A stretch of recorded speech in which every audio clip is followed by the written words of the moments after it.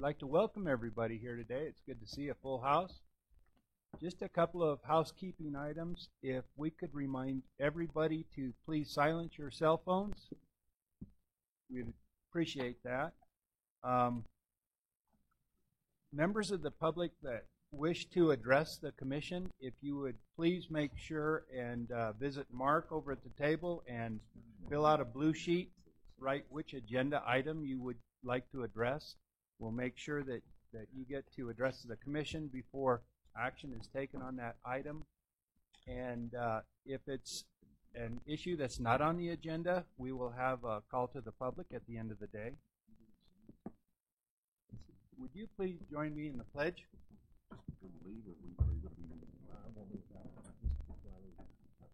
I pledge allegiance to the flag of the United States of America and to the republic for which it stands, one nation, under God, indivisible, with liberty and justice for all.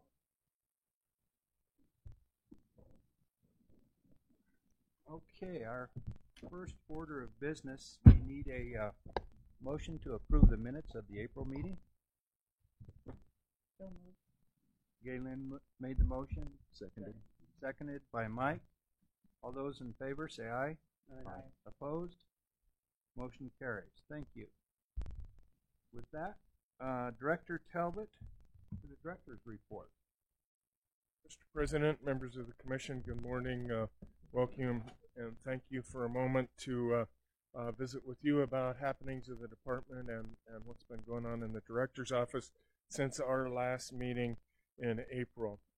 During that time, I've met with the Governor and his staff on several issues ranging from wolves and the delisting of grizzly bears to the legislation and movement forward with the captive rearing of sage grouse. And I did attend one of the Governor's quarterly cabinet meetings, and that's just an opportunity for the Governor to meet with all cabinet members and discuss the happenings within each of those agencies.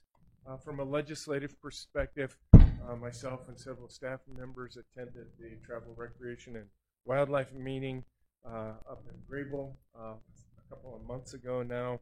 I certainly appreciate Commissioner Rael and Commissioner Culver attending that meeting as well. The topics this year are wildlife location information, the status of sensitive wildlife information as far as public records, and complementary hunting licenses. And Gene Cole and Brian Nesbitt presented much of that information to TRW for their consideration. We will continue to work with TRW as they move forward with their interim studies. As far as internal communications go, we continue to see many of our valuable employees end their careers. I attended retirement parties for Sherry Haley from the Fiscal Division, Lynn Yonke, who was a longtime game warden, biologist, and wildlife management quarter out of the Sheridan region, and Al Condor, who was one of our fisheries biologists, and Al made many presentations in front of this commission as far as fisheries management over the years. With that being said, I attended the new employee orientation, and normally we have 12 to 15 new employees through natural attrition, but with the retirements that you are all very much aware of, and due to the fact we had some bad weather last year and didn't have it, we had all first and second year employees come to Cheyenne office. There were 56 of them. That was the largest class of new employees that, to my knowledge, we have ever had, and very encouraging the opportunity to meet those young folks and see their enthusiasm and professionalism, and I am quite sure that they will do a very, very good job for wildlife and the people of the state of Wyoming as we move forward. Since our last commission meeting, Alan Osterlund, who was our regional supervisor, and Cody stepped up and took on the responsibilities of the chief of our fisheries division. We certainly welcome Alan and look forward to his leadership and that role as we move forward. Had the opportunity to go to the Outdoor Expo in Lander, and certainly there was a very, very strong department presence there, but many of our partnering organizations everywhere from Bow Hunters of Wyoming, Wyoming Trappers Association, Rocky Mountain Elk Foundation, many of the conservation organizations. Interesting that the Lifelight folks were there, and they had a presentation on outdoor emergencies and that type of stuff. But it was very, very well attended and appreciated by those who did attend that. This is the time of year where we have our all-regional meetings, and I attended regional meetings in Laramie, Green River, Casper, and Sheridan to meet with our employees and give them an update, but also take any questions that they may have had. I attended the Wyoming Game Wardens Association meeting held in Laramie, Wyoming this year as well. Due to the directives of the Commission and the interest of the Commission, this is the first year that we have held the Becoming an Outdoor Woman workshop in several years. That was one of the workshops that we kind of discontinued along with the renovation of the camp. A lot of those conversations that went along with our outdoor education and what we have been doing as an agency. There were 35 women that attended that. Certainly kudos to our employees, and there were many of them who helped put that on. But this year I just received a letter last week, and as a result of that this year, a very, very nice letter to the department thanking us for that outreach and also providing a personal donation of $5,000 to Becoming an Outdoor Woman program in the future. So certainly those individuals who attend that appreciate it, and I don't know that we've ever had a donation like that in the past, so we certainly appreciate that.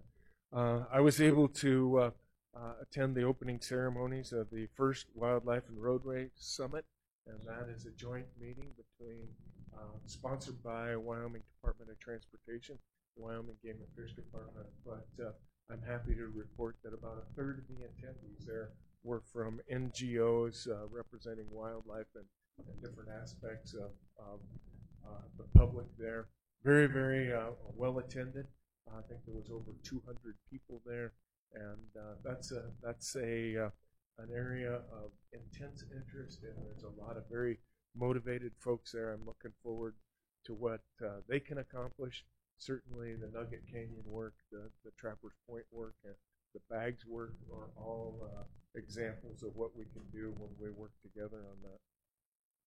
I had the opportunity to attend the Western Association of State Boating Law Enforcement Administrators workshop that Wyoming hosted in Cody, and welcomed those folks to Wyoming, and was able to speak to them for a moment about some of the unique qualities of our state. I have been asked to serve on the Intermountain West Joint Venture. That is a board put together of landowners, wildlife agencies, land management agencies, and work collaboratively for habitat, specifically with birds, sage grouse, and other wildlife. I had the honor to attend the Old West Invitational Turkey Hunt in Hewlett, along with Commissioner Schmidt, and also attended several functions with the Wyoming Wounded Warriors or Hunting with Heroes, and several of those events honored our past friend Brian Scott as well. I co-chaired 2 meetings of the Animal Damage Management Board, and funding for that board has been considerably strained from where it has been in the past, and Commissioner Doobie has been at those meetings representing the commission, but certainly continue to work forward on that board as well. I had the opportunity to attend both the summer meeting of the Wyoming Stock Growers Association and visit with those folks, but certainly most importantly, and we will be recognizing our landowners of the year tonight, but the department nominated the Garrett family for the Leopold Stewardship Conservation Award, and they were selected for that award. And pretty interesting evening as far as the projects that the Garretts have done, from habitat to access and all of that. And I received a letter from the Garrett family, and I'd just like to read the last two paragraphs of that letter. And it's addressed to the Game and Fish and goes on. And then the last two paragraphs are, the Game and Fish made the tour a success by explaining and answering all of the questions. It is hard to express our gratitude, so we will just say thank you. And so it's certainly a pleasure to work with landowners like the Garretts and so many others, and know that work is certainly being appreciated. I have been in contact with several individuals who have worked the walleye fishing tournament circle in the last couple of years, and they have expressed their views on a lot of issues. Actually took a morning and went down to Glendo and visited with several of those folks out on the water prior to one of their tournaments, and I have to tell you, that was very educational and insightful for someone who's never had anything to do with walleye tournaments in the past. Myself and Brian Nesvik, Chief of the Wildlife Division, met with the Northern Arapaho Business Council and visited with them about our wolf regulation that you will entertain tonight, and opened up an option for future collaborative efforts with that tribe. In addition to that, we were in contact verbally with the Eastern Shoshone as well. Myself and several staff and several commissioners attended all of or parts of the Western Association of Fish and Wildlife Agency meeting in Vail, Colorado. And I would just recap that saying that it continues to be a pleasure to work with the other states on issues of mutual concern as far as wildlife management goes. And every time that I have that opportunity, I remain very, very proud of our personnel and the work that they do. I was able to participate in a tour of 5 western states with the newly appointed Deputy Assistant Secretary of Fish, Wildlife, and Parks, and Wyoming, Colorado, Utah, Idaho, and Montana were able to provide a presentation to Miss Aurelia Skipworth on all of the issues through Interior with each of our states. Certainly in Wyoming, issues such as sage grouse, energy development, grizzly bears, wolves, and all of that was discussed, but also was able to allow other states the opportunity to talk about Gunnison, sage grouse, Utah, prairie dog, and all of that. That was a very, very positive opportunity for us to look at issues such as endangered species, wildlife refuges, cutthroat trout restoration issues, et cetera, et cetera. So excellent opportunity to present our wildlife management issues and move those forward. License draw, you will continue to hear a lot about the license draw. This year, the initial license draw was up by just shy of 19,000 additional applicants over last year. So in the last 3 years, interest in Wyoming, just gauging on the initial draw, has increased somewhere between 30 and 35,000 applicants. And let's not confuse individuals with applicants, but there are now in excess of 85,000 unsuccessful applicants every time that we do our initial draw. So just goes to, I guess, put an exclamation point behind the fact that folks want to hunt in Wyoming. And on a national level, recruitment, retention, and reactivation of hunters is a significant issue. Many states are seeing declines in hunters and anglers, and we will continue to participate in those efforts.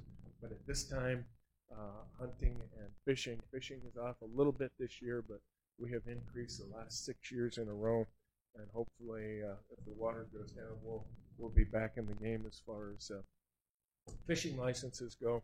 But an incredible amount of interest in obtaining licenses to hunt in Wyoming.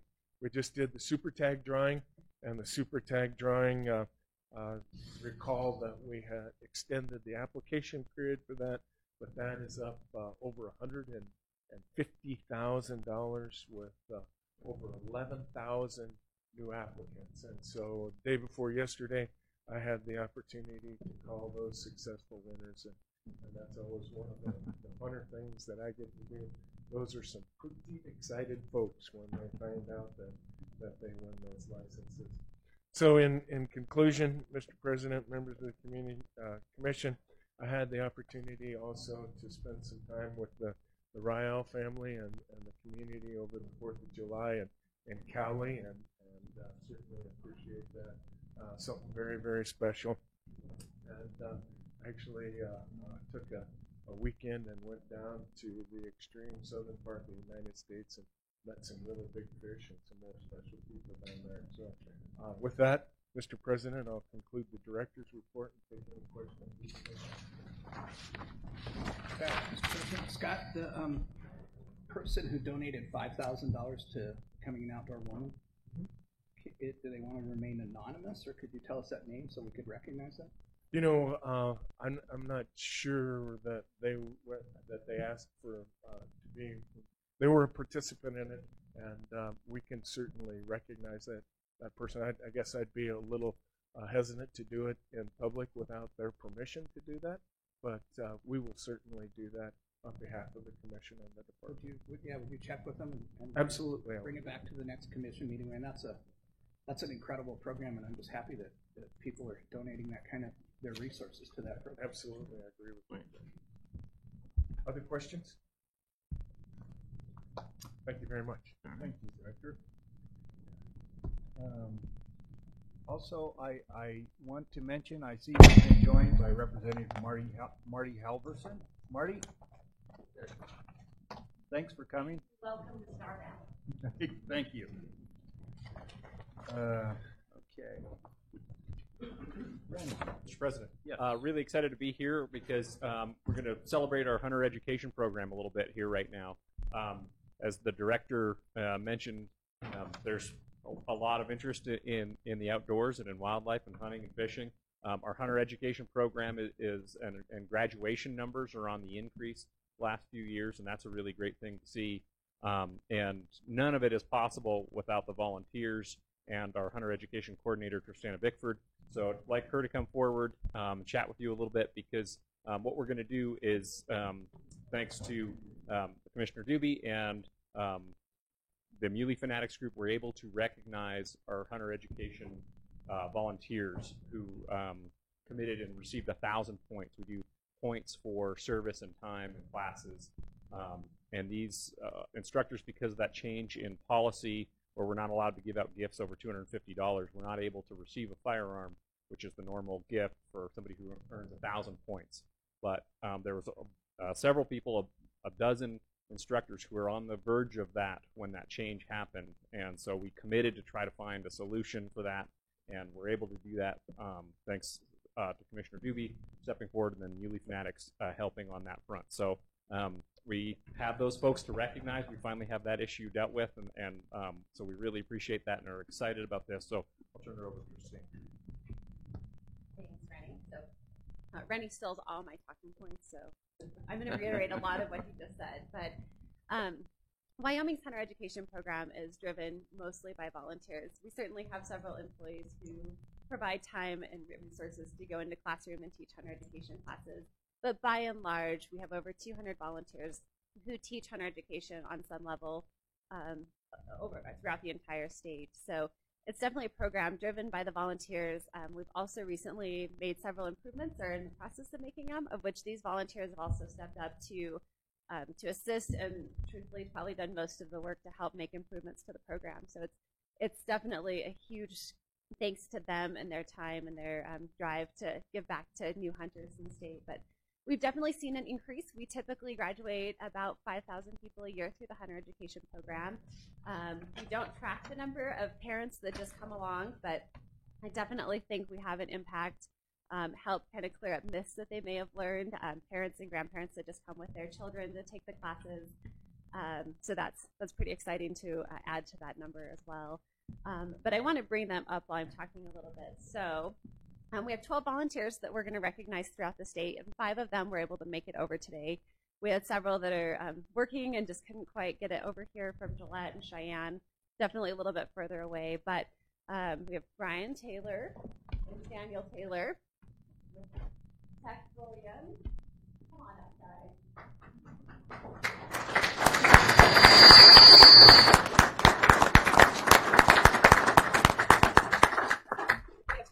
Craig Chadwick. Craig, are you here? You didn't make it over today. And there we go. Come on up, Kelly. Thank you, Kelly. Kelly Baptist. But these guys have definitely been in the Hunter Education Program for a long time, and I guess that they know way more about the program than I will ever hope to know. And so, as you can see, we have people from all walks of life that help teach this program and really give back to the community.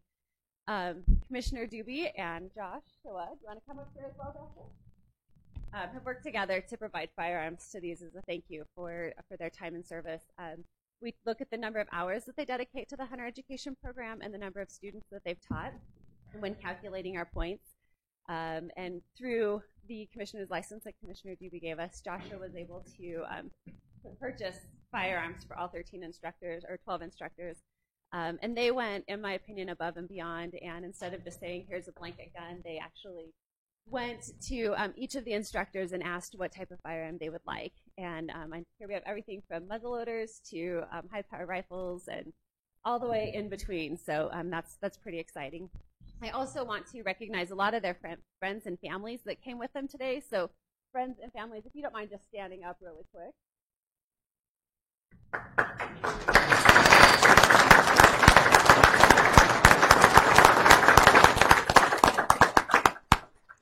And many of these are also fellow Hunter Education instructors that came over to support them. But we definitely couldn't have a Hunter Education Program without these and many other volunteers, as well as their families supporting them, donating and volunteering their time and resources. So thank you, and I want to turn it over to Joshua for a few words.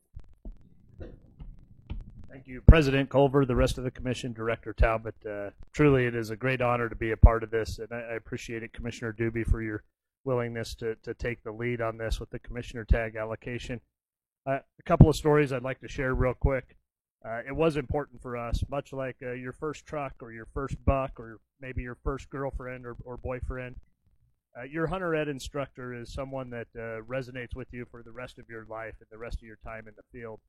And when given the opportunity to present a firearm to these instructors that have gone and achieved this benchmark, it was important for us in all of the calls that I made that they take a little time and let that request of a firearm be something that when they open the gun safe and look at it, that it would resonate the countless number of people that they have put in the field. And I got to tell you, Mike Allen isn't here today, but he couldn't make it due to some health concerns with his wife and some follow-up care. But I asked him in our conversation how long he had been doing this. And he said nearly 40 years. I had asked him if he knew at the time who the director of the Game and Fish was at that time, and he said, "Oh no, I've slept many times since then." So, when I first reached out to Tex, this is the first time I've got to meet him, and I mentioned what I wanted to talk to him about, and that we had a firearm we'd like to secure for him. He said he was fishing, and could he call me back? And I think it's been a wonderful opportunity for us to be involved and to reach out to them individually. As Christina mentioned, the firearm requests were very unique.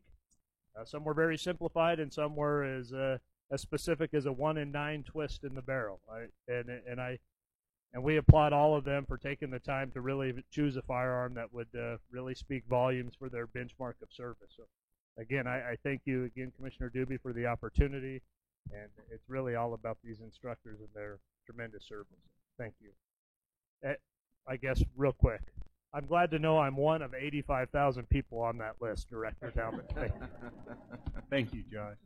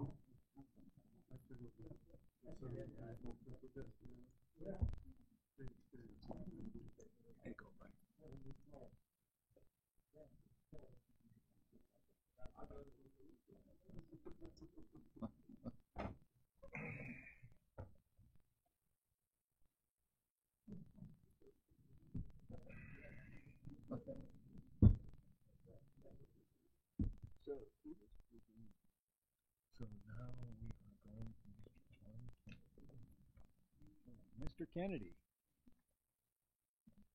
Mr. President, members of the Commission, Director Talbot, this is always a great time of the year when we get to recognize not only our employees, but some external entities as well, but certainly for our employees. I'm real excited. I'm honored to be able to present the first two internal awards. I'll be presenting on behalf of the Director's Office. I'll be presenting the Director's Office Employee of the Year Award and also the Services Division Employee of the Year Award. For the Director's Office Employee of the Year Award, on behalf of the Director's Office, I would like to have Rebecca Fitzgerald come on up to the podium, please.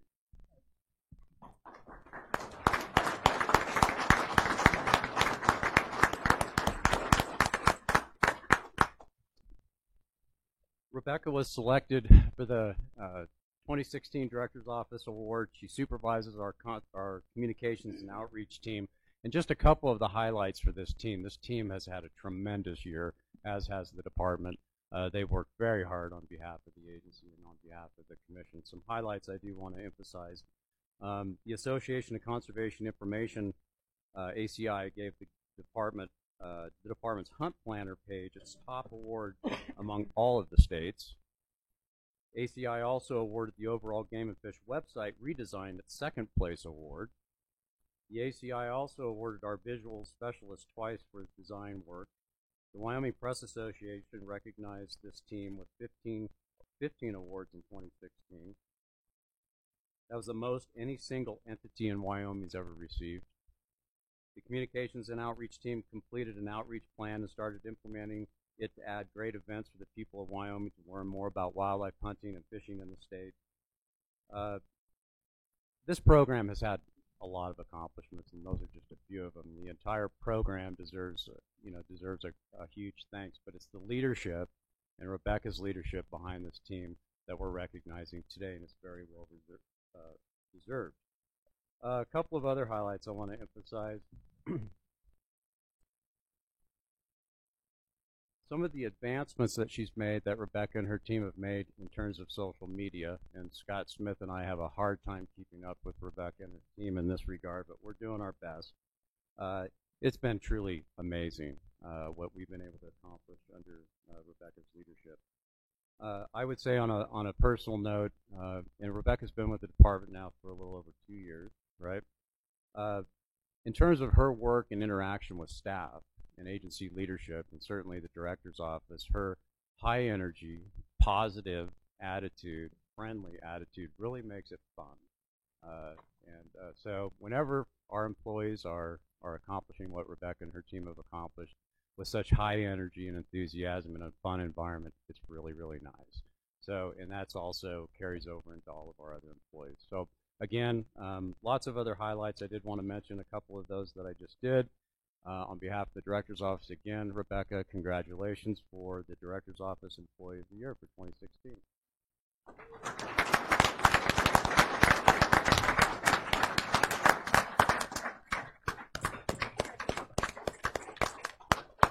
So we have 2016 Office of the Director in recognition of your outstanding accomplishments on behalf of the Wyoming Game and Fish Department and the Wildlife Resources.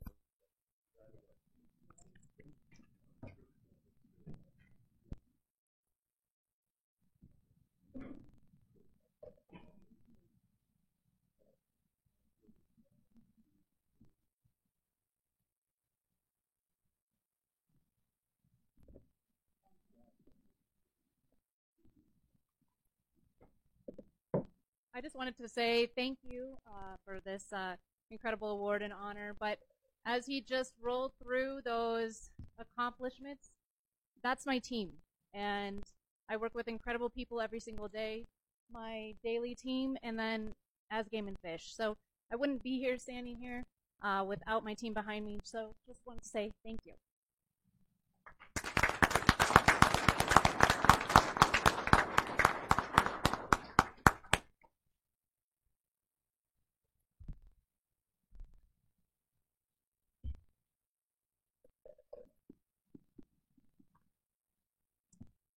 Mr. President, members of the Commission, Director Talbot, the second award I'd like to present on behalf of the Director's Office and the Department as a whole is for the Services Division Employee of the Year, Darby Schock. Would you please come up here?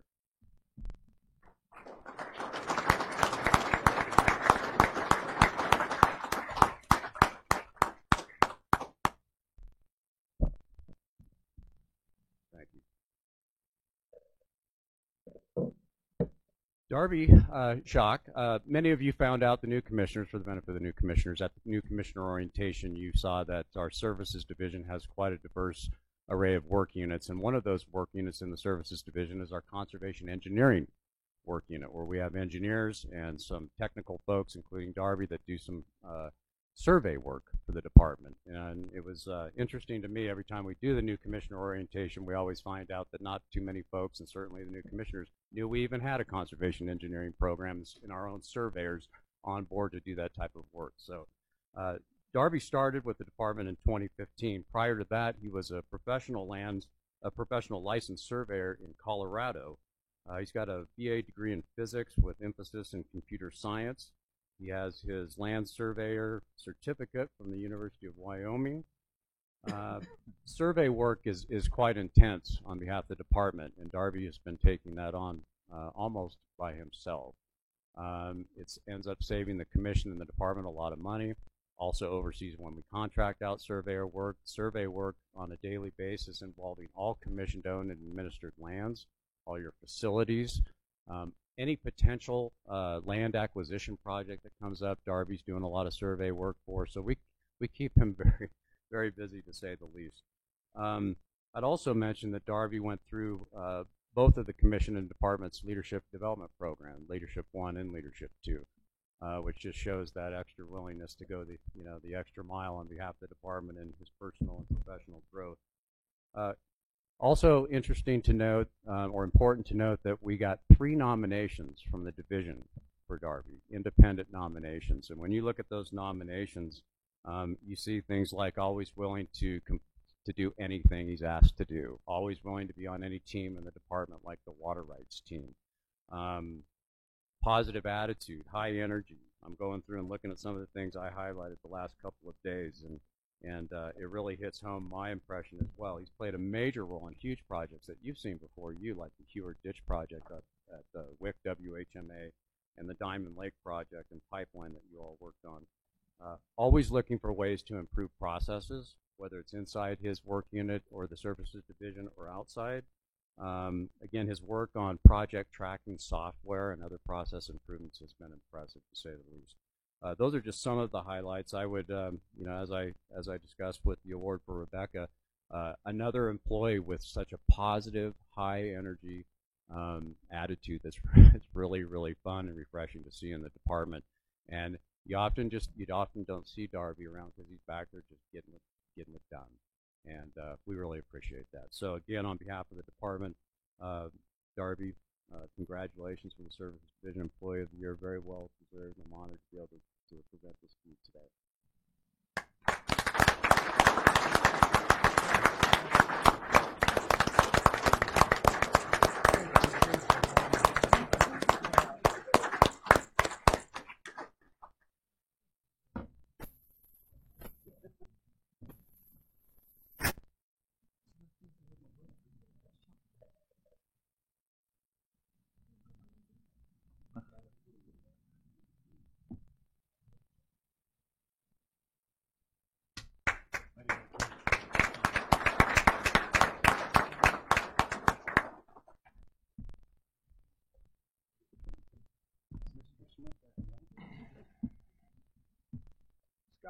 Welcome.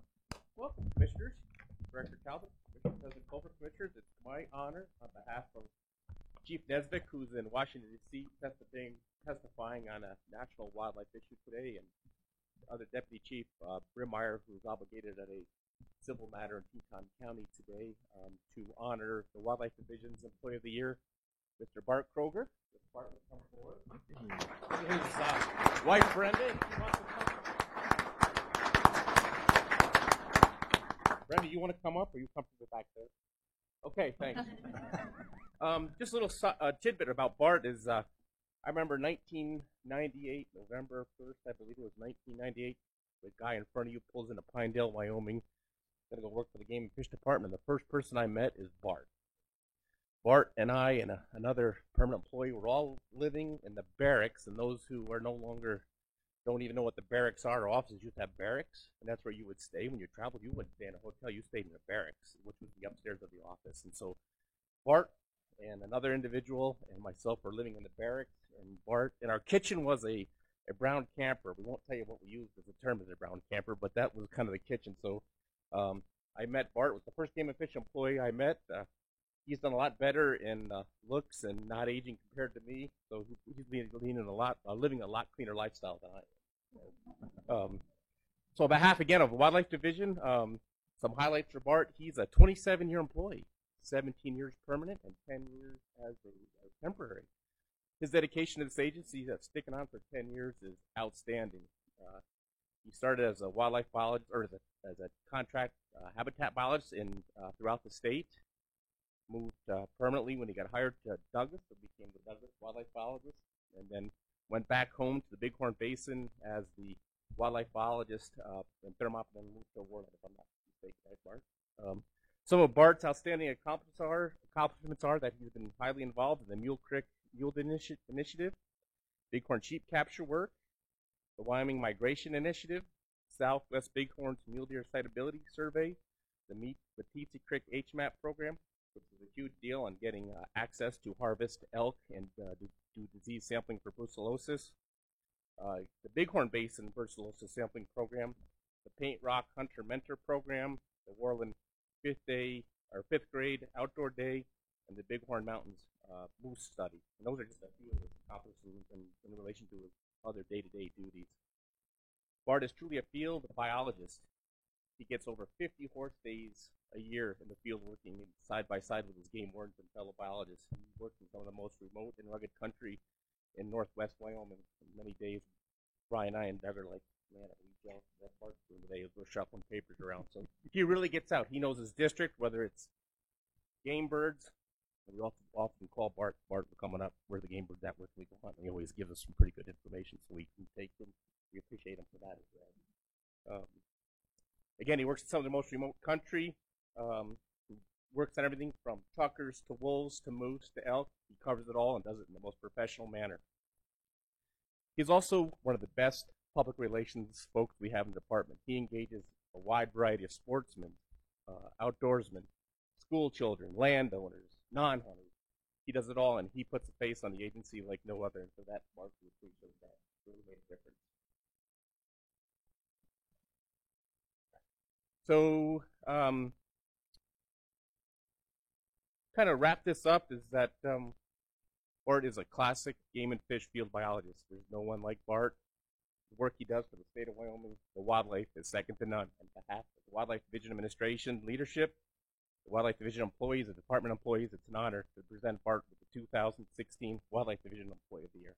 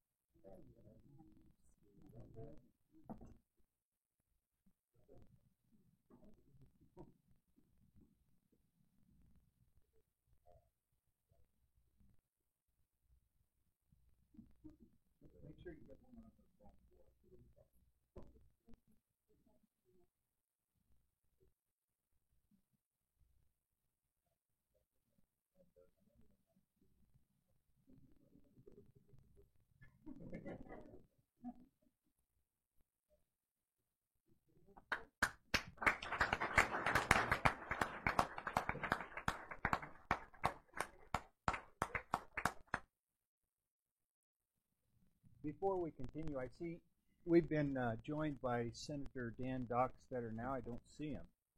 I saw him just a moment ago. Okay. Go ahead. Mr. President, members of the Commission, Director Talbot, it's my honor today to present the 2016 Fiscal Employee of the Year, which is awarded to Carrie Hall. So, could you please come forward?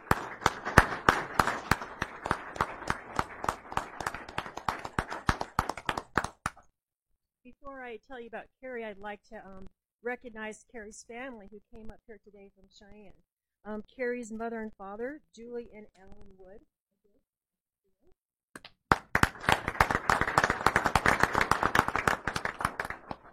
Carrie's husband, Brian, and their daughter, Ellie.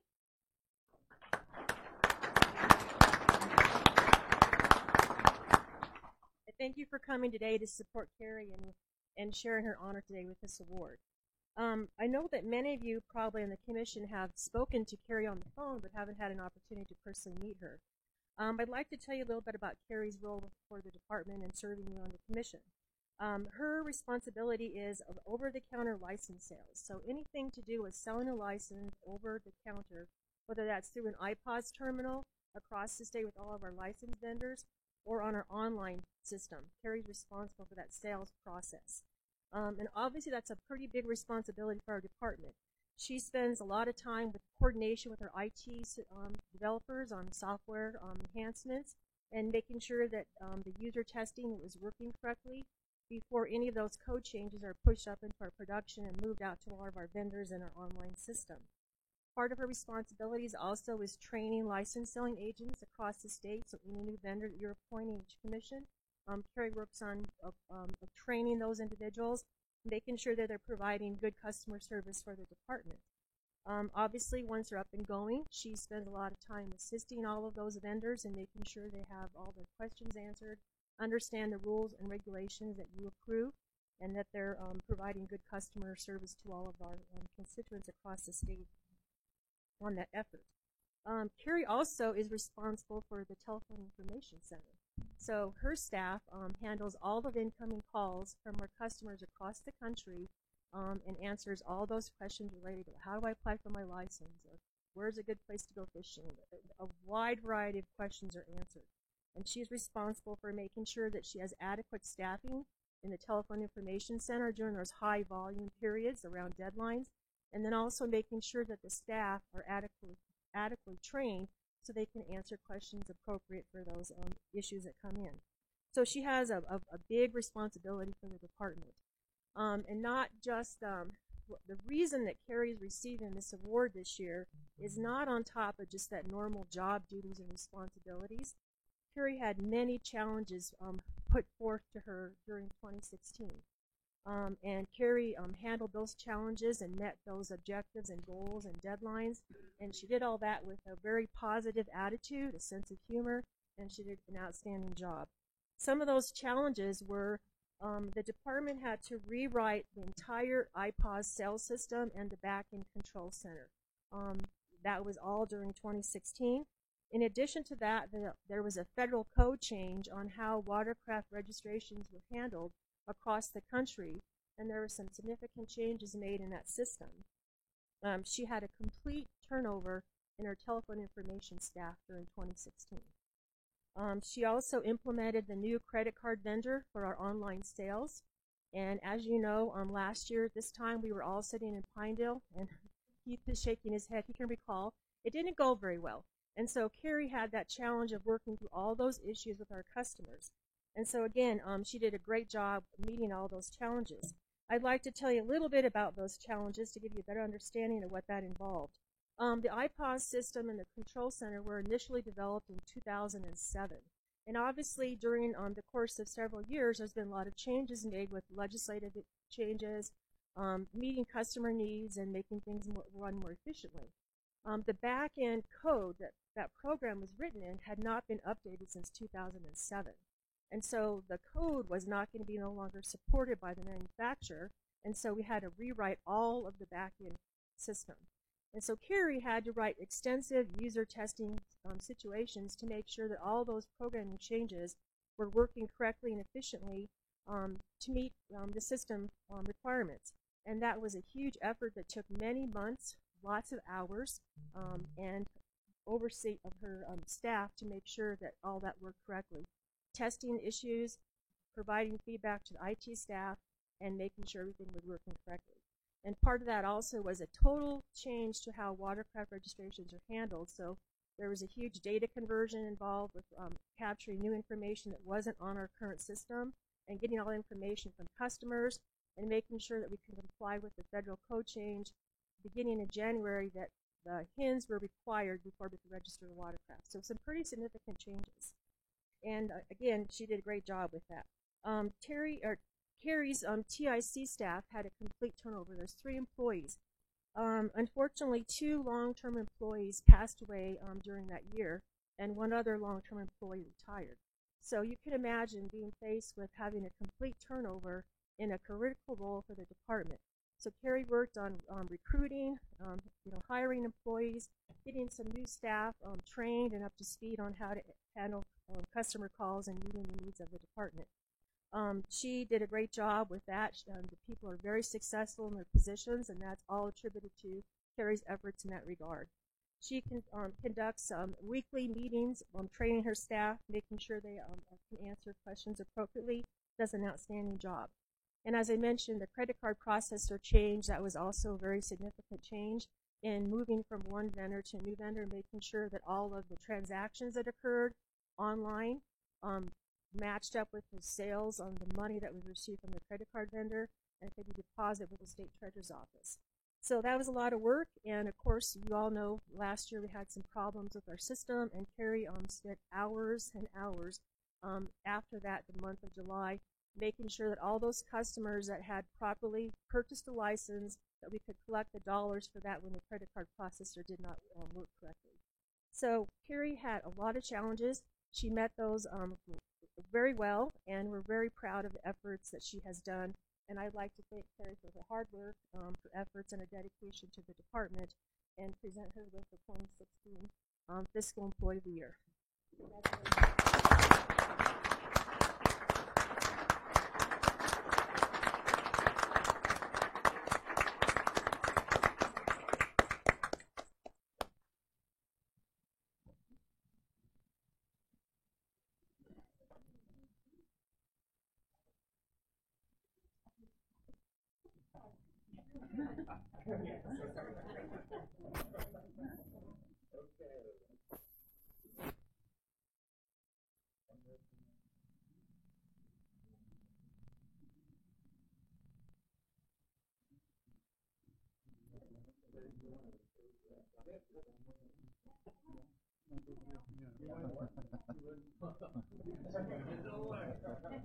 Come on, Mom, get up here.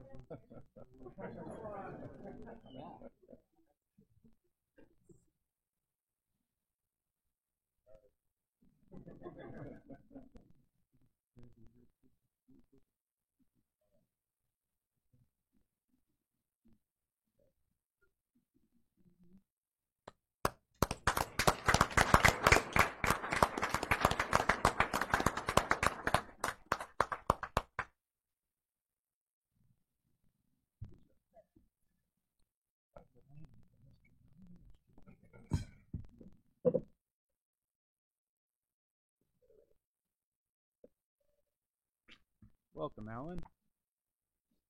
Thank you, President Gover, Director Talbot, Commissioners. It's my pleasure to announce that the 2016 Fish Provision Employee of the Year is Steve Beekema.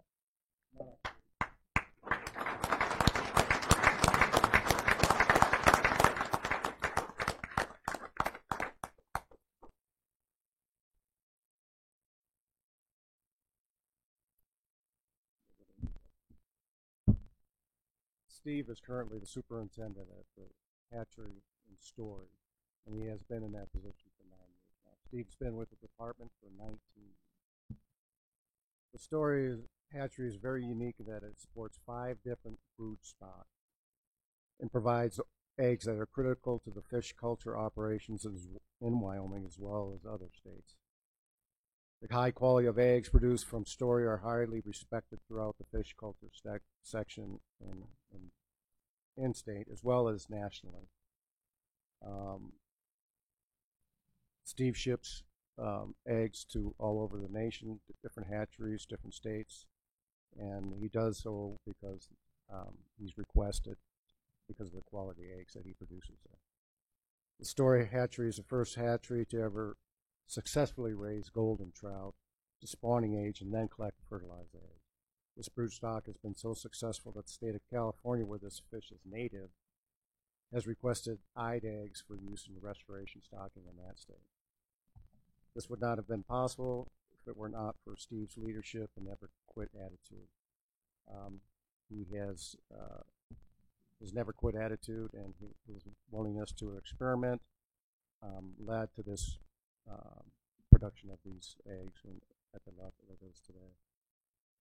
In addition to being a great fish culturist, Steve is also a well-respected ambassador for the department. He and the team at Story Hatchery receive about 20,000 visitors per year.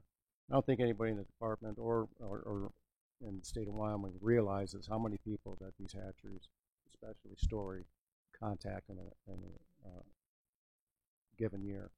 A lot of these contacts with kids last a lifetime, and they remember it. So I think it's really admirable the work that they do with that.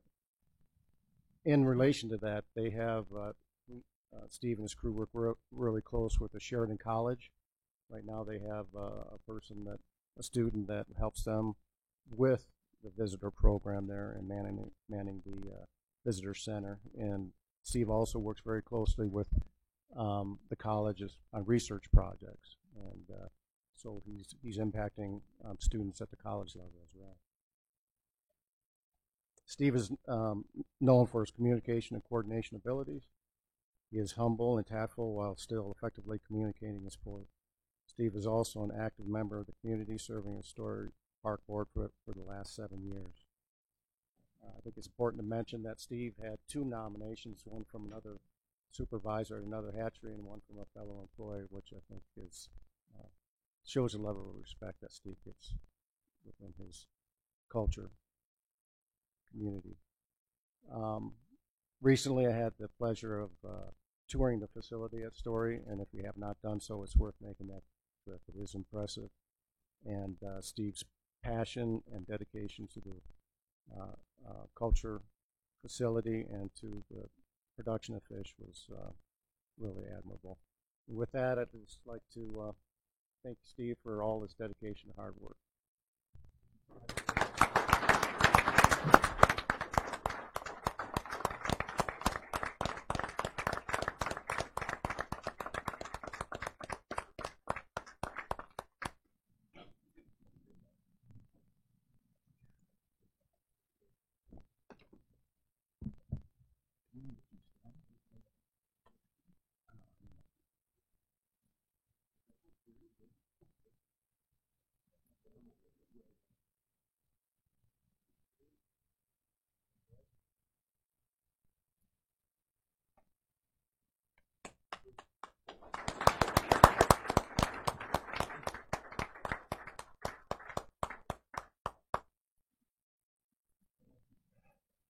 Mr. Talbot. Mr. President, members of the Commission, the next award that we will be presenting is the Team of the Year Award.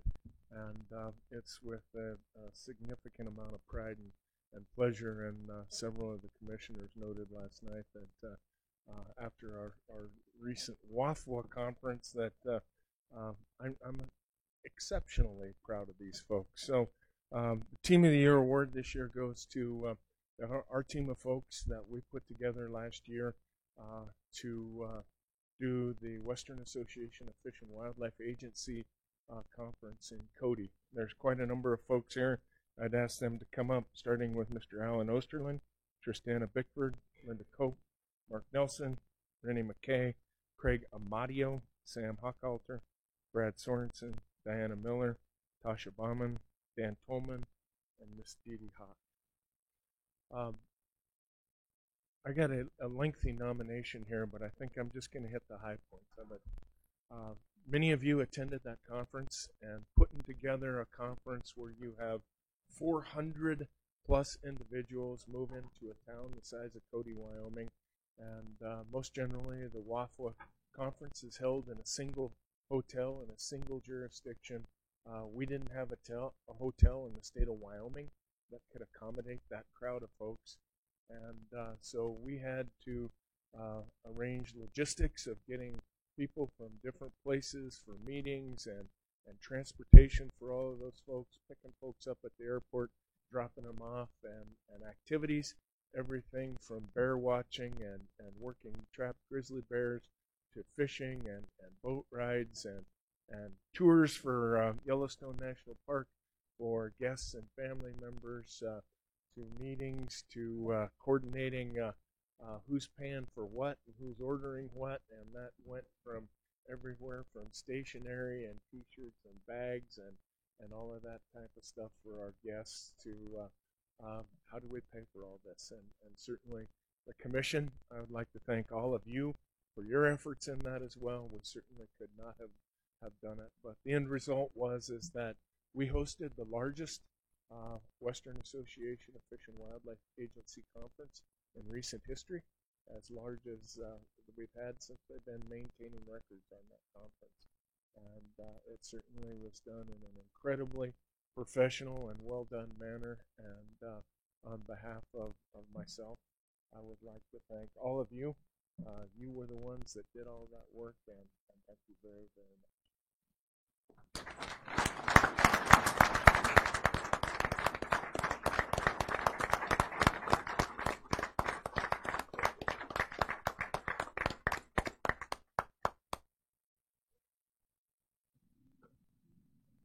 Ready to go, Rennie?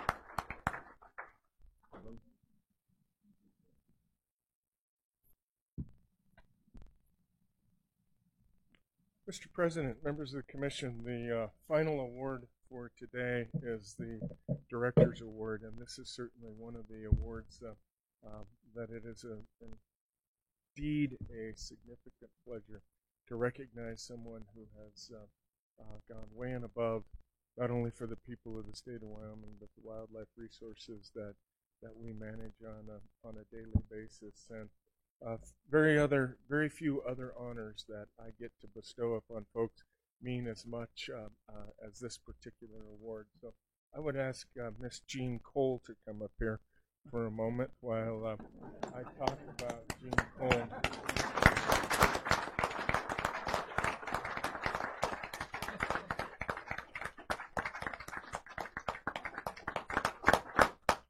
So you all know that Jean Cole does a lot. And she does a lot, I guess, out in plain view, but she does a lot of stuff behind the scenes. And there's many things like the License Review Board that you all see very seldom there, that Jean puts an incredible amount of effort in. And these are not just routine duties and responsibilities, but they're things that are incredibly high liability. They're very visible to those folks who are involved in them, and they have to be handled with professionalism and a degree of detail that very, very few folks have. Our electronic licensing system, unfortunately, the Commission has from time to time experienced what happens when the license system doesn't work flawlessly. Well, let me tell you, Jean Cole knows that license system inside and out like no other employee in this agency, and I hope that I never have to know the license and the draw system the way that Jean Cole understands that. But to describe her efforts as tireless would probably be an understatement. She probably has as good a handle on knowledge of regulations and laws and those types of things. Certainly Chapter 44 and Wyoming statutes that deal with licensing. She has mastered all of those. And Jean stepped up as the chief of the fiscal division. Her help as far as legislative review, and several of the commissioners have seen her presentations as far as complimentary licenses to travel, recreation, and wildlife. And it goes without saying that those presentations are performed flawlessly. There's many accomplishments that Jean has, but I have to tell you, in addition to all of her accomplishments, Jean is one of those people that is at the office early every morning, somewhere between 3 o'clock in the morning and 5. She shows up every day. I don't know. I'm not there most of the time. But she's there every morning early. She always comes in with an incredibly positive attitude, and she clearly cares about what she's doing. But Jean is always prepared. She shows up at staff, and people like me ask for silly reports, and she already has them already printed out, and here they are. I thought you might want that information. Jean comes in on weekends, and she prepares notebooks and reams of different reports and that type of stuff, and she's always prepared, whether it be with the public or things as simple as a staff meeting. Jean always takes time to recognize her employees.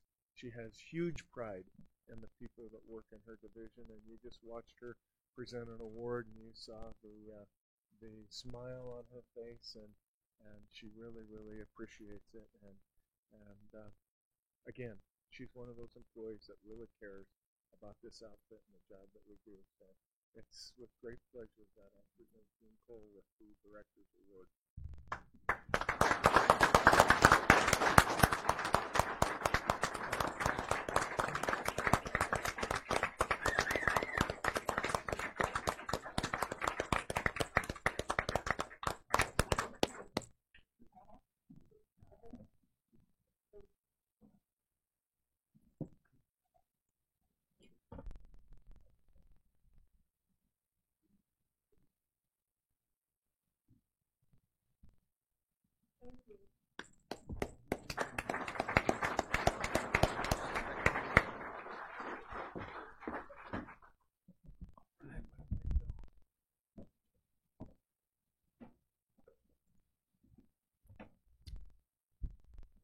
Mr. President, members of the Commission, a recommendation. Agenda item 5 is time certain for after lunch. Might be good to break for lunch at about 11:30. We got a lot to do at lunch. If it's okay with you, could we skip to agenda item 8 and have Rennie talk to you about the public engagement proposal overview? I just don't think we have enough time for 6 or 7.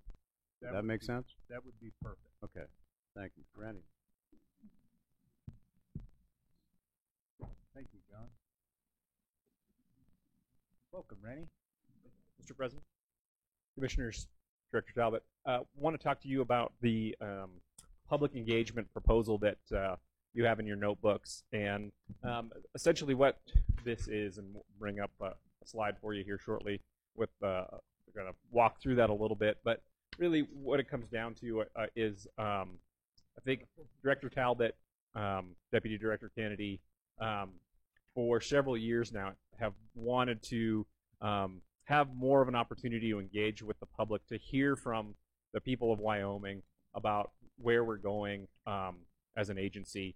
And so that's been, I think, top of mind for them now for some time. And then, as you'll recall, the Wildlife Management Institute recently did a program review of 12 programs at the Game and Fish Department. And what they found was, for the most part, that those programs are run well, but they found that there's definitely a lot more opportunity for planning, for also listening to our public about where we're headed and what priorities we should have as we look at those programs. We can run programs well, essentially, is what it comes down to. But then it's where do we go into the future with those programs? And so what we've come up with, and we did a request for proposal that has closed, is we went out to the public, or went out with this proposal. And what we really want to do with this is get into some great data, and we want that to be scientifically collected data. So here's a little background for you on the Wildlife Management Institute and what they looked at. And then their key recommendation from WMI was to do this engagement process. So really looking forward to doing this, and we just bringing this for you to see, to support it, because what we've put out there is something fairly expansive for a public engagement process. I think Director Talbot and a few of those employees that were just recognized today were around in the early 90s when they did a public engagement effort that would have been similar with 50 or 60 public meetings around the state. Those public meetings don't necessarily work in the same way. We'll still do those, but what we want to do is go through all of these steps to gather some data. So we do a planning phase to start with, and then the quantitative, that really scientifically valid data would be, we would get that through a survey of Wyoming residents, of all residents, but we definitely want to break down to those people who are our customers, who are the ones who provide the bulk of the funding for the agency. But we also want to hear from everyone, and we also want to look internal. And then we call it that qualitative phase, and that qualitative phase is where it's not necessarily valid data that we hear when we go out and do a public meeting, but we really hear more of the details from people, those people who are very invested in our department will be there, and hopefully we'll hear from a lot more people. We also want to set up some focus groups, and we would be doing all of this with an independent contractor who would come in, because we really want to have that neutral entity do this for us. So we're not collecting it, we're not the ones asking the questions, but can delve in any to any of these issues there. The planning phase, there's the survey phase, and then we would also, on top of doing kind of a traditional public meeting, we'd offer this online town hall, which would be an opportunity for somebody who can't get themselves to a public meeting when that one opportunity is held in their community. We're planning 10 of those public meetings across the state. So still giving a lot of people opportunity, but I think an online option of letting people come ask questions and give comments is really important to us. And then the focus groups, again, this would be done by the contractor, and they have a ton of experience doing these focus groups, and so they want to really dive in with certain groups, and it's, you know, you've probably heard about these focus groups, but it's a really great opportunity to go in depth with some different people and kind of probe a little bit more around those issues about where we should go, what people are thinking about the Game and Fish Department and wildlife management in general. So that's kind of the overview. Again, here's the public meetings that we're looking at, and these would be run by that contractor, so the facilitator, the person running the meeting, taking the input is neutral, and feel like that's a really good way to do this, and get around the state to do those all across Wyoming. And then after all that is, you know, we've got the qualitative and quantitative data, all of that in, then that would tell us where the public's thinking, we think as best we can, and then we kind of go to work with a strategic plan. And all of you would be consulted at the planning phase on this. You would be a key part of that, and any part of it you want to be involved in, of getting reporting from them. But definitely at this point, we go with leadership of the department. We go with you, all of you, to be involved in trying to look forward. Okay, here's what the public has told us. Now what do we set as our strategic plan? What are our priorities going ahead? And so this is something that Director Talbot has wanted to do probably for years. And as you'll recall, we were in a budget cutting mode for several years, and so I think we ended up being in a fairly reactive place and weren't able to get proactive where we could do this kind of 5 to 10 year planning. And so now I think thanks a lot to all of you and the investments that you've made in wildlife and the investments from those people who buy our licenses. We're in a place where we could take on something like this, and we had that external entity, WMI, tell us that as they look at how the agencies run, this would be really important to them. So that's the broad overview, and I can delve in to any of it any further if you'd like to discuss. You'll actually take action on this issue in the budget portion of this when you do the final approval of the budget, but that's just the overview so you know why there's something extra in the budget that wasn't there in March. Questions for Rennie? And maybe this is for Meredith. It sounds like this would be something that might be Pittman Robertson eligible for citizenship or not.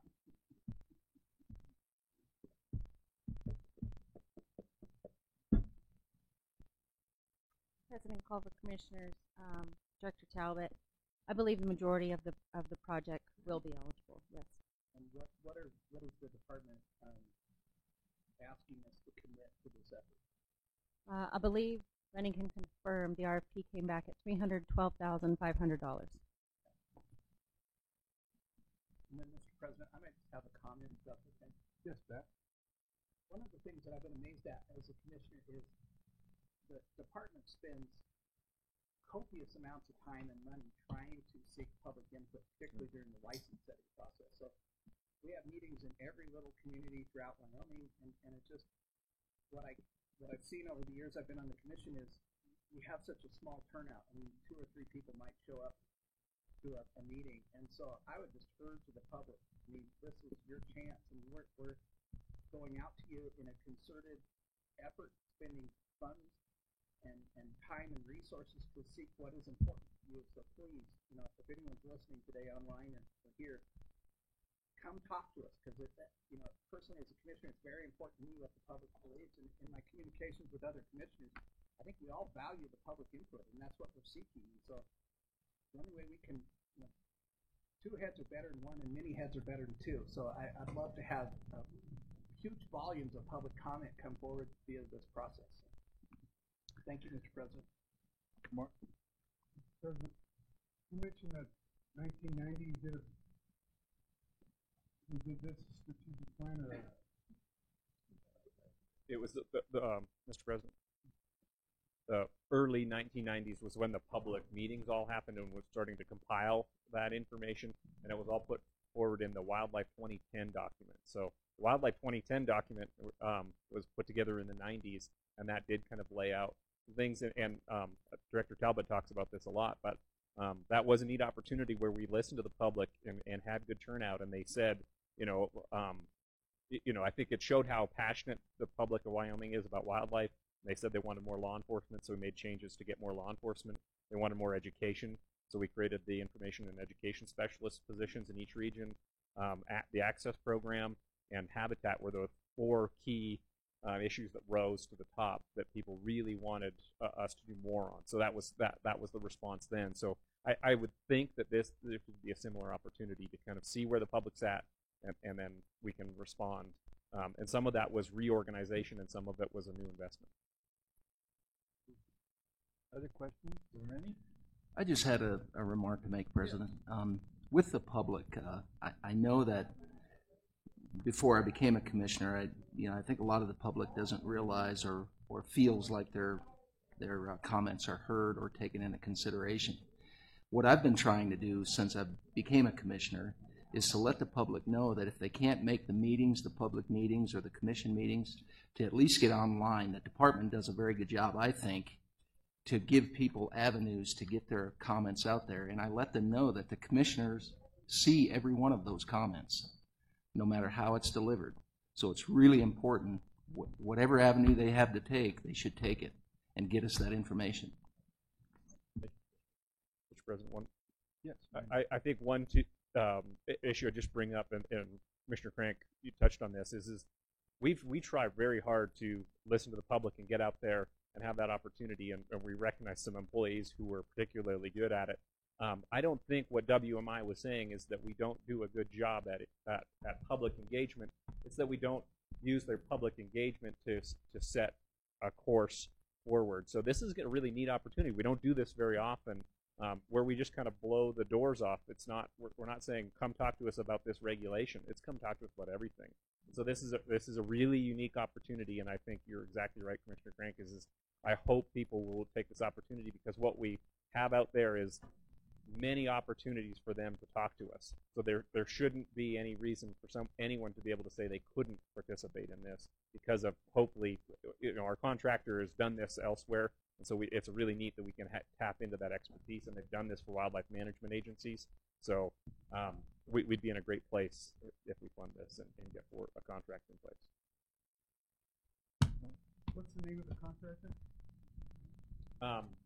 We did, in the RFP process, we only had one bid, so I think I can say it, but we were trying to finalize that. I hadn't heard it was finalized.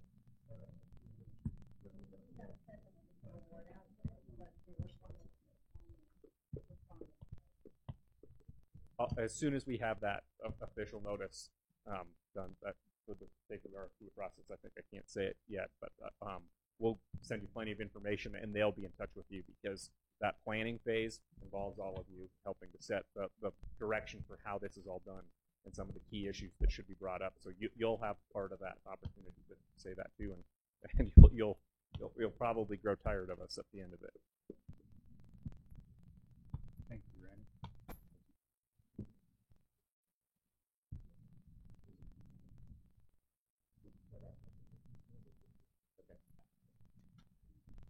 Mr. President, members of the Commission, Director Talbot, then we will, you want to make a motion now to add that to the budget, or you want to do that during the FY18 budget discussion? I would suggest during the budget discussion. Makes sense to do it then. Okay. Mr. President, I think we could do the FY18 budget by 11:30 if you want to go for it. Otherwise, let's wait. You want to do it? Okay, I'll just do a real quick introduction to give Meredith time to get with IT to get one slide up there. Mr. President, members of the Commission, Director Talbot, this is the department, this agenda item, the department is asking the Commission to provide final approval of the Commission's FY 2018 budget.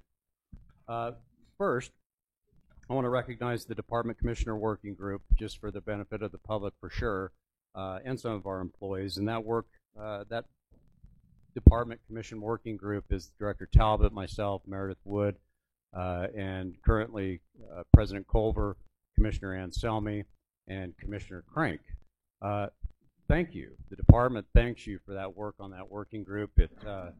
We started this a few years ago under Director Talbot's leadership, and I think it's provided a really good opportunity for the Commission to stay very close to the budget, which is fitting because this is your budget. So I wanted to provide that thanks to the commissioners, and thanks to all of the Commission, including especially the new commissioners who have been overwhelmed with numbers and budget and information on this budget during the last several Commission meetings. We thank you for all of your support and your help.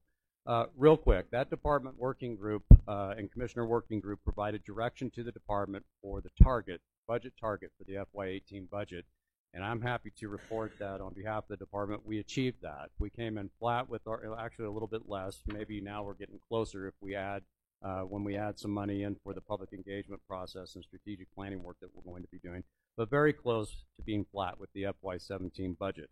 In March, you provided preliminary approval of that budget. It was about $76 million at that time.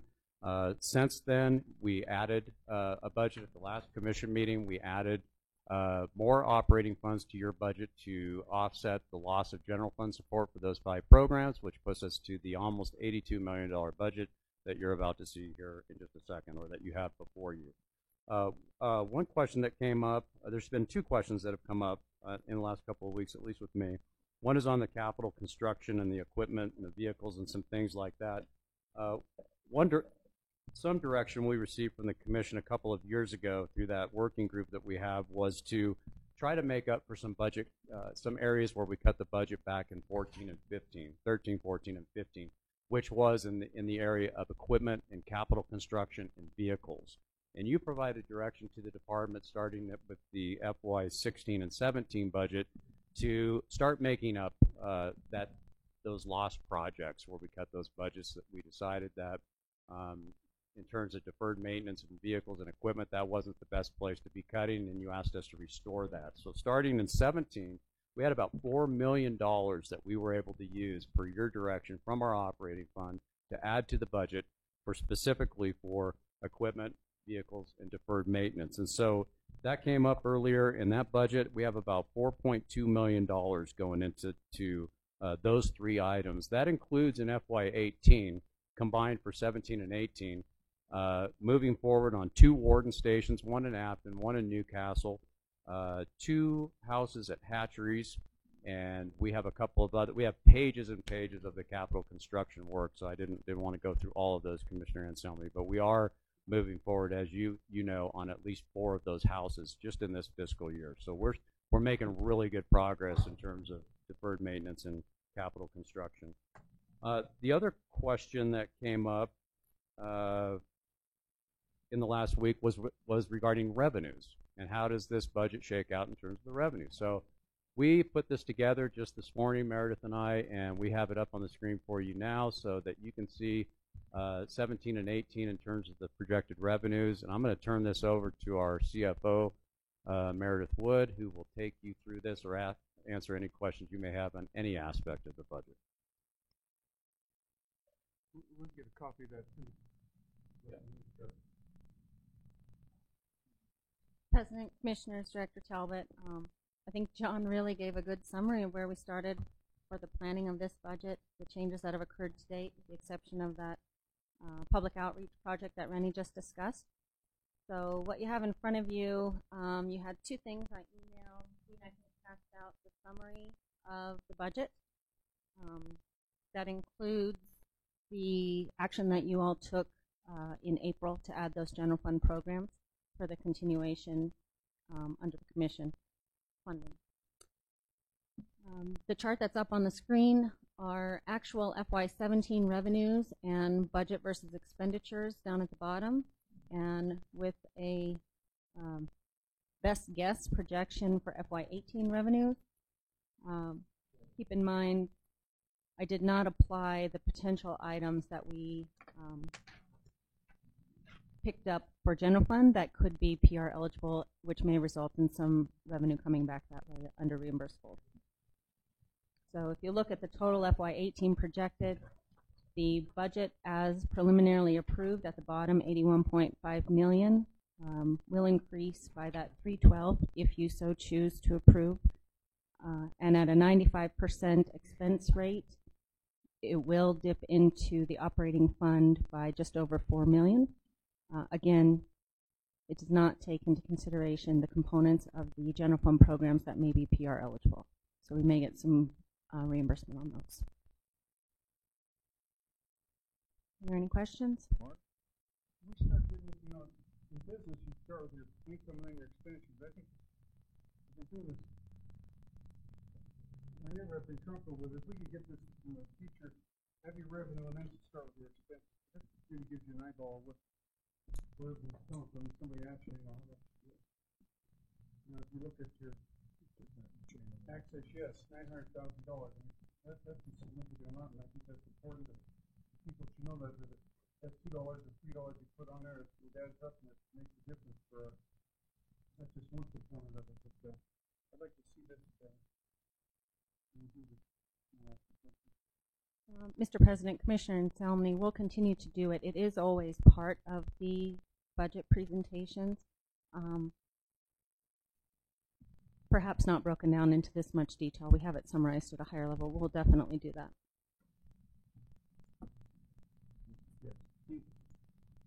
I was looking at the revenue there, FY17 versus FY18. Does that take into account the increase in license fees for next year?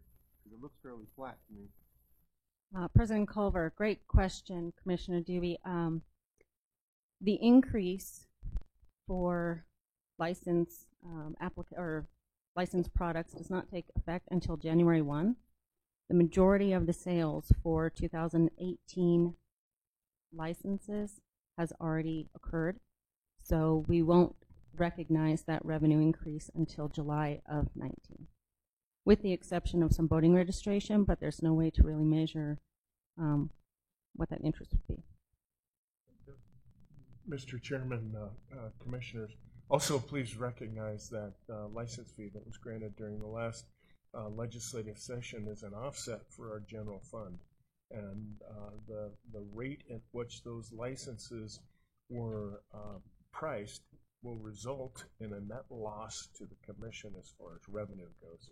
So even though there was a quote-unquote license fee increase, that will put additional strain on the commission to determine how to allocate those resources, because at the same time that license fee was increased, just shy of $11 million of general fund for those programs was eliminated. Mr. President? Yes, Pat. Meredith, you confused me in your answer. I mean, those license fee increases take effect January 1st. We're going to see those during the next license cycle, right? President Culver, Commissioner Crank, that's correct. So that should be included in revenue for 17-18, shouldn't it? The non-resident applications, licenses that are distributed primarily happen at the end of the fiscal year. So prior to June 30, we don't recognize that revenue until July. So the same cycle will occur in FY18. So the sales will occur in FY18. The revenue will not be recognized until FY19. That doesn't make sense to me, though, because we're projecting revenue for fiscal year 18, correct? Correct. So this revenue figure, I can't quite read it, $73 million, does not include those license fee increases that we will receive between January 1st, 2018 and June 30th, 2018. Commissioner Crank, that's correct. They remain in deferred revenue until the licenses can be used, which is in the next fiscal year, same calendar year. There's a difference. Perhaps what's confusing is the January to December hunt year versus the fiscal year, which is July to June. I mean, I understand that, but I think when we're projecting revenue in the future, we ought to include, if we're estimating revenue through June 30th, 2018, we ought to include those license fee increases in that projected revenue, even though for accounting purposes we won't recognize it until July 1st, 2019. Does that make sense?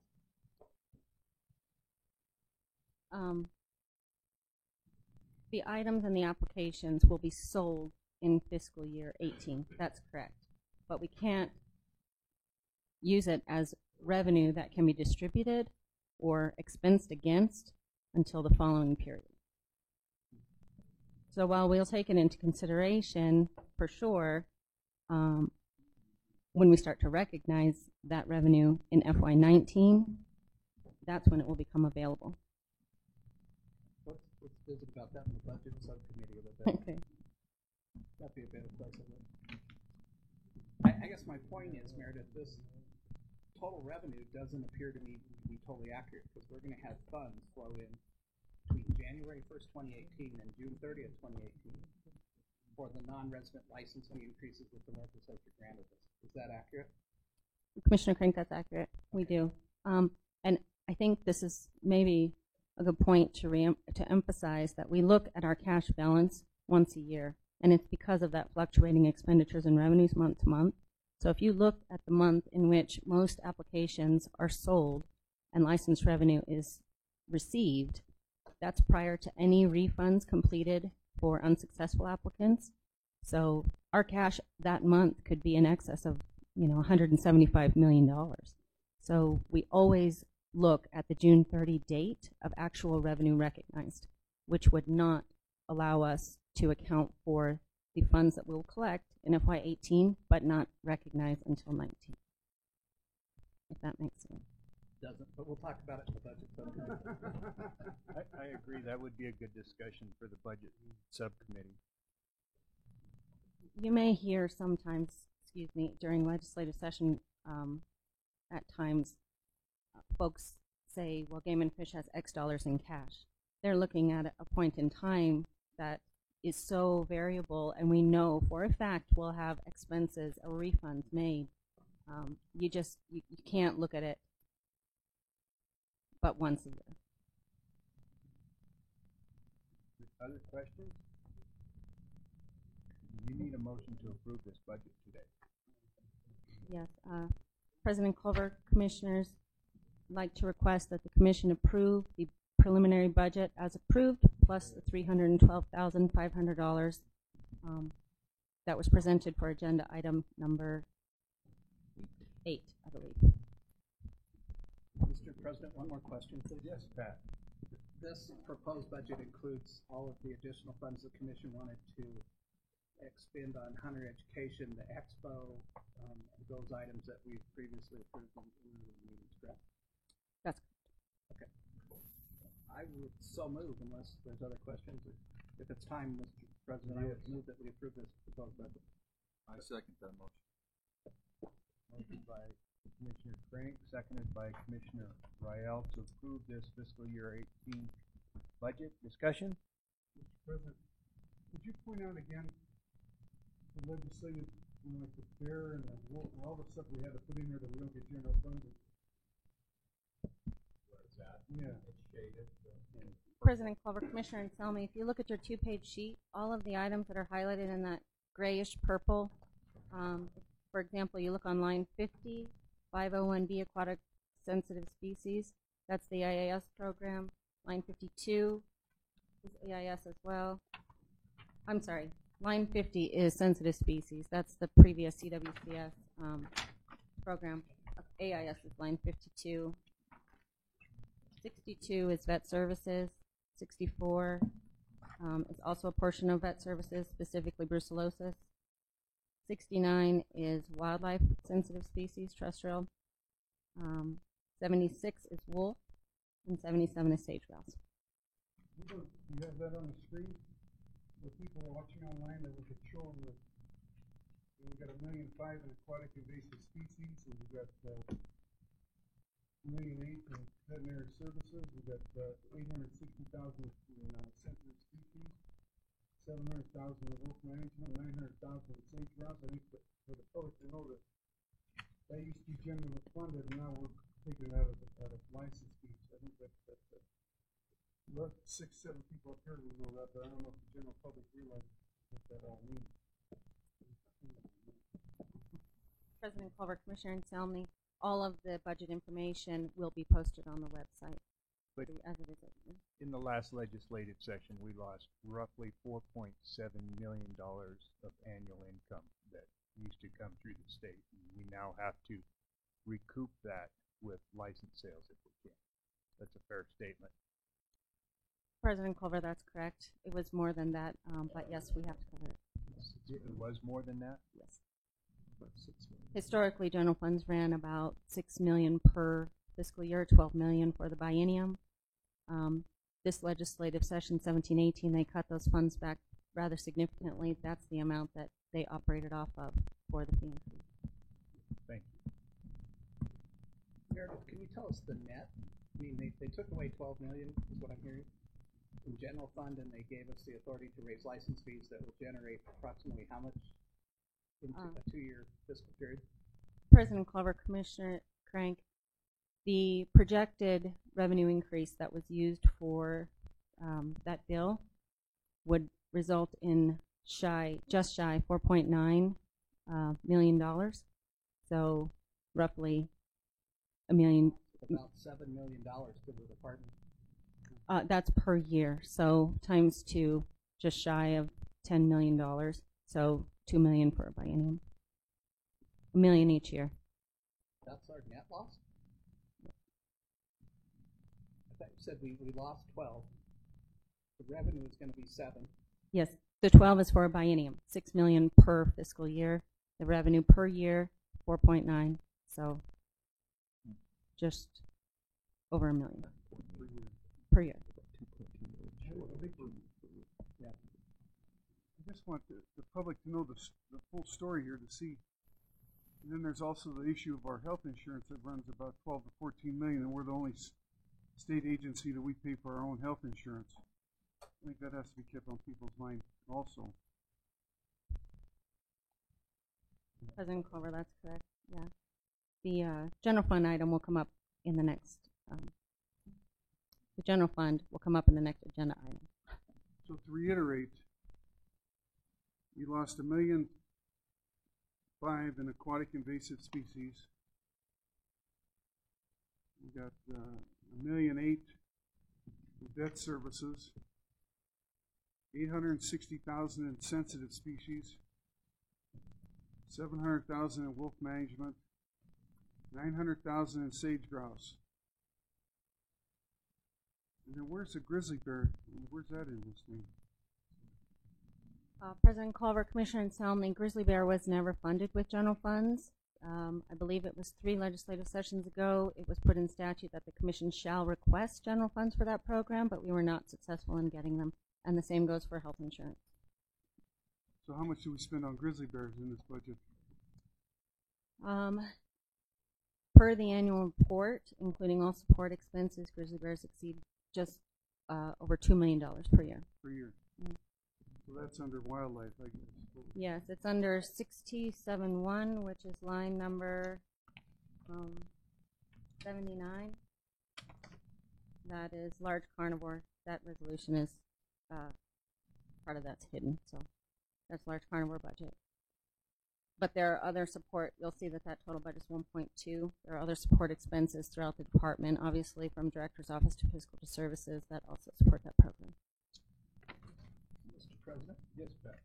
Yes, a comment. I'm going to climb on my soapbox for a second. But aquatic invasive species is a great example, I think, of where Commissioner Anselmi is going. Aquatic invasive species are a huge issue to the state. If we get aquatic invasive species, it'll clog our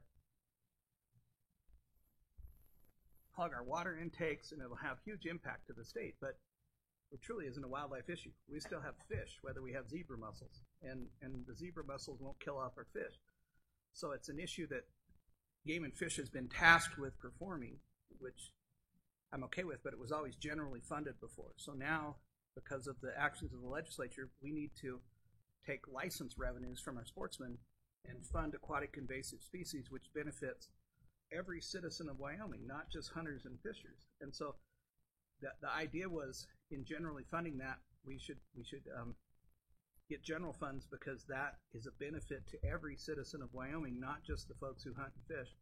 And so it's unfortunate that we lost those general funds. I mean, we'll continue to do our part, but it's something that, you know, if the public is seriously engaged, they ought to talk to their legislators and say, you know, this should, stuff like grizzly bears, which we haven't been able to hunt, you know, for years and can't generate any revenue from, but we manage that species. Wyoming leads the management of grizzly bears in the greater Yellowstone ecosystem. We ensure every day that we don't end up with zebra mussels clogging our municipal water intakes and fouling our municipal water delivery system. But those are the kind of things that truly should be generally funded, and we'll fund them, but it's something that I would hope that the legislature would see fit to put back in general funds so that we can do those duties. I think the department's happy to do the duties. It's just not fair to the sportsmen to fund them off the back of the sportsmen. I'll get off my soapbox now, Mr. President. Thank you. So the motion has been made and seconded to approve the fiscal year 2018 budget. I'm going to call for the question. All those in favor, say aye. Aye. Opposed? Motion carries. We have a budget. Thank you. Thank you. So the Wyoming Wildlife Federation has graciously sponsored a lunch today for our award winners, their families, staff, and the commission. We appreciate that. Thank you very much. And with that, we will adjourn until 1 o'clock. John, did you have anything? That's perfect. Just to clarify, so if you have a question, those in the audience, as to whether or not you'll be attending the lunch, just ask Sheridan. We've got a list. But again, thanks to the Wyoming Wildlife Federation for this lunch for employees and commissioners and staff. We appreciate it.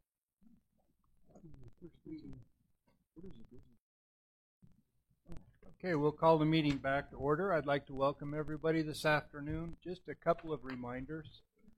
If you would like to speak on an issue, make sure you stop by the front door there and fill out a blue sheet.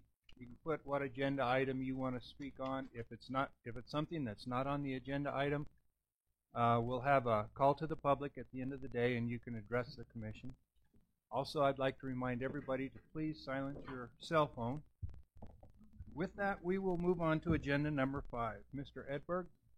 Thank you, Commission President Culver, Commissioners, Director Talbot. Our next agenda item is a damage claim appeal 17125, in which Josh Longwell, the HD Ranch, submitted a claim the amount of $207,280.66 for damage to cattle by grizzly bears and gray wolves. Upon the department investigation, we recommended a partial payment of $51,483.60, a difference of $155,796.46. With us today is Luke Ellsbury, large carnivore biologist out of Cody, who investigated the damage. Mr. Josh Longwell, the claimant. David DeWalt, representing the department as legal advisor. And if the commission needs legal advice, we're going to have to take a break and call the AG's office in Cheyenne because they could not get an attorney up here to do that. David cannot represent both in this matter. He will be representing the department. As in the past on damage claim appeals, I'll say this at the end, the commission can either approve the department's recommendation, they can deny the department's recommendation, or they can modify the department's recommendation. So if there's any questions with regards to process, I'd be willing to answer them, and then I'll ask Mr. Longwell to come up to present his case regarding the damage claim. Luke Ellsbury then will come up and provide the department's investigation of the damage claim and how we determine the amount, and then they'll both be available for questions, and then the commission will have the ability to deliberate and then make a recommendation on payment. Any questions? Okay, I guess we're ready to proceed. Josh, are you ready? All right. Welcome, Josh. Hello. How are you guys today? I'm going to try to keep this short and sweet. I can see you got a bunch on your agenda today, and so I think we can skip a bunch of this. We've been here before. You guys know where we're at with the wolves and the bears and the damage we got. We're still waiting to get to arbitration for our 15 kills, so we're at $420,000 damage right now. So my suggestion is that you make your decision. I can head home, and then we'll go to arbitration, because you guys don't have the power to change any of this until it's changed in statute. It's you're not going to pay in the predator zone for these wolf kills. I had $79,000 in damage on wolf kills. The Department of Ag offered me $2,900 settlement. There was only $15,000 in the state for everybody to share outside of the trophy zone. So I mean, it's ridiculous. There's $15,000 for everybody, so I get $2,900 of that for a $79,000 damage claim. I've got the affidavit right here, this packet. These are your guys and Wildlife Services. These are damage claims. Every time they come to the ranch, they fill one of these out. That means your guys have come to my ranch, filled these out.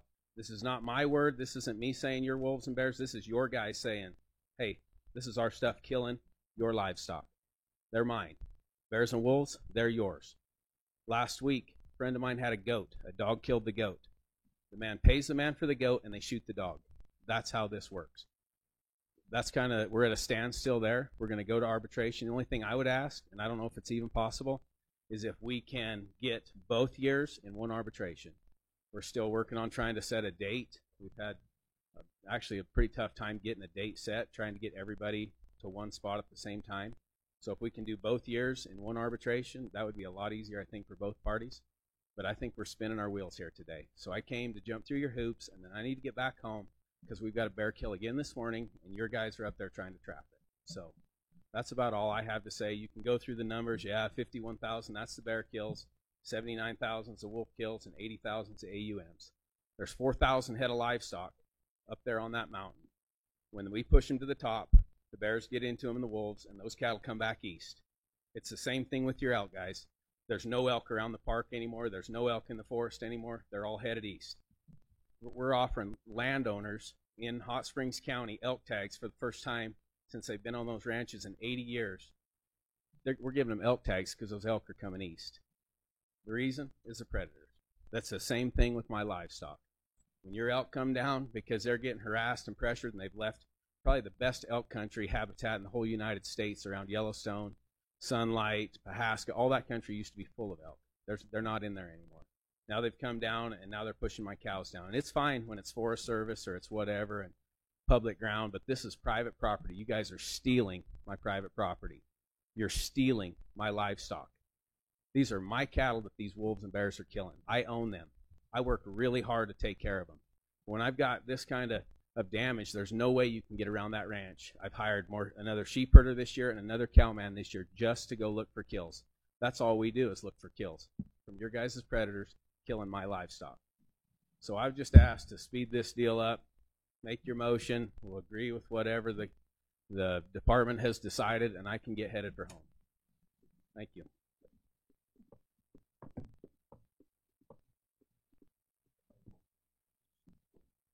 Scott, Commissioners, any questions for Mr. Longwell?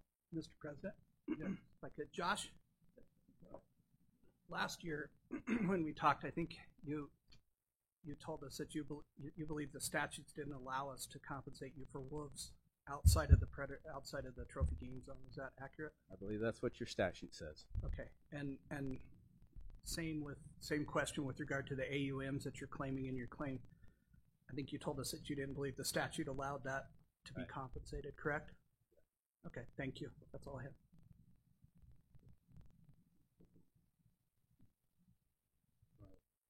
At this time, with the Commission's approval, I'd like to ask Luke Ellsbury, Department Conflict Biologist, Large Carnivore Conflict Biologist, to come forward and present the department's case. Welcome, Luke. Thank you, President Culver, members of the Commission, Director Talbot. I'll go through this pretty short presentation, try and break down what this claim consists of and what the different parts of it are. So it comes down to 3 items of damage that are claimed here. Grizzly bear damage, redistribution and stress on livestock, which is the AUMs, and then wolf damage to both cattle and sheep. So we'll start with grizzly bear damage. The department did verify 18 calves as killed by grizzly bears last year during the grazing season. Mr. Longwell claimed $51,483.60 on his affidavit, which is also our department recommendation for grizzly bear damage. So that being said, grizzly bear damage really isn't a part of this appeal because that is one spot we agree with Mr. Longwell. If we look at the redistribution and stress on livestock, he claimed that the grazing damages were due to stress of those cattle from large carnivores during that 2016 grazing season. And he's accounting for those through AUM, so $40 per AUM times 2 months for a total of $80,000. Well, neither Chapter 28 of Commission Regulation or Wyoming Statute 23-1-901 allow for payment of that claim damage. And as well as that, we never did even investigate any damage or haven't investigated that proves any evidence of damage that was direct or immediate damage to livestock from large carnivores. And that's from Commission Chapter 28, Section 2I. So therefore, we recommend denying that $80,000 payment in claim damage. So this is just to break down the math so you guys can see how that math works out, what his recommendation is here, and then, of course, that we recommend denying that payment. So if we move on to wolf damage, Longwell reported having 9 calves, 1 yearling steer, and 14 sheep killed by wolves during 2016 for an amount of $75,796.46. This is actually using an unapproved multiplier that's not approved by the Commission. So this damage did occur in areas outside of where wolves are classified as trophy game animals. Wolves are classified as trophy game animals in certain areas of the state, mostly that northwest corner, and I'll have a map of it here in a little bit. But wolves are not classified as trophy game per Wyoming Statute 23-1-101 in other parts of the state. So accordingly, Wyoming statute prohibits the department from considering this claim for wolves in areas that aren't classified where wolves aren't classified as trophy. So we'll get into the multiplier here. So he applied a multiplier of 7.5. The Commission approved multiplier as 7, and he applied that both to calves and sheep claimed killed by wolves. So Chapter 28, Section 3, allows for a multiplier of 7 for both calves and sheep in an open range situation, but within only the trophy game area. So payments made in areas where wolves are classified as predators are made through the Wyoming Department of Agriculture, which you heard Josh talk about earlier. But because of that status, USDA APHIS Wildlife Services is responsible for confirming those kills, and they actually have their own forms that they produce as evidence of those depredations. So if we look at this map, you see this is the trophy game area outlined in red. You have the Wind River Indian Reservation here, and then you have the ranch here. And I'll zoom in on that a little bit. And these pink dots are kills that I could get the location off the form. Some of the forms from Wildlife Services were hard to read, and we couldn't get actual locations. But I guess the fact that Wildlife Services was the one verifying and producing the form shows that they were in the predator zone. But so here's the trophy game zone. You have the reservation down here, and then the ranch land in black, and you see these calves dotted outside of the trophy game area. So if you break down the calculations for the wolf damage, you see 34 calves or steer calves, 33 heifer calves, and that's confirmed plus the 7.5 or times the 7.5 multiplier. 1 yearling steer. The ewes at 270 a head, again at 7.5. Lambs, 11 head, again at 7.5. For the total of $75,796.46. And actually, there was a little bit of, I don't know, somebody didn't carry a 1 somewhere, I guess. So that where the math plays out is what's in parentheses below those. So if we look at the total claim altogether, you can see the differences between the department recommendation and Mr. Longwell's claim damages. And so you see grizzly bear, there's no difference. And then again, we're recommending denying payment on the other 2 items of damage. So with that, I'll take any questions that the commission may have.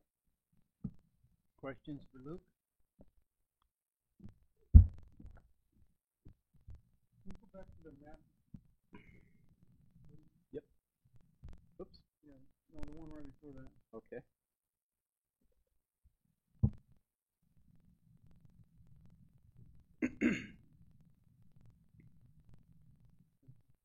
Mr. President? Yes. I'm prepared to make a motion if that would be fitting. Let's ask Josh if you have anything more to add at this time.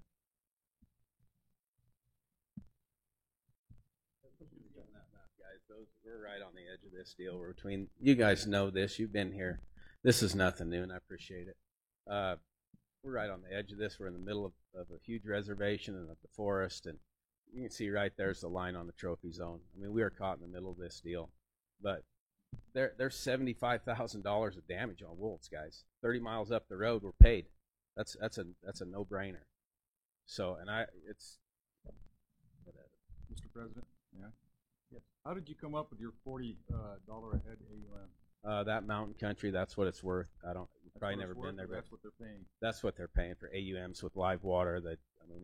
You look up, this country looks a lot like this, and we've talked about it before, but you're not going to find all those calves. You're not going to find all those lambs. It's big mountain country. Nobody's ever in there. It's, that's probably part of the reason maybe, but it's quiet. It's plumb full of predators. I think last year, Luke can attest to this, but we had a grizzly bear killed a calf. A guy drove by and seen it, had to get somewhere where you can get cell service because we're from up there. You're probably 60 miles from town, so you got to get cell service, get a hold of somebody. Hey, come up here. So your whole day that's all you're going to do today is get a hold of them, take them back. So they go back, takes them roughly 3 hours to get from Cody or wherever they come to get there. They drive back up, calf's gone. Cannot find the calf. That bear had picked that calf up and walked up in the timber. The last 2 falls before that, we hunt that timber in the fall for elk. We found 4 calf carcasses in there. Yeah, we brought them down, but there's nothing left of them. It's not their fault. They can't verify them. But there's no reason all those calf carcasses are in that timber. That's the kind of stuff we're dealing with. Guys, this is a huge piece of property. It's, but the damage is real. Like, I'm not making this stuff up. The damage is real. It's today. It was last Friday. It's continuing. It goes on. That's all we do is look for dead stuff. And we got this deal where now we're in a predator zone. It's a different year. I get that. But I'm just here to tell you the public cannot manage wolves. There's no way they can't even manage antelope. driving around on roads. You know, they just called me this year. They want to sell 500 doe antelope tags for the ranch or our area because we're overrun with antelope. They can't even take care of antelope, let alone a wolf. Then they tell Wildlife Services you can't go in and kill wolves until Mr. Longwell gets at least 2 confirmed wolf kills. So we let these things just breed and multiply, and as soon as I start kicking my cattle up the mountain, then here we go. We're behind the 8 ball. We've got to be able to go in early and manage these things. Now listen, I'm not here to say eradicate anything, but there's a place for them. But clear down here, we're talking 30 miles from Thermopolis, guys. These grizzly bears are around the houses. They're killing these lambs in our front yard. On Monday, my irrigator, his dog got chased by a grizzly bear right there at the house. I mean, you can have thrown a rock from the house, from where he was at to the barn, and there's a grizzly bear right there. This is 30 miles from Thermop. This is 60 miles from Thermop. So we got 30 miles of this. Continually, there's bears everywhere. There's wolves everywhere. I get it. We're trying to head in the right direction, but I cannot take this kind of loss year after year. I got 4 little kids, and that's why I'm here today fighting, because I got 4 kids that want that ranch. We put our blood, sweat, and tears in that thing. And it's as fine a piece of property as the state of Wyoming has. Which, not you guys. Don't get me saying you guys, but the way this thing's come apart, we're losing it. We can't keep cows on the mountain. We can't keep sheep up there. Everything is they boil back right back to us. The kill we had, Luke was in there. One of the guys was in there Friday. We trailed them cattle in Thursday. 250 head back against my neighbor's fence. They had come right back out. Sure enough, we go up here and here's a bear kill. It's continual, guys, and I might get emotional, but man, I take pride in that piece of property and my cows. I mean, I've been here 20 years now. 20 years, guys. When I first started, you could go to that creek where these bears are killing and fish with your hands. You'd walk around with no gun, no nothing. It wasn't a big deal. I can't even take my kids up there and ride and get them out of my sight. It's a problem, and I hope we're on the right path to getting this thing fixed, but we're behind the 8 ball. And I know you guys are doing the best you can with what you got, but, you know, if this Fed deal, we got states all over this country telling the feds to stick it. You know, we got sanctuary cities. We got people doing whatever they want. If we can't get this bear deal turned around, tell them to stick it. Let's take our state back over. The backbone of this state is agriculture, and you guys are eating us out of house and home. I appreciate your time. Thank you. We're going to get there. We're going to get there. Mr. President, I'm prepared to make a motion. We're ready. I would move that we compensate Mr. Longwell for his losses as recommended by the department in the amount of $51,483.60. Do I hear a second? Second. Galen seconded. Is there any other discussion? If not, I'll call for the question. All those in favor say aye. Aye. Opposed? Motion carried. Thank you. So, next up is Chapter 42. Mr. Smith. Commissioner Culver, Commission, excuse me, and Director Talbot. By way of background, I'm just going to give a little introductory comments on Chapter 42, and then I'll turn it over to our associate game biologist, Justin Clapp. So this past legislative session, House Bill 130 was passed, and House Bill 130 is a very simple addition to Statute 23-1-703 subsection E. It was a one-sentence addition to this statute, and it says the Commission shall determine the allocation of resident and non-resident mountain lion harvest. Pretty straightforward. The reason or the emphasis behind this legislation came from our mountain lion area 1, where there has been over the past several years increasing trends of non-resident mountain lion harvest to the point where last year approximately 60% of the total mountain lion harvest came on the from the non-resident side. To balance that out, then this legislation was passed. As you saw in the latest update of your notebook that Sherry just sent out here right before we gathered here, we did make a change to Chapter 2 to the draft based on input we received. We came up with specific mortality limits based on residency, and to be consistent with what we've had for other species, for example, deer and antelope, we set the non-resident mortality limit at 20% of the total quota, which came out to be a mortality limit of 4. So as you have in your notebook, the recommendation from the department for Hunt Area 1 would be 20 mortality limit for 20 for resident hunters and 4 for non-resident hunters. So that's just kind of a little background why you got that change in your notebook here, following all the public input that was taken for Chapter 42. And with that, I would like to introduce Justin Clapp. He has an awesome PowerPoint presentation he's going to run through and kind of give you some even more details to this regulation proposal.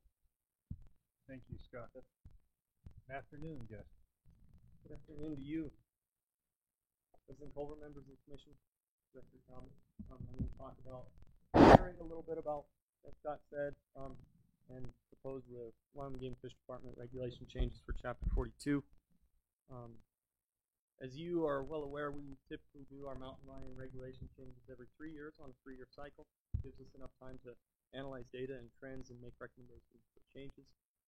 We did that last year, and so we're here kind of out of our normal season setting, but we aren't making any recommendations to change any mortality limits or anything biologically, more for the hunting experience and some of the issues we've had with hunting in the Northeast. So this outline, again, is going to reiterate some of the things that Scott said. Background on some of the overcrowding issues and the public comments that we got from last year when we did our Mountain Lion Chapter 42 regulations. And then briefly about the Wyoming State legislative changes that have occurred since that time. We're going to move into the Game and Fish Department proposed changes that we're asking for your input on today, and some of the public comment that we got back from you. So last year, when we did our mountain lion regulation, we got feedback that included 305 comments on 27 specific topics regarding mountain lion hunting and management in Wyoming. And this amount of comments was vastly more than we've ever had before on mountain lion management in Wyoming. And in this rather busy graph, the only thing that I'd really like to point out here is this red area, the largest part of the pie chart, where we had almost 50%, 42% of our public comments that came back statewide were pleas from the public to address the non-resident harvest and overcrowding in the Northeast management unit. And so that was certainly a significant portion of what we got as far as feedback from the public and from us portion. And some of the common themes that were raised is primarily that there was hunter crowding and competition for harvest in the Northeast portion of the state. Along with that, we've had increased non-resident harvest, and that it has been the majority of harvest that's been occurring, particularly in Hunt Area 1. Therefore, and because of the popularity of this area, Hunt Area 1 has always reached its harvest limits relatively early. We're talking the first 1 or 2 snowstorms. We have a big flood of hunters, houndsmen, and sportsmen that go out. It doesn't take very long for those mortality limits to be reached in Hunt Area 1. And there was some desire to try and maintain quality hunting in that hunt area. So I'll give you a brief map that shows in 2016 our management units. I'll point out over here. We're talking about the Northeast MLMU, Mountain Lion Management Unit. And more specifically, we're talking about Hunt Area 1. Hunt Area 32 and Hunt Area 30 that surround this kind of core hunt area around the Black Hills is largely private property. And we've had management toward reduction in mountain lion densities in this area as a whole, and been pretty effective to the point where Area 30 and 32 are not reaching mortality limits. And as a matter of fact, last year we only had 1 harvest that occurred in Hunt Area 30. So we feel like our management objectives to reduce densities, local densities, have been really successful. But because Hunt Area 1 is largely public land, national forest, that gets a lot of hunting pressure. There's a lot of people that come in from in-state and out-of-state, our neighbors in South Dakota, a lot of folks from the Midwest. And a lot of these hunters are bringing their own dogs. We do have some outfitted hunts, but a lot of these people are non-resident houndsmen. They bring their own dogs. They like to come in and they like to hunt in the Black Hills. Also quickly mention that this area is one of the most densely eroded national forests in the nation. Access is extremely high. The ability to go in and find mountain lion tracks is probably one of the better places that you're going to be able to go in and cover a lot of country. And if there's cats in that area, they're going to be crossing those roads, and so hunter success is really high. So if we look at the hunt areas, those 3 hunt areas that kind of comprise the northeast corner of Wyoming as a whole, we can see that the non-resident proportion of harvest has steadily increased, particularly since 2012, from around 12% up to close to 60%. And this is even more pronounced if you single out just hunt area 1, but I kind of wanted to give you guys an idea of this stepwise increase of non-resident hunters in the popularity. And it's really about a limited resource and competition for as many people to get in there and have an opportunity to hunt an animal. So the actual numbers of non-resident harvests in these hunt areas corresponds to the proportion. And I've also added the amount of guided hunts. So non-residents that have come in and actually hired a guide and used that outfitting service to harvest a lion has increased. And last year in these 3 hunt areas combined, we had 8 mountain lions that were harvested in this area. And consider that these 3 hunt areas in general, during the peak of harvest in 2013, 2012, when we increased mortality on this, it comprised over 20% of our overall statewide harvest. So 1 out of every 5 cats in the state was harvested in this area that, as far as surface area and land mass, is not very big compared to the rest of the state of Wyoming. So we certainly had high densities, and we have a lot of people pushing to get in there and harvest it. So this is broken down very similar. This is hunt area 1 in particular, narrowing down to hunt area 1. We can see in the 2014, 2015, and 2016 were really high non-resident harvests, and actually 2014 and 2016 were over 60% of the harvest that occurred in that hunt area. Mortality limit is 24 animals, and so it gives you an indication of the amount of pressure that we're having. So before I get into the discussion, this is a real issue. It's been brought to us by our houndsmen. It's been brought to us by some of our local folks about the amount of people that they're seeing in that area. It's been corroborated by our local game wardens and our biologists. And if you've ever been in northeast Wyoming, it happens pretty early when the first snowstorm flies. People start flooding in, and so it's certainly something that is a real problem. It's been trending upwards and kind of boiling over time. And so it is something that we've looked a lot at and considered different ways to try and manage that. Large carnivores, where we don't allocate a specific number of tags. Tags are sold over the counter, and then the harvest is limited by when people harvest an animal and when they call that animal in. And so there's really no good way to try and manage non-residents versus residents. And large carnivores are I think the only big game species that we don't actually allocate and give preference for our resident hunters. It's just been whoever was able to get in that area and harvest an animal, and then we put that in. So the allocation by residency of harvest, it was identified as an issue before 2016 when we came to the commission. And we considered these Chapter 42 regulatory changes to limit non-resident hunters in Hunt Area 1 to try and alleviate some of these hunting pressure issues. But it was determined that the commission lacked the authority to regulate resident and non-resident harvested animals. We can allocate the number of tags that are sold for residents and non-residents, but when you sell tags over the counter, it's a little more difficult to try and regulate resident and non-resident takes. So therefore, we were unable to propose any changes to the commission last year. Well, since that time, in early 2017, Wyoming State Legislature passed a direction to the Game and Fish Commission to determine the allocation of resident and non-resident mountain lion harvest.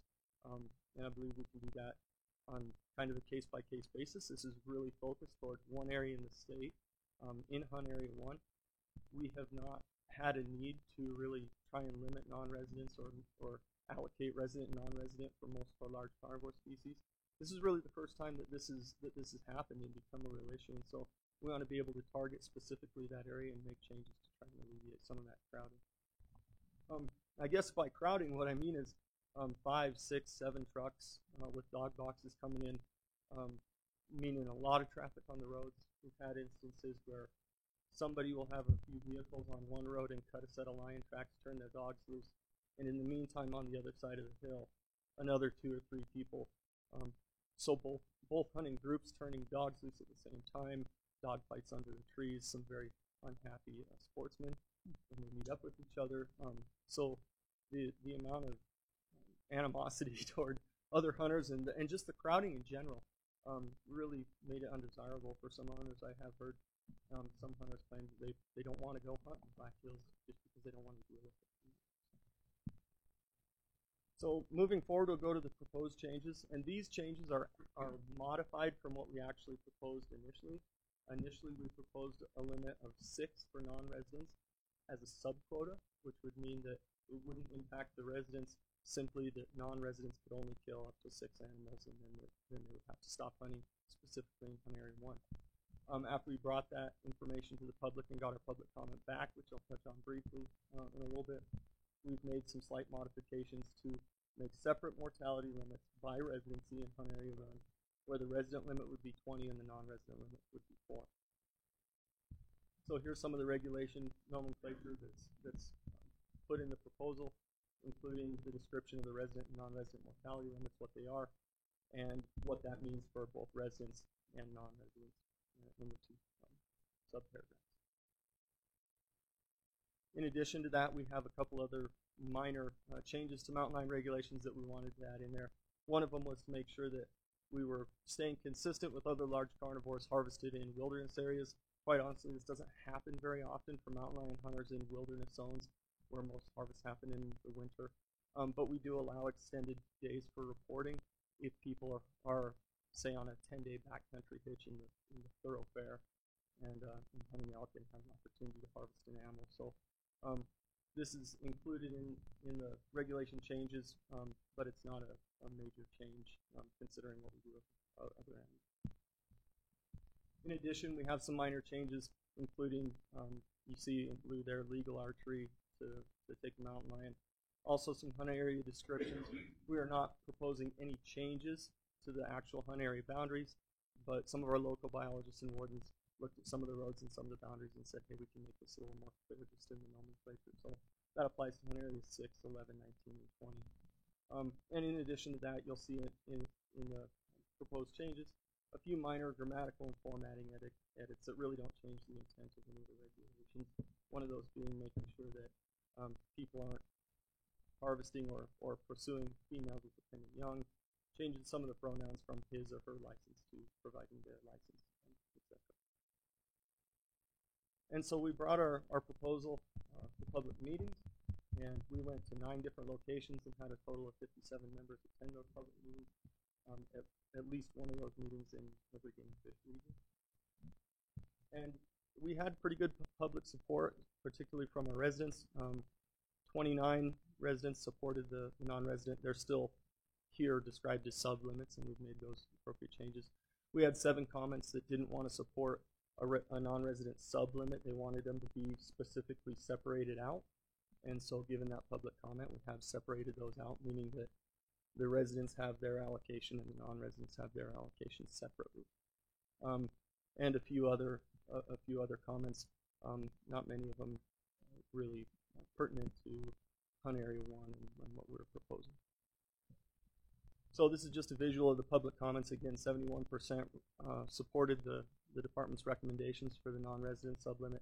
17% only wanted to support it if it was separate limits, and we've made those changes to accommodate that. And with that, I'll take any questions or comments that you might have. Any questions? I guess. I'm sorry. Well, I just have one comment, and it concerns just Area 1. But I would very much like to see the notification period changed from 72 hours to 24 hours with a 72-hour check for Area 1. Worried about, as you know, in that area you get that first snow or second snow of the season. We have a very high harvest within 1 or 2 or 3 days, and I'm very concerned with non-residents going too far over their limit, or residents for that matter. And I think that the shorter notification period might help delay, or might help that situation. So Yeah, President Culver, I actually have some notes on that, and it's important to note that up until this time, most of the people who harvest animals, non-residents and residents alike, in Hunt Area 1 and surrounding areas, report that mortality, that kill, within 24 hours. And so when we looked at it as a potential issue right now, it's really not. But we also know that we had a record of 7 harvests in one day. And if I've spent some time up there and with the guys outside of Sundance and Hewlett, and there can be multiple animals harvested. And like I said, in 2014, we had 7 harvests that happened in one day.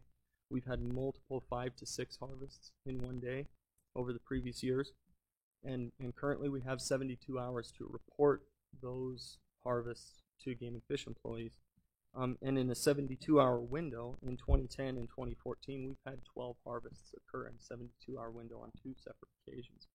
And in 2016, we had 8 mountain lions harvested over that 3-day window, and again, 10 lions harvested in that same 72-hour window. So the ability for people to exceed these mortality limits is certainly there. So the reporting is not something that has been an issue in the past.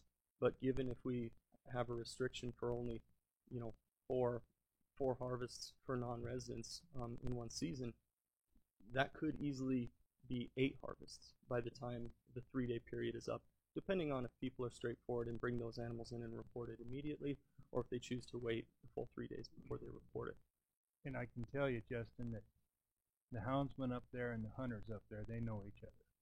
And they are starting to play the game of delaying notification to leave the season open. So I'd like to see that shut off if we could. Mr. President? Yes. Where do we have wardens? So tell me where our wardens are located. Chris Teeter is located out of Sundance. Is that what you're asking? Yeah, I mean, Sundance. Where else? John Davis is to the north in Hewlett and Moorcroft. Moorcroft, and then who's to the south? Asherhoff is to the south. Newcastle. But and I guess my point is, I mean, this isn't a wilderness area. There's roads everywhere. It's pretty darn easy to report a lion kill within 24 hours. So. President Culver, I have a question. What happens if if we leave the reporting period at 72 hours, and we have on the non-resident side, for example, if we kill 8 lions? What happens with that overkill? How is that adjusted next year, the following year? President Culver, Commissioner Spoon, we would really like to avoid having carryover when we set our mountain lion regulations and we set our mortality limits. We're supposed to account for potential overages if and when that occurs. So the biologists and the people in that region, when we work with the regions to develop a mortality limit, we are directed to consider the potential for overages if and when they do occur. So it's not necessarily illegal if the limit's 24 and cat number 24 and 25 come in on the same day. It's not taken off the next year, and it becomes very cumbersome to do rollovers and subtracting it from the following year. So it would certainly be nice if we could maintain the biological standards for this is the number of cats that we want to harvest in this area or are going to allow to harvest in this area, and just try and keep those standards the same as they have been. But with that, we do have the potential, as President Culver mentioned, for overages. But it would be nice if say the non-residents did go over by a few cats, if that still was maintained in our overall mortality limit of 24. I think that would be something that would be positive, because it would take away the opportunity to go double over our mortality limit. To go over a mortality limit for residents and non-residents doubles the likelihood of those overages occurring. Mr. President? Yes, Pat. I assume there's a timing problem with this. That I don't know when. Is there a mountain lion season opening date, or? There is September 1. Okay, so we couldn't delay this till the next meeting. So, Mr. President, how about this? If we don't take action on this right now, because I think we need to have the department write for us a 24-hour cutoff in Area 1. I think we've already got that verbiage worked up. It's already in our wolf regs, and I think you probably got it, don't you? President Culver, we do have it written up, and it's available. I think we have maybe a handout. Well, if they but- can provide it to us so we can vote on it today, then we could do that, or delay it till tomorrow or something. I don't know. I just want to see the language and how it might work. Mr. Edberg, Mr. Edberg has enough copies. I do have it written up in case we wanted to vote on it. Wolf reg, it's just changes one of the species to it.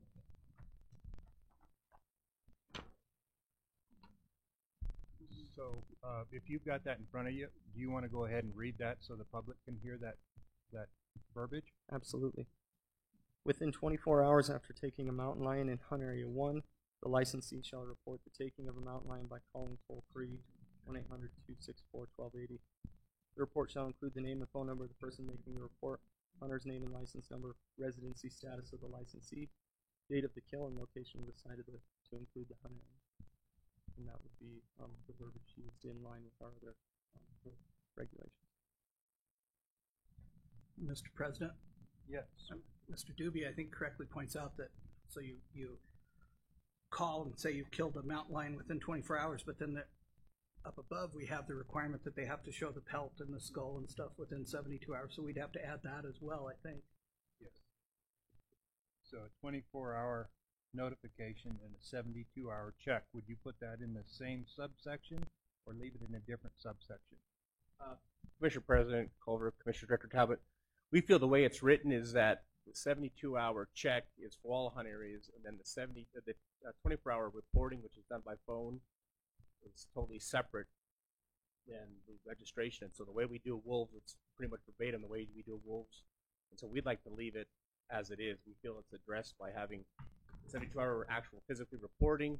In addition to that, in the Hunt Area 1, you physically have to call up and register on the phone. Mr. President, I don't think that works. I mean, the section above where it has the 10-day reporting, it says a licensee taking a mountain lion in a designated wilderness area shall do these two things: report within 72 hours and give us the pelt, or show us the pelt and the skull.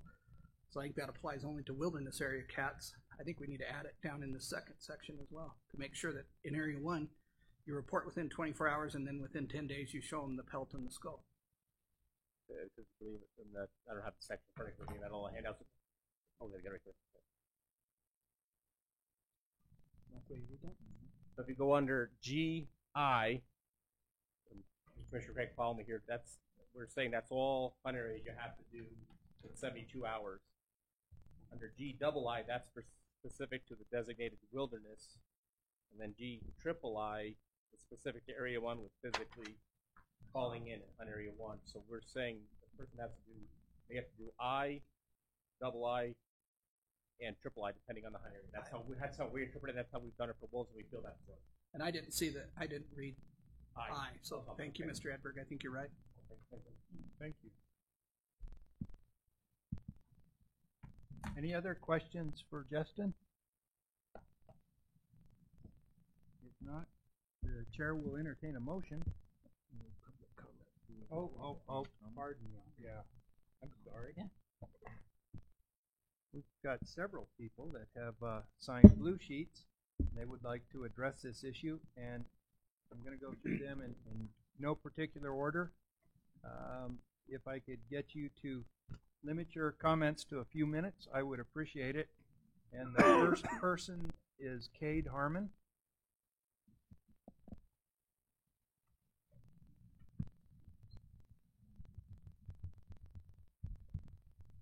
President Culver, Director Talbot, Commission, I'd like to thank you for this opportunity to speak to you guys here in this public meeting. Just like to show my approval of this, having separate sub-quotas for this. That's all I just want to say, but thank you. Thank you, Kate. Yeah, also, if you could, and Kate, are you representing an organization, or are you just commenting as an individual? As an individual. Okay, thank you. So anybody that speaks, if you could please let us know where you're from and who your representative, I would appreciate it. Or representing, I would appreciate it. Next is Brad Huffaker. Thank you. Welcome, Brad. Thank you, guys. My name's Brad Huffaker. I'm from Rock Springs, Wyoming. I'm just a houndsman here in the state. Love this state. Love hunting here. And I agree with the changes that are going on with this for the non-resident subquota, and I support this. Thank you, guys. That's all I have. Thank you, Brad. Tex Adams?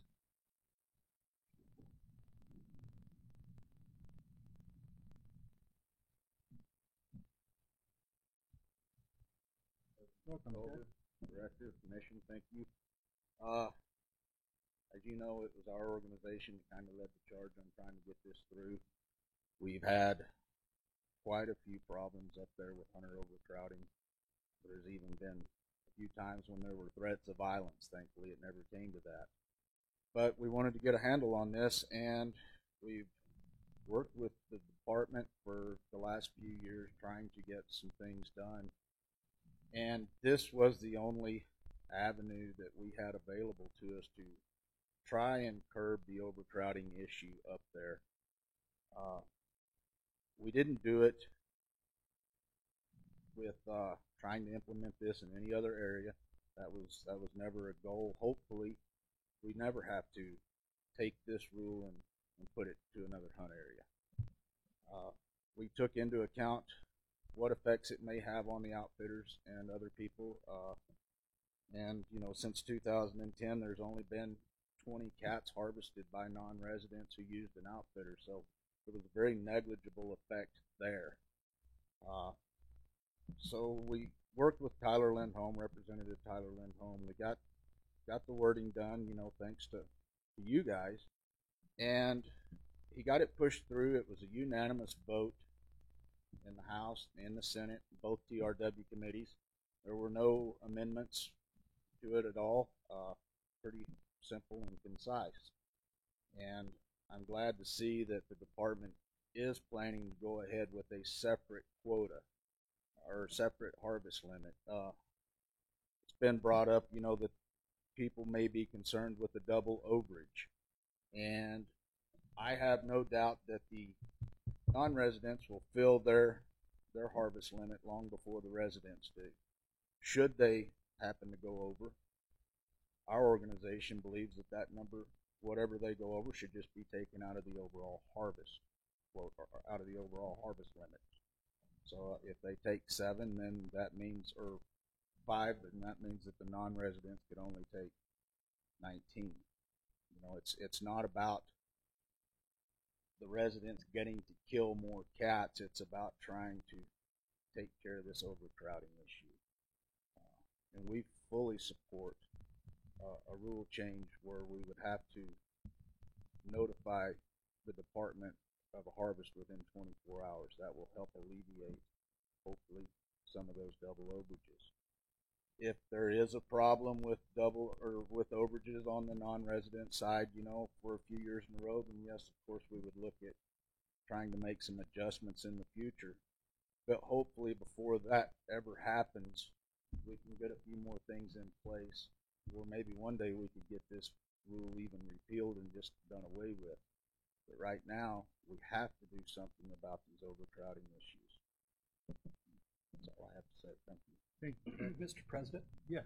Can I text? It still seems to me we're going to have overcrowding the first snow. Is that, I mean, so. It's going to be a. First snow, all these non-residents are going to pile in trying to kill their 4 cats, and the residents are going to be out trying to kill their 20 cats, and you're still going to have that problem the first several days of the season, I would guess. Is that right? I would say probably not. There's a lot of residents that live up there that don't even hunt there because it's so bad throughout the season. And it's just generally agreed upon that the residents are just going to stay out of there until the non-resident quota or harvest limit is filled. Because you're right, it will happen. I mean, just first snow or 2, probably the first snow, and it'll be done. And the residents will then have the rest of the season to go in there. And it will take some adjustment, and it'll take some learning, you know, by everybody involved of the changes that are hopefully going to be made today. But this will shorten that overcrowding issue, you know, to just a very small time frame. And it won't be everybody up there. It'll just be the non-residents is the general belief. That's what I think will happen is the non-residents are going to go in there, they're going to get their cats, and they're going to get out. Then you'll have the residents going in there, hopefully throughout the rest of the season. Okay, thank you. Okay, our next speaker is Jeff Smith.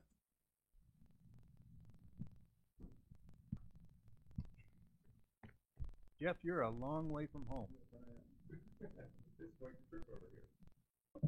Director Talbot and President Culver and commissioners, I appreciate you hearing today. If any of you guys don't know me, I live over there right in the heart of Area 1. Me and my wife Deb, we own 7J Outfitters over there in Sundance, and then I'm also the president of the Outfitter Association. So basically I'm here representing 3 causes. You know, the one concern on behalf of the Outfitter Association, what we would have is, you know, over the last 8 years, I guess the highest percentage of licenses that were sold to non-residents has just been 11%. That being said, there is a crowding issue in Area 1 over there. I do live right on a road that goes right up into the National Forest. I see it. The other issue basically is, you know, houndsmen in the state not having an opportunity to hunt. And only, I don't know if you guys, to your knowledge, know this, only 2 mountain line areas got closed last year. So, you know, the bighorns were open, Area 30 was open, Area 32 was open, that surround Area 1. So there, you know, there is availability for residents and non-residents to go hunt lions throughout the state, throughout the whole season. And that being said, you know, the other issue is, you know, as an outfitter and the Outfitter Association, it's just limiting non-residents is a concern to us, obviously. You know, for revenue, both on our side and for the game, you know, you guys at Game and Fish. You know, it's a revenue issue when we start talking limiting non-residents. As for 7J Outfitters and Deb and I, anybody knows our business, we take a lot of hunters, a lot. I hunt 6 line hunters a year. Our hunters killed 6 of them lions last year on that non-resident quota. Now 5 of them were killed on private property.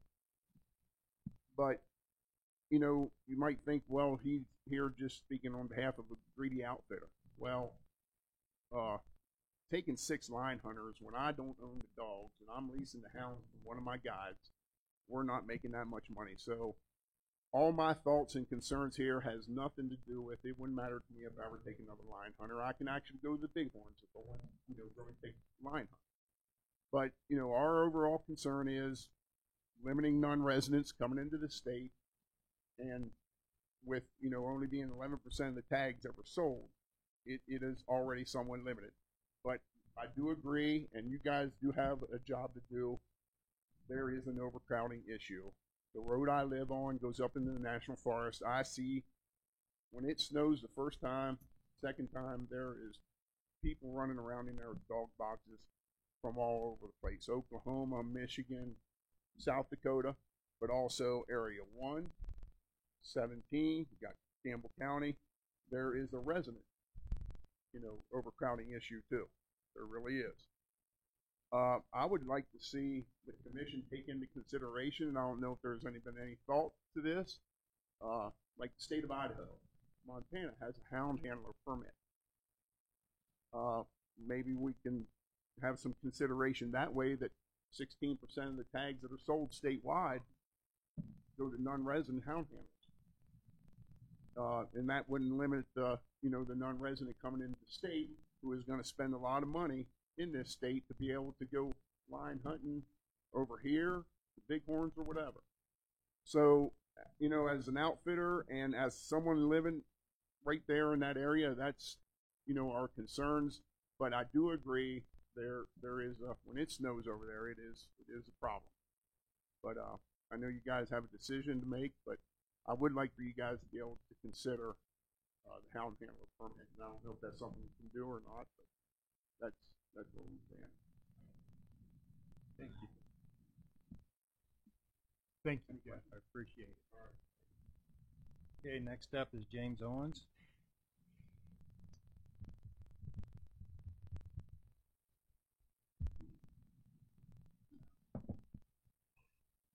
Hello, Commission, Mr. Talbot. I'm a houndsman. I hunt all over the state. And I grew up on a ranch, and now I'm bought an outfitting business 4 months ago. I realize this rule right now is directly for Unit 1. But when all these non-resident houndsmen from Unit 1 can no longer hunt, where the next place they're going to show up? In Unit 23, the next easiest place, heavily eroded, high lion population. We're going to be back here then trying to discuss how many tags to give our non-residents that day. And then it's going to move on across our state. And I went through the records on like the last 4 years of harvest of all lions. Between 37 and 40% of the lions killed in our state are by non-residents. So instead, you have to make a rule today, but instead of being 20%, that's the same as our deer and antelope.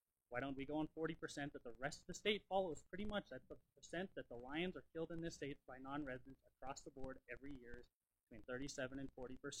So why don't we make our ruling 40%, give them 8 to 9 lion tags for non-residents. You won't have them all fill in one day. They won't all be done when the deer season's on. They won't have all them filled. They'll be able to houndsmen come because there's a lot of opportunity cats killed in the big or in up there over people seeing the lions and just shooting them instead of under a houndsman. Like a person with dogs come in and kill them. And then if it goes across the state as an outfitter, I don't outfit here, but I outfit on the bighorn side in areas that have few lion licenses. Well, if we went to 20% in our units that have a few lion tags, we're as outfitters able to take 1 to 2 non-residents. That ain't a viable business, and as just buying a business, I want to make sure it stays viable forever. Any questions for James? Thank you. Thank you. Mr. Chairman, I don't have a question for him, but I agree with his one issue. They're going to move somewhere else. Hunters they're going to go. They're non-residents. They're not going to be able to hunt in there. They're going to find another area to do that. And so he is right. We may have to address that somewhere down the line, but that's one part of it I do agree. The other part about the increasing the percentage. If you take antelope, for instance, there's probably many areas in the state where non-residents get 80 to 90% of the tags. So if you limited that, it wasn't going to work either. So, but I do agree that this could be an issue down the line with this species and maybe others. Thank you. Our last speaker is Bob Ward.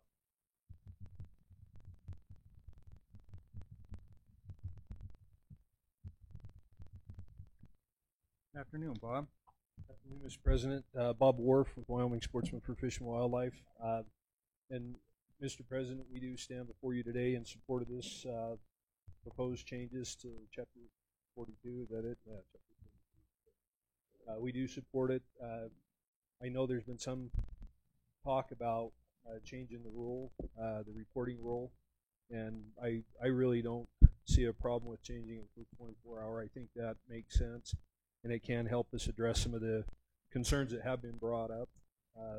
As far as non-resident hunters, it's important to understand what's being changed is just we're relegating to harvest. They can still sell the same number of non-resident tags. What's being changed is the allocation of that harvest. So they can still have the same number of non-resident hunters up there. It's just they're going to limit how many non-residents can take cats. So I think that's important to understand, and there is no doubt there will be some guys that will say they don't want to worry about it. Some guys will go run their chance, and if they find a lion, great. If not, they may find another area to hunt. But I do think it's worth making the change. There's been a lot of talk about that area and just the demand that's up there. So with that, Mr. President, I stand for any questions that you may have. Questions for Bob? Thank you, Bob. Thank you. Okay, what is the pleasure of the commission? Mr. President? Yes. I move we accept the department's recommendation with the addition of GIII. Okay, do I hear a second? Second. Okay, motion made by Pete and seconded by Pat to approve Chapter 42 as recommended with the addition of the 24-hour check, that section. So, is there any further discussion? If not, all those in favor say aye. Aye. Aye. Opposed? Chapter 42 carries. Thank you. Okay, and so next up is Chapter 47, Gray Wolves. Dr. Dan? No. Scott's going to introduce it, okay? Commission President, Commissioner Director Talbot, at this time, we'd like to have Dan Thompson and Ken Mills come forward, and they will present Chapter 47. Our best wishes. Dan, welcome. Welcome. Thank you, Mr. President, members of the Commission, Director Talbot. It is good to be here, and hopefully you find this information helpful in your decision making. So, just an outline. We're going to run through a number of different things. We're going to start with a summary of wolf biology and population dynamics, just a snapshot. Yes. I find your background very interesting. You're not one of my kids, but I'm real proud of you.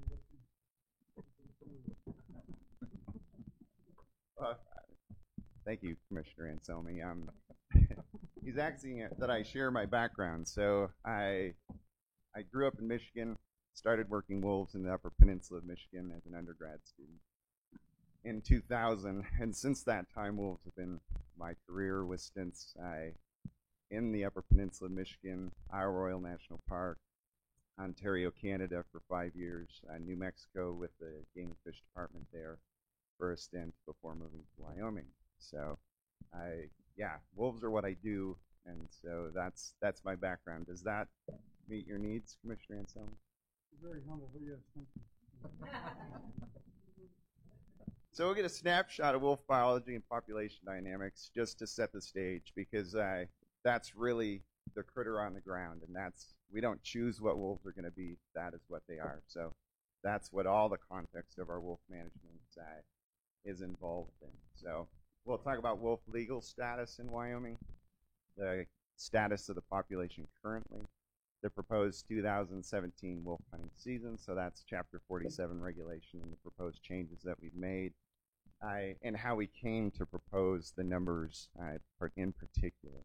And then a summary of public comments from the public comment period. So wolf biology, population dynamics. So just a number of very important things about wolves that drive a lot of what they do. Wolves are social animals, and that determines a lot of their life history. And again, their life history is what we look at to set our management decision-making process and our framework. So social, meaning they live in packs. So wolf packs are generally an unrelated male and an unrelated female that produce young every year. And some of those young stay with the pack, usually till their second year. So a pack is comprised of, in that sense, two unrelated animals that breed and their offspring from the current and previous year. Those packs cooperatively hunt for prey. They share the prey that they do kill, so there's different roles, so to say. While they hunt, they cooperatively raise young. So the breeding animals have the pups. There's one litter a year generally per pack, and then all of the other animals in the pack assist in raising the young, particularly after the young are weaned at 6 to 8 weeks. They also hold exclusive territory, so part of their sociality is to maintain a territory in which they have all the resources they need to survive. So you very rarely hear about migratory wolves. They happen once in a while, but it's rare. So they defend those territories from neighboring packs, and it's like defending your house or more your refrigerator, so to say. So in that way, they structure themselves across the landscape in these units, and you'll see some maps of what that looks like in a moment. Wolves are carnivores. This is why, for the most part, they're controversial. So they're carnivores. They're circumpolar across the northern hemisphere, and wherever they live, they primarily subsist on large ungulates, so large hoofed mammals. In Wyoming, that's primarily elk due to the abundance and the risk for reward that an elk offers, if that makes sense. Moose are secondary, I'd say, and then we have other animals: deer, pronghorn, bison, all of bighorn sheep, all to a lesser degree wolves prey on them. So, and being carnivores, livestock are large ungulates, and so they are a potential prey item for wolves, as you guys know. And wolves are extremely mobile. this gets demonstrated over and over again. So for packs, they move about 10 miles a day on average within their territories. So they're constantly moving. We get a lot of talk about, but I see tracks in this drainage, in this drainage, in this drainage, in this drainage. There has to be more than one pack. And say, well, it doesn't take long for wolf tracks to form when you're moving 10 miles a day. So also, dispersers cover extremely long distances. The map that you're seeing in front of you is a map of a wolf we collared in 2014. It dispersed May 1st, 2014. Went south to Pinedale. In 23 hours crossed, mind you, this is May with snowpack still in the mountains, crossed the Wind River Range, Fremont Lake to Bull Lake there. Spent most of the fall in the Ferris and Green Mountain areas. Then left that area, traveled widely across south central Wyoming, and ended up in north central Colorado, where the collar fell off. So far as we know, that wolf was alive at that time because it was still moving like a wolf. Then the collar fell off. That collar had failed. We didn't know where it was until some people recreating in Colorado picked it up. So sent it back to us. We downloaded the data. Altogether, you're seeing about a 300-mile linear distance between the start point and the end point. But if you take that line that it followed in that year and a half, it moved over 5,400 miles. So we're talking about an animal that moves. And that is important as we talk about genetic interchange amongst wolf subpopulations in the Northern Rockies. So wolf population dynamics, obviously we're here because wolf populations can expand rapidly if limitations are removed. For the Northern Rockies, that was just getting them back. So wolves were reintroduced and the population expanded quickly. We'll talk about that. I have some graphs. Really what limits a wolf population is primarily prey availability. So prey availability coupled with suitable habitat, they go hand in hand. And human-caused mortality would be the other limitation for most wolf populations across the world. It's not always a limitation. It depends on the level of mortality. But obviously, wolves were extirpated at one point, and that was from human causes. So in Wyoming, populations appear limited by suitable habitat, and then human-caused mortality playing a secondary role in that respect. So what we'll show is some maps of that in a moment.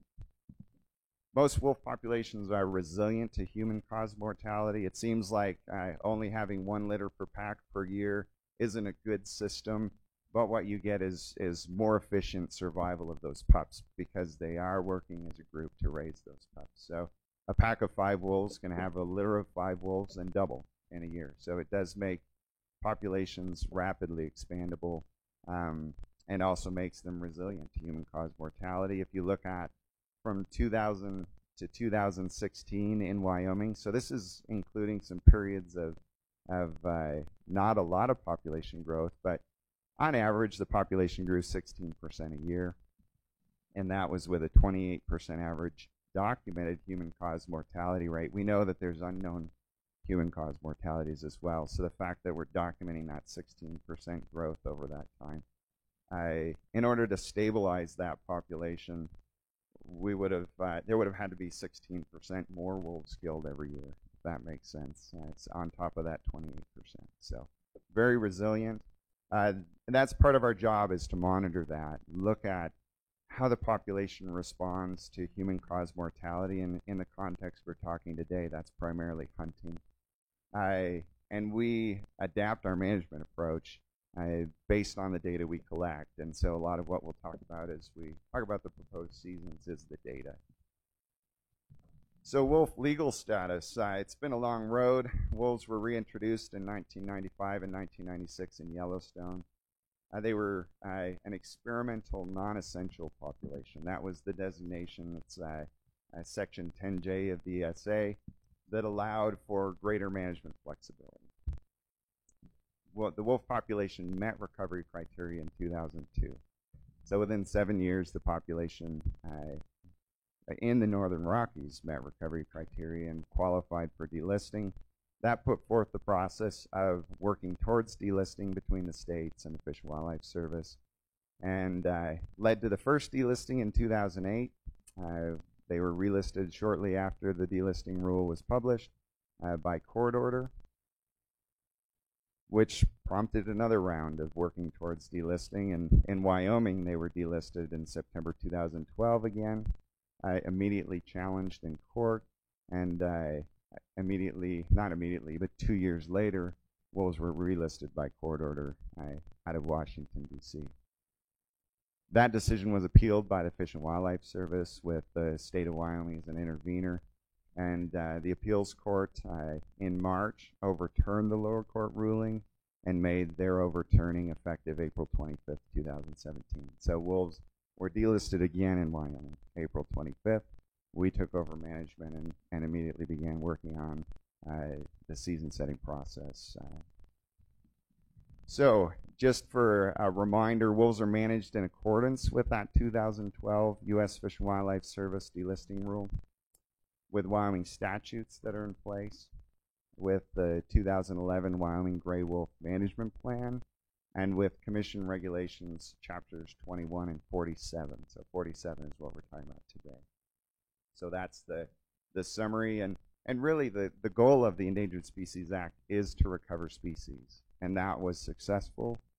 And so a lot of people look at the delisting process as a negative. It's a positive in that respect. That was always the plan. It was the plan in the 1987 Gray Wolf Recovery Plan for the Northern Rockies, and it's come to fruition. So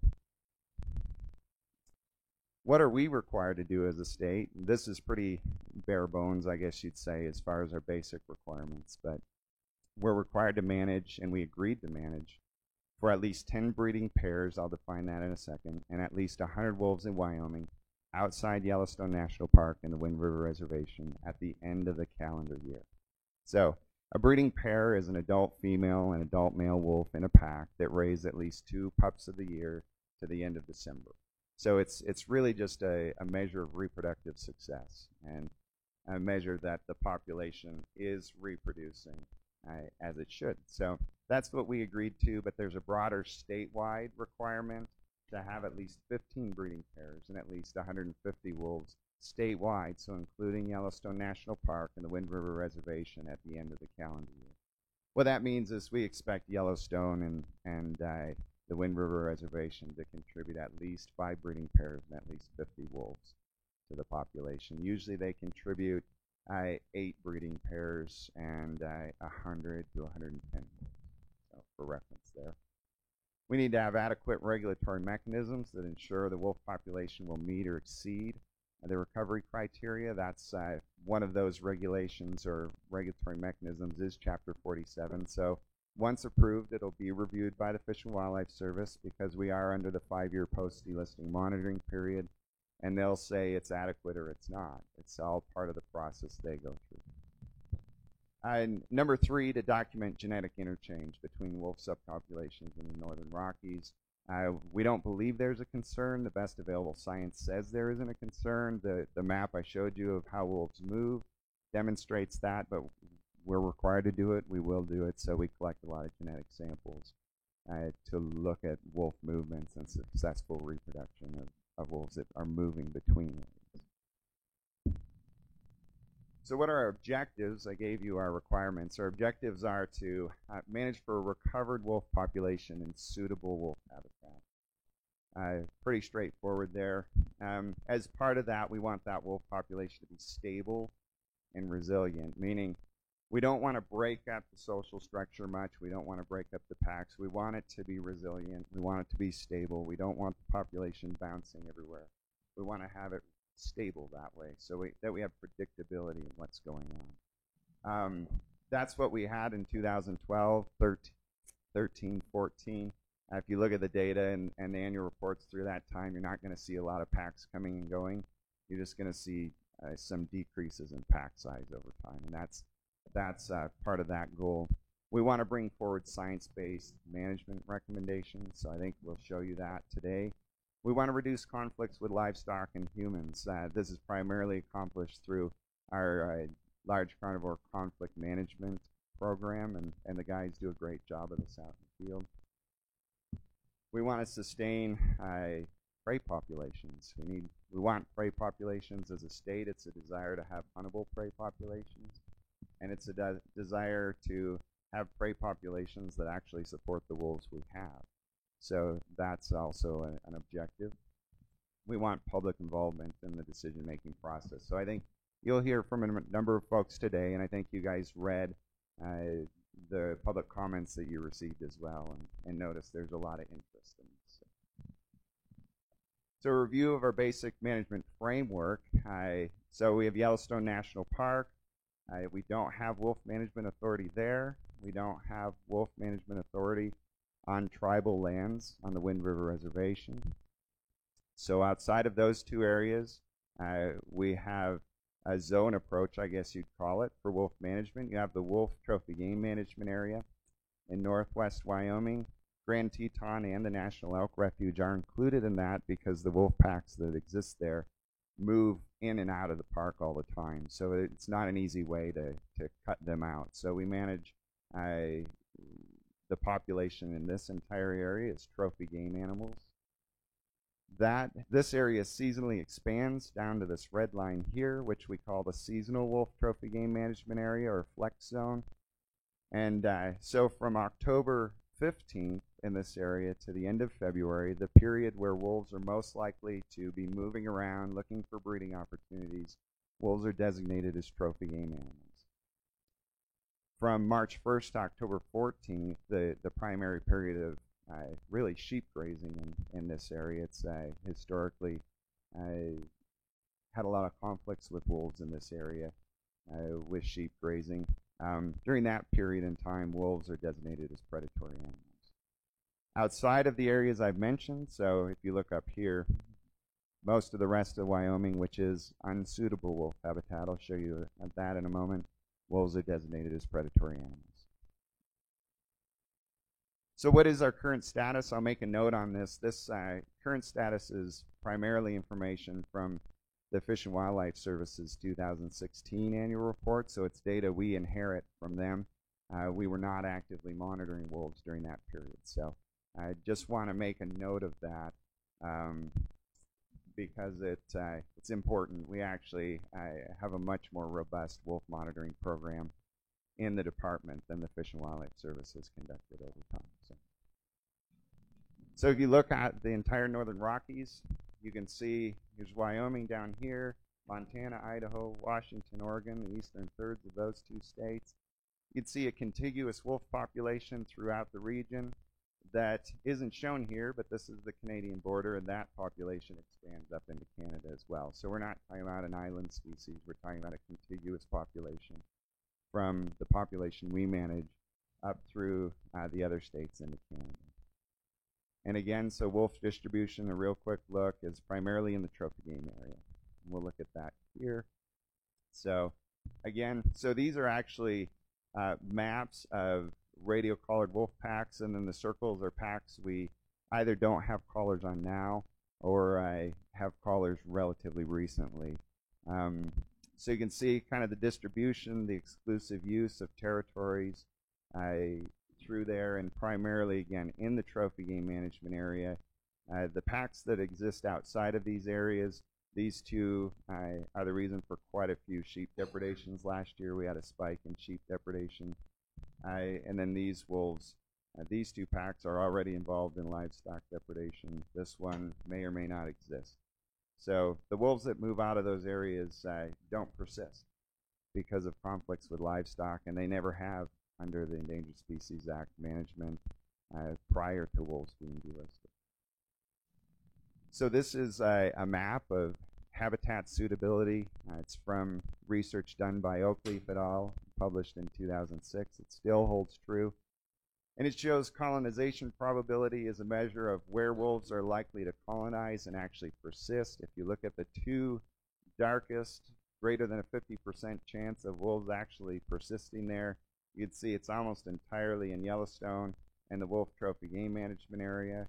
Wolves that move into this country have elk in the summer, but they den right on this boundary.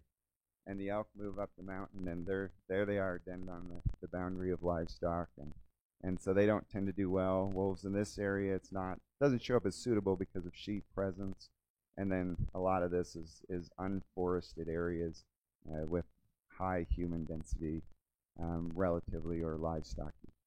So this continues to be the case. Wolves persist in the trophy game area; they don't outside of it.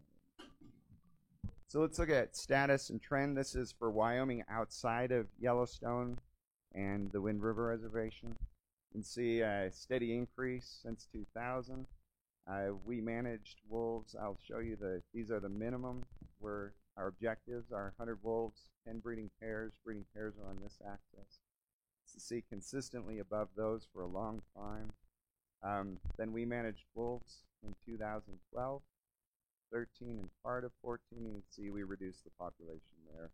First year, more aggressive hunting. Second year, we backed off. The population increased a little bit.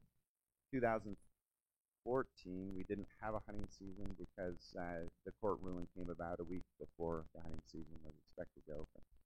So after that, very rapid increase and leveling last year, mostly because of livestock depredation and the resultant lethal control, which I'll show you here. So let's start back here. So we've got the wolf population establishing. It's growing relatively quickly. You have cattle depredations in yellow, also growing with the wolf population. Then you have the number of wolves removed in control action, so lethally removed, also increasing all at once. And then in 2007 is the beginning of a change, and that's when the Fish and Wildlife Service basically said, hey, wolves are recovered. We can be more aggressive in dealing with these conflicts. Instead of taking one wolf at a time, we can start to be more aggressive in removing wolves that are causing chronic damage. They removed them earlier in the process, and as a result, fewer wolves were killed and fewer cattle were killed. And that held really stable for a long time, including through when wolves were delisted. So these all happened before delisting. Wolves in the seasonal trophy game area for sheep. We reduced those through removing those wolves. But you can see after relisting in 2014, we've had record levels of livestock depredation. And last year, the Fish and Wildlife Service removed 113 wolves in lethal control action. So as many wolves, and I'll show a graph at the end, as we were removing from all human causes, essentially. So I believe what happened here is, and I'll show the evidence for this later, we only have so much room for wolves in the trophy game management area. They got to the point where they were saturated. Then they had pups. And you have a lot of wolves trying to live on an area that there's not enough resources to go around. So I believe they shifted to livestock. And I think that the evidence would point that way. That's my, I guess, professional opinion. Take it for what it's worth. But it was an issue, and we inherit this right now instead of this. So let's walk through the proposed 2017 wolf hunting seasons and background and then some data. So Chapter 47 was last updated in 2014. That was the last time we planned for a wolf hunting season because wolves were relisted again in September of 2014. We did hold hunting seasons in 2012 and 13. In 2012, we had a 52 wolf mortality quota. 42 wolves were taken from that quota. In 2013, again, we dropped the quota way back to 26 wolves. We had 24 wolves taken. We went through the planning to set up a 2014 season, which was approved by the commission with a 43 wolf quota, but again, we never hunted through that season. I'll note at this point, our population objective, end of year population objective in 2014, we set at 160 wolves, so it's the same population objective we're going to bring forward this morning. And we didn't hunt wolves, and we ended up with around 205 wolves at the end of the year. So when you look at the data, if we had killed 43 wolves in our hunting season, out of those 205, we would have brought it really close to 160. So just to say that we're using the same methods that we set the hunting seasons then, and it was working then. So just some evidence that we were on the right track as far as moving forward and how we were setting wolf hunting season. So we have really just a few proposed revisions for Chapter 47 this year. Section 3 is essentially just changing the date from 2014 to 2017. We just want to be very specific in the regulation that it's valid for this year. So if something happens, it's obvious it's not valid for next year, if that makes sense. So it's integrated into the regulation. Section 4H is the mortality quota for each gray wolf hunt area. There's a table. And so we've revised that based on the current information.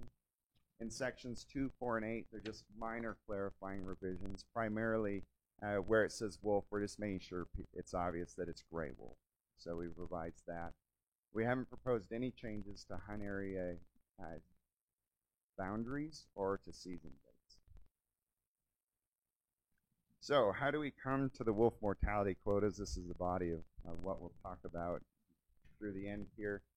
It really is a data-driven process, so I'm going to show a lot of graphs. That's my job. That's what I'm paid to do, is to look at all this stuff and collect it, analyze it, and make management recommendations from it. So we do use the best available science, meaning we look at population theory in general for populations. We look at specific wolf research that's out there on populations, and we also look at the data specific to our population. So looking at population growth, looking at recruitment, looking at mortality, and how those affect the population.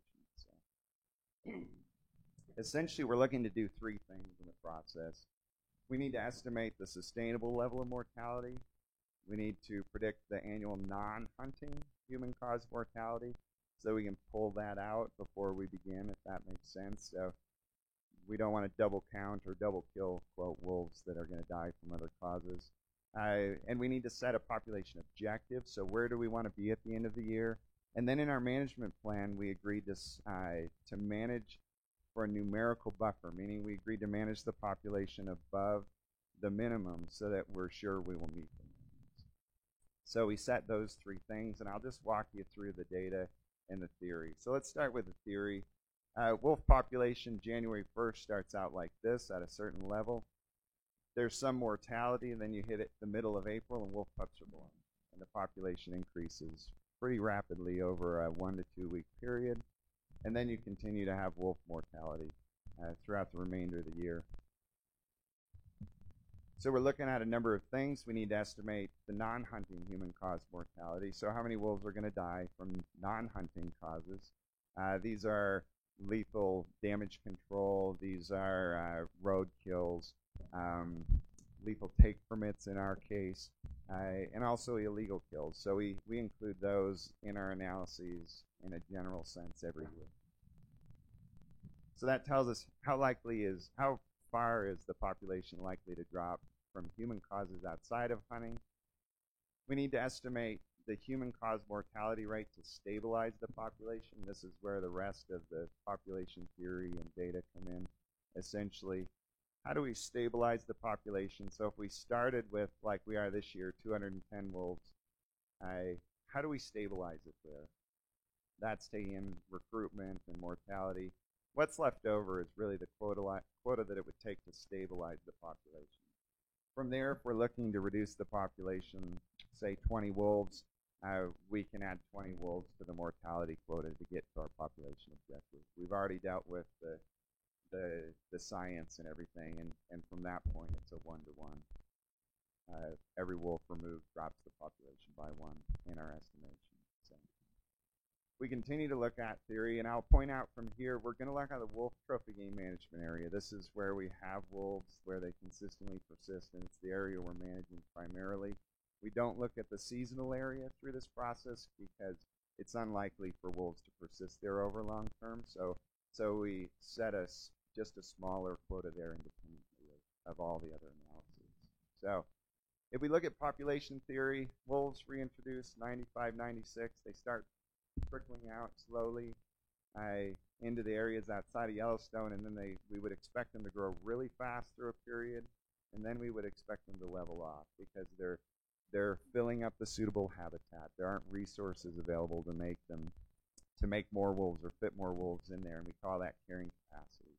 So if we overlay wolf population growth in the trophy game area, that's what we see. We see a trickle out, a pretty fast increase, and then before we even managed wolves, they hit this level, about 211 wolves, and that year, even with just 17 to 18% human-caused mortality, they dropped to 186 wolves. So that says, yeah, that might be about as many wolves as we can sustain. Again, wolves were delisted. We had hunting seasons that pushed the population lower. No hunting season in 2014, right back actually above where we started, and then a slight overshoot, I guess you'd say, in 2015 and then 2016 back then. So it looks like our population, or at least our area, our trophy game area, can only sustain a certain number of wolves. That's what we would predict. And when we look at the data, that's what we see as far as how resilient the wolf population is. So on the bottom axis here, we have the number of wolves in the trophy game management area. On the vertical axis, we have the percent human-caused mortality it would have taken to stabilize the wolf population that year. So we're calculating that based on what would have taken to offset population growth, knowing how many wolves actually died from human causes and how much the population grew. So the more wolves you have in the trophy game area, the less productive they are, and the fewer wolves it takes as far as mortality goes to stabilize that population. So that fits in with what we would expect. I have these red dots, so this is 2012, 2013. Those are the 2 years we managed wolves, 2014, 2015, and 2016. So you can see 4 of the last 5 years, this held pretty consistent. This is how the wolf population responded. Last year it was different, so it was more resilient to human-caused mortality than we would expect. But the data is still pretty strong, so if we look at where we're at now, about 210 wolves in the trophy game area. This relationship we're using suggests about 18.9% human-caused mortality will stabilize the population at 210 wolves.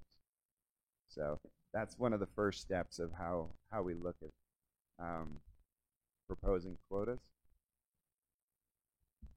If we look at the non-hunting human-caused mortality that actually has occurred every year, so these are documented non-hunting human-caused mortality that we've measured. It was really stable from 2008 to 2015, so we'd expect into perpetuity, or at least for the foreseeable future, would stay this way. Last year it was extremely high, again because of elevated conflicts with livestock and the resulting lethal control actions that were conducted by the Fish and Wildlife Service. So we're looking at the long-term average, which is 22.8%, the higher end of this range. So what I'm saying here is we expect 22.8% of the 210 wolves we have at the beginning of the year to die from non-hunting human causes. So we can take those off the plate, so to say, before we calculate the wolf hunting mortality quotas. And I'll put this all together so you can see it in a moment. So we have this other problem where we have to manage for wolves numbers and we have to manage for breeding pairs. It's relatively easy to manage for wolf numbers, but how do you manage for a breeding pair? It's much more complicated because you're managing a pack and pups produced, which we don't have a lot of control over. They just do it on their own. But how do you do that, and how do you have any level of predictability with it? So when you look at the data for each year, since I think 2000 is what I have, the number of wolves in the trophy game management area, again on the bottom here, and the number of breeding pairs in the trophy game management area are very highly correlated. So very rarely does it fall outside or far off this line. So this line gives us an average of predicting if we have this many wolves, how many breeding pairs are we likely to have in the population? So again, 10 breeding pairs is our minimum recovery criteria. This relationship says that on average we need 111 wolves to have 10 breeding pairs. that should show us that really breeding pairs are what are going to drive our management in terms of population objectives and how many wolves we need. Again, we committed as a state to manage for a level of wolves above 10 breeding pairs to ensure that we met our recovery criteria. So if you look at this red line here that's going to show up, this is the 95% prediction interval. So that's just a statistical term. What it means is for 19 out of 20 years, that this dot's going to fall above the line. So 95% of the time, the relationship is going to be above the line, if that makes sense. So if we look at where that crosses the 10 breeding pair point, it suggests we need about 140 wolves to be 95% confident we're going to meet our 10 breeding pair criteria at the end of the calendar year. So this is what we're operating under. It is a high level of confidence to say 95% confidence. That's the most common level used in science, and it's a very robust way to do it. So we're not kind of cutting it close. We're saying 140, and we'll be 95% confident we'll have our breeding pairs. So I think that's an appropriate level for us to manage towards. So setting a population objective for the specific year, 2014 our population objective was 160. It's 20 wolves more than that 140 wolves I mentioned. So we think it's appropriate based on the agreements we made in our wolf management plan to gradually reduce the population.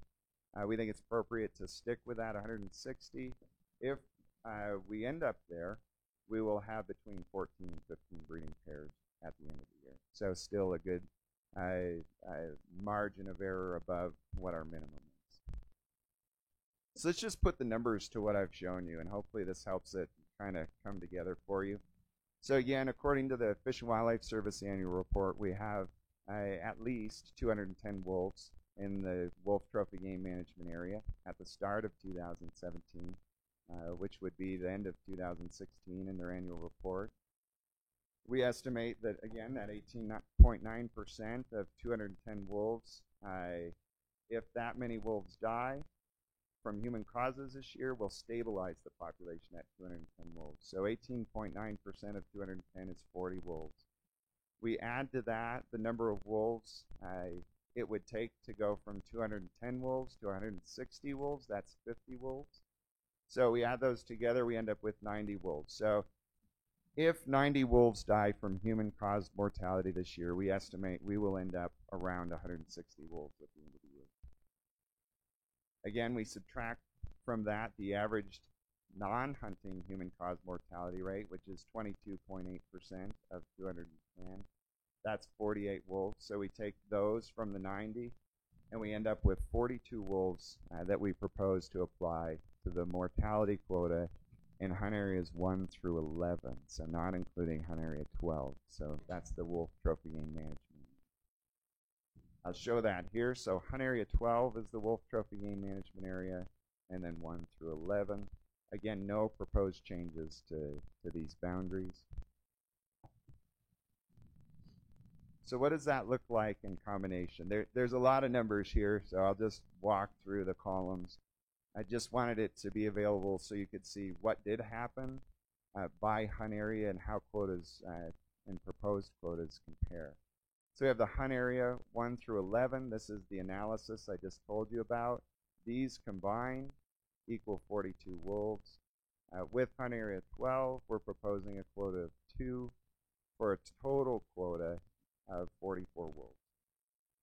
Very similar to 2014 when we didn't hunt, although we've shifted quotas up and down in some of the areas based on changing concerns. And then in 2013 and 2012, the number proposed on the left, the number taken on the right. And then I skipped this, the season opening and closing dates. They've been October 1st to December 31st in hunt areas 1 through 11 for the previous 3 years that were approved. Hunt area 12 is different because wolves are designated as predatory animals until October 14th. So the end of the day, October 14th, moving into October 15th, they switch to trophy game animals, and at that point, they can be hunted as trophy game animals. Move on. So, why the hunting season dates? I've talked about the data. We'll just talk about why we proposed these hunting season dates way back in 2012.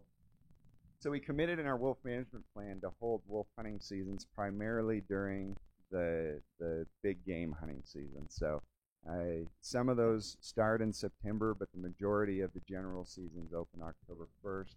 That was part of the consideration. The other consideration, or one of the other considerations, is wolf packs use home sites from the time the pups are born. So they're born in a den about the middle of April. They'll use that den until June sometime, and then they shift and start using what we call rendezvous sites, and they're a place where the pups stay because they're not old enough to travel with the pack. They're not going to make 10 miles a day, so they stay localized, and the adults go out and hunt and bring the food back, and they use those areas until early October. So during that time, the pups are small, they're localized, and so were we to hold hunting seasons in September, we would be really likely, especially with the hunt quotas, as you see proposed, to close seasons pretty quickly, and to close them before the general seasons even start. So that's why we looked at starting them later, because the opportunity is a little more spread out than to other folks hunting, and it'll be less likely to fill quotas based on one pack at one day from one rendezvous site. Another thing is we really have to monitor for breeding pairs, and so we don't monitor much during the hunting season because you can imagine circling low over a wolf pack while hunters are trying to find them and kill them is not what we want to do. So September is pretty important because after that point, it's very difficult to recognize adult wolves or be able to distinguish them from pups. Come November, you can't tell the difference from the air. So it'll give us that September period to just get that checkup on wolves as we go towards trying to determine what packs qualify as a breeding pair or not. Why do we propose to end them December 31st? Well, breeding is in mid-February, so this gives about 6 weeks before the breeding season starts. And as I just showed you, breeding pairs really is our limiting factor.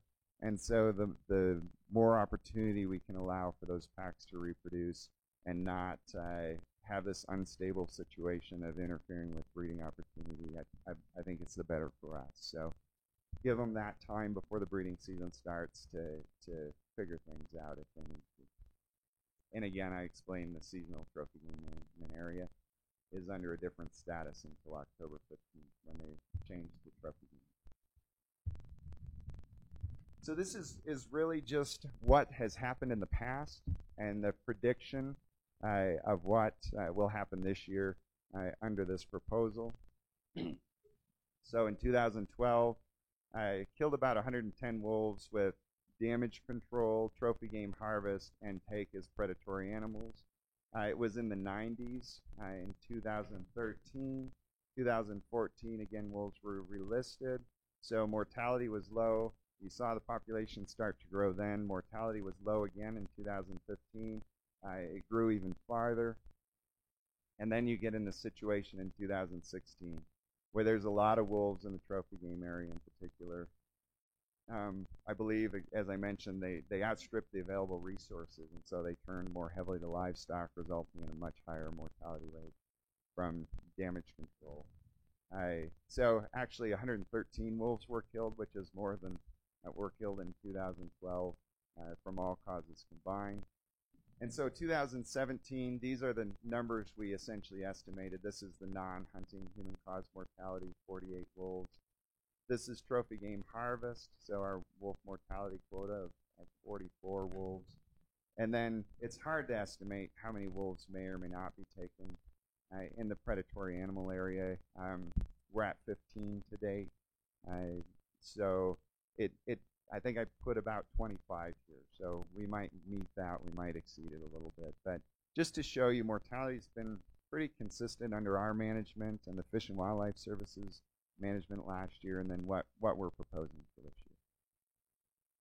So let's talk about the summary of public comments then that came through in this process. So the public comment period ran from May 3rd to June 19th. Overall, 186 individuals provided comments, primarily online or mailed. There are actually more comments than that because multiple individuals submitted multiple comments. 52 of those comments were from Wyoming residents, 28%. 134 were from non-residents, 69% from the U.S. These are 39 states, and Washington, D.C. are represented in those comments, and then 3% international, including Canada, Ireland, England, Denmark, and New Zealand. So comments from all over the place. So 38% of the comments we received were form letters or had very common talking points as they were cut and paste and submitted on them. So we had 9 public information gathering meetings. We did talk about Chapter 47 in Sundance, even though it was primarily for Chapter 42, 109 attendees, and 11 written comments received. So most comments weren't really specific to what the proposal was. They were directed at wolf hunting in general. So I summarized those. There was support for wolf hunting, for hunting wolves in general. That was about 13% of all the comments. 64% of the comments just said they opposed wolf hunting. And then 23% didn't have a specific position but made other recommendations. Wyoming residents were pretty split on wolf hunting as far as the commenters went. 40% in support of hunting wolves, 39% opposed. Non-residents largely opposed hunting wolves. So, 73%. A lot of the major comment themes, again, they're not really related directly to Chapter 47. They're more general comments. A negative impact on tourism was one that was mentioned. And if you look at the last 2 years, despite 5 years of wolf hunting in Montana and Idaho, you know, visitors to Yellowstone are hitting record numbers. So I'm sure there's folks not coming, but other comments where wolves play an important ecological role. They do, and often the science is overblown on it. It's really observational science. It's not really good science. So a lot of those comments address those studies. A lot of personal value-based reasons, potential impact on park wolves. Wyoming doesn't reflect the broader public opinion or trust. Talking about the broader U.S. there. Special interests are driving wolf management. Wolves are not fully recovered and will go extinct. Desire for more restrictions, no predatory animal area. Wolves don't need to be managed. They're self-regulating. Again, based on the idea that they're self-regulating, they're really regulated by prey, and that's what the research continues to demonstrate. Lower quotas are desired, especially around Yellowstone. There's an idea that disrupted wolf packs kill more livestock, and there's a study out from Bradley et al. that demonstrates lethal control can be effective. It doesn't cause additional livestock depredations. So wolves are a sacred or religious resource, and all mortality should count toward quota. I should comment that we do count all human-caused mortality to the quota. Natural mortality is usually less than 5% of mortality. So it's a small mortality cause in Wyoming. That's largely because wolves are held below their carrying capacity. If you look at Yellowstone, where wolves do live unmanaged, the number one cause of death is wolves killing wolves. Human-caused mortality is secondary. So common comments from Wyoming residents were for more liberal hunting seasons, higher quotas, earlier start dates, longer seasons, and early archery season. Again, I mentioned a lot of this. The plan commits to gradually reduce the population. The earlier seasons have other conflicts that we don't feel it's we should have them earlier because of those conflicts. And longer seasons would probably interfere with breeding seasons and affect our breeding pair status. We do believe that these are appropriate wolf hunting seasons. They are consistent with the Commission's wolf management plan and the delisting rule. One thing to note is Wyoming has really tight sideboards on wolf management in general. When you look at what we have and our plan and then what we're required to maintain. In fact, being around for quite a while in wolf management, monitoring and research, I don't know of any other jurisdiction that has the level of sideboards we have to live in between. So I think we're doing a great job of it, and you know, we're confident in what we're doing. But it is tight, and it's different than most other states. For example, Montana killed about 250 wolves last year in their hunting and trapping seasons, which is about as many wolves as we have in our trophy game management area. So very different scenarios. On the flip side, we do have a smaller wolf population, but it is manageable. Montana and Idaho have managed to stabilize their populations. They haven't managed to do much else. So there's a positive note there. As I've showed, we are using population theory, so the best science that has been done and the best available science that's available to us, and we're using the data that's appropriate for Wyoming itself. We do believe the trophy game management area is at carrying capacity or near. We're not going to put a lot more wolves in that area. What we will do is produce pups, though, in those packs, and those pups then will reach a point where they disperse into unsuitable habitat. If if the presence of those pups doesn't push the packs into a high rate of livestock depredation. And I did mention our 2014 season setting process and predictions were very accurate. So we're pretty confident in our process and the data we're using and how we're proposing these wolf mortality quotas. So just want to present that. And with that, I will take any questions you might have. Ken, you know what we're going to do? Hate to do this to you, but we're going to take a short break. Then we're going to get you back up to the podium for questions, and then we will take public comment. So if we can all be back here at 5 after 3, I'd appreciate it. Thank you. Questions for you. Anybody?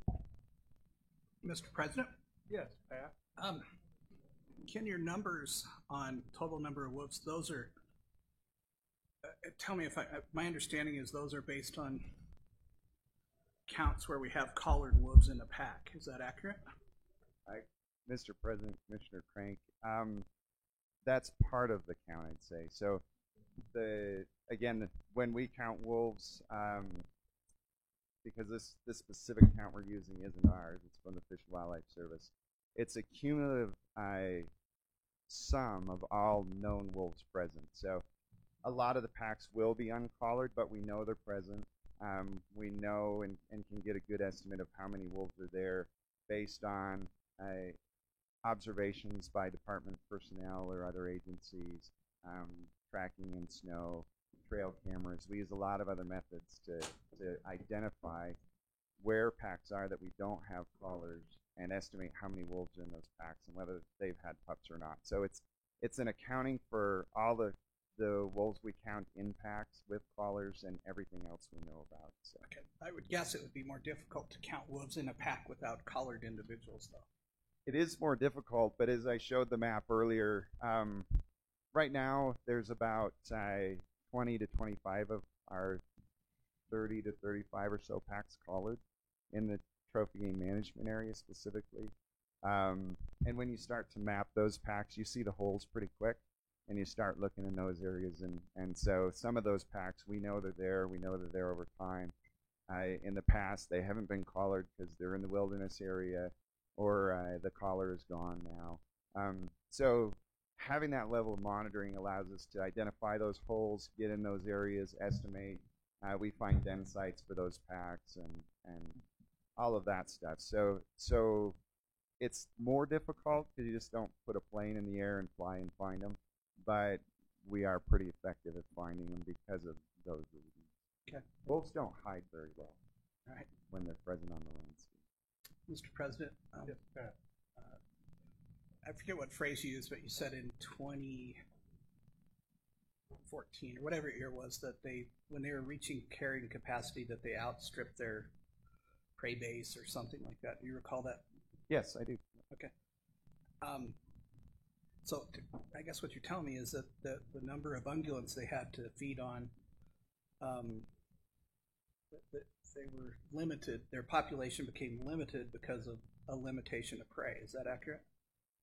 Yeah, it's hard to know for sure, but when you look at how the population was increasing, you look at the data we have that shows that when wolves hit a certain point in the trophy game management area, they're not very resilient to human-caused mortality. That points to a specific limitation, and that's the one in looking at everything and in combination with a shift more strongly last year to depredate livestock. That's what I would guess. And to put some context to that comment, the summer period, especially August, September, October, but September in particular, is the hardest time of year for wolves because they've got a litter of pups that are growing at their maximum rate.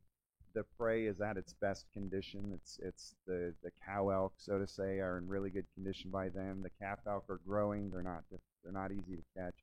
And there's fewer calf elk out there because some haven't survived. So it's the hardest time of year. So I think that's why you're seeing that shift where you maybe could support a few more wolves over winter, but you can't support them in summer because of that limitation of feeding pups and the limited availability of prey at that time of year.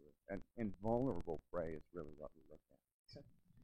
And over the years we've tracked livestock depredations, but we've never tracked elk and deer and sheep and our wild animals depredations with regard to wolves. Is that accurate?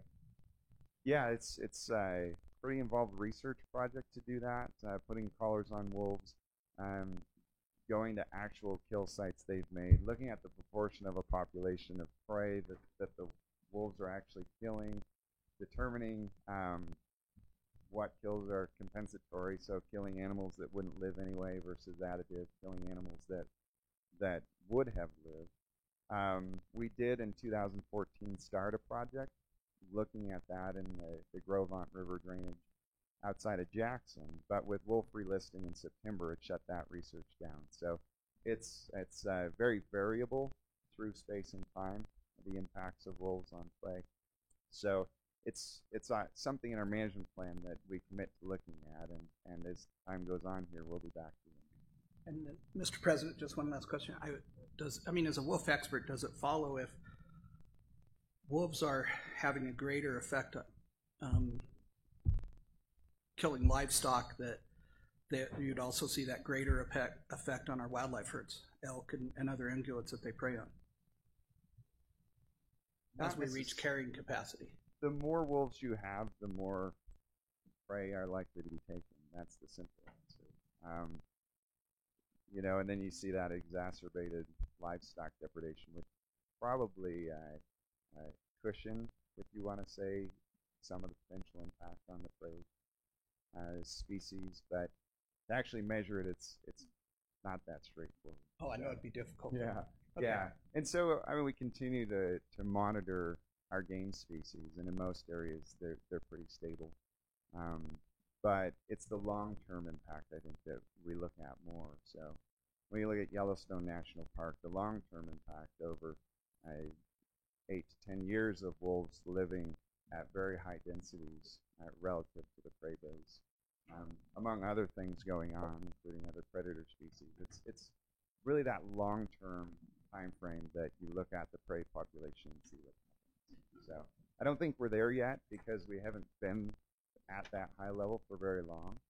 But if we would stay there for a long time, I believe we would see more of those potential impacts. But again, it's somewhat softened as far as the impact because of management of wolf packs in multiple areas of Wyoming because of livestock depredation. So it's not a totally natural system that way. And so that control, so to say, of the population through livestock damage control probably feeds into a little less impact than what might be expected. Okay, thank you. Thank you, Mr. President. Other questions for Mr. President? I got a couple for Ken here.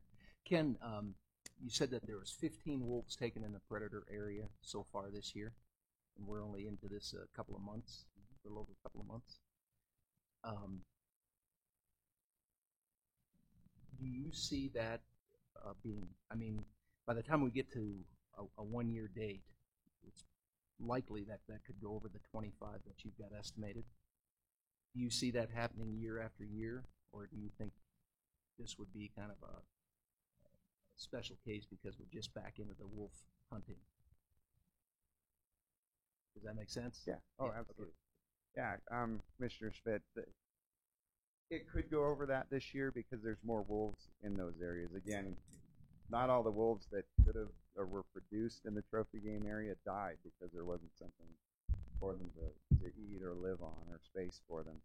A number of those wolves move out into the predatory animal areas. So we have more packs present in those areas, and that's part of the high damage as far as livestock was concerned than we've had in the past. So what I would expect is to see they'll be take this year in this coming winter, so early in 2018, those wolves will be vulnerable because of cracks in the snow, because you can more efficiently hunt them in the winter. And so we could see a high level through the winter. But what we noticed last time wolves were delisted, we had a high level of mortality in 2013 mostly, but quite a bit in 2012, even though it was a short season. By the time 2014 came, we didn't have very many wolves killed in the predatory animal areas because they didn't exist there either because of livestock damage control actions or because of previous hunting by the public. So I would expect us to start high and move toward the low again. Okay. And then my second question is, it appears that the 15 wolves that have been killed in the predatory zone have come from kind of two specific areas. Are those wolves part of an established pack, or are they individuals, or? So what we had when wolves were relisted was a population just primed to expand quickly. So previously, as the wolf population was growing in Wyoming, wolves were moving out and establishing in different areas, hit or miss, so to say, more slowly because just the nature of how they expanded. When wolves were relisted in 2014, what we had was, again, what our management planned for, a stable, resilient wolf population. So the packs that we had in 2012 were largely the same packs, still operating as a pack that we had in 2014.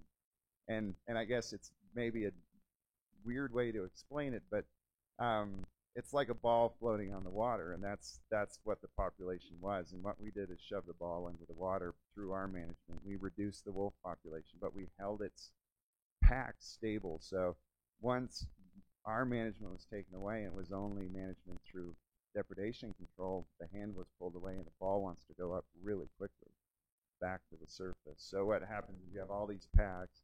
They still kept on producing young. And so we had reestablishment of wolf packs in the predatory animal area faster than we ever had before, because we had a lot of wolves being produced in the trophy game area that didn't have a place to go. So we established pretty large packs in those areas over time. The Lander pack was 10 wolves last year. We hadn't had a pack there until wolves were relisted in 2014, and they established there very quickly. So we have more wolves in that area now, which lends itself to more mortality. I think I answered your question somewhere along the way on that. If I didn't, ask it again. You did. Okay. I got the answer. We've got time for one or two more questions. Ken, can you tell me real quick, do you know what the Fish and Wildlife Service criteria was for animal damage removal? So when they would take the lethal control Excuse me. action? Yeah, when they would take lethal action. President Culver, it was a verified depredation. Just one? Two, yeah, usually two, and that point they'd start rolling more strongly. Thank you. It was pretty low. If there's no more questions for Ken, I guess we'll move on to the public comment. Thank you very much, Ken, for a very good presentation. I've got 6 or 8 folks that would like to address the commission, and I would like to remind everybody, I realize that wolves, people feel passionately on all sides of the issue on wolves, but I would ask you to remain respectful and courteous, and limit your remarks to 2 or 3 minutes, please. So the first person is Kristen Combs, and Kristen, if you'd let us know where you're from and who you represent.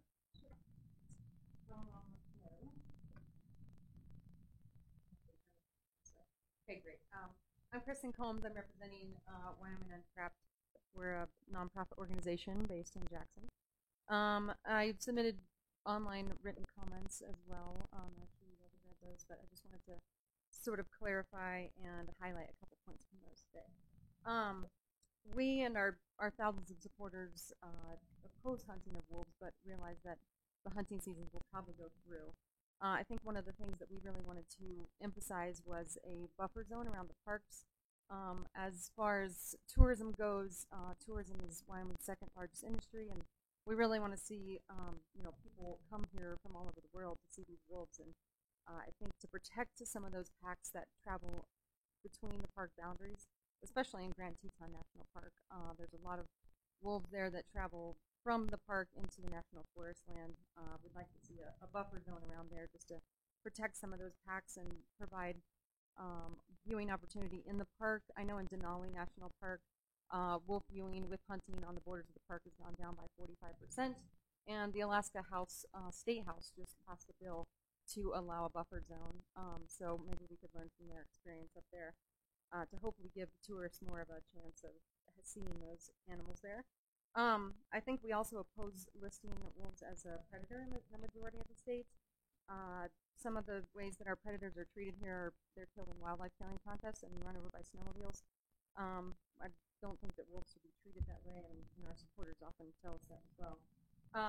One of the main things that we're focused on is trapping, and I know there's no trapping specifically in this plan for wolves, but with that Area 12, the boundary being so close to the town of Jackson, a lot of our supporters and residents in the town of Jackson are really concerned about their pets being trapped during the predator time when people are out and about and recreating, especially once fall and snow comes along.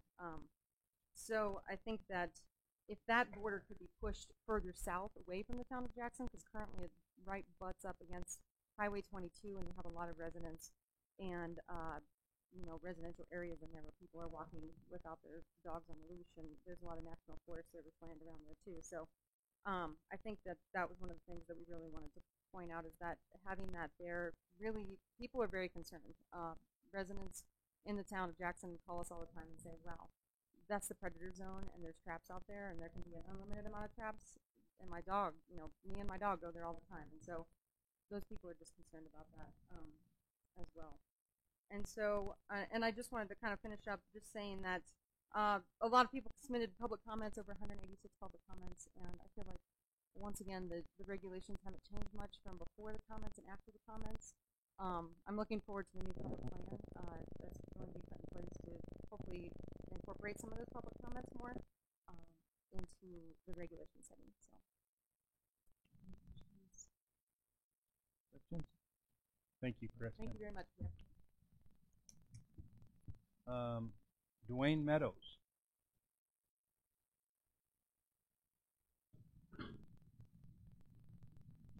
Director Talbot, members of the commission. My name is Dwayne Meadows. I'm the executive director of the Wyoming Wildlife Federation. I just want to say you guys have been dealing with this issue for 20 years, and there's a lot of science out there, and I support on behalf of our 3,000 members around the state, moving forward with this proposal. So support what you guys are doing, and thanks a lot. Thank you, Dwayne. Shammy Anderson, excuse me. Sorry, Shammy.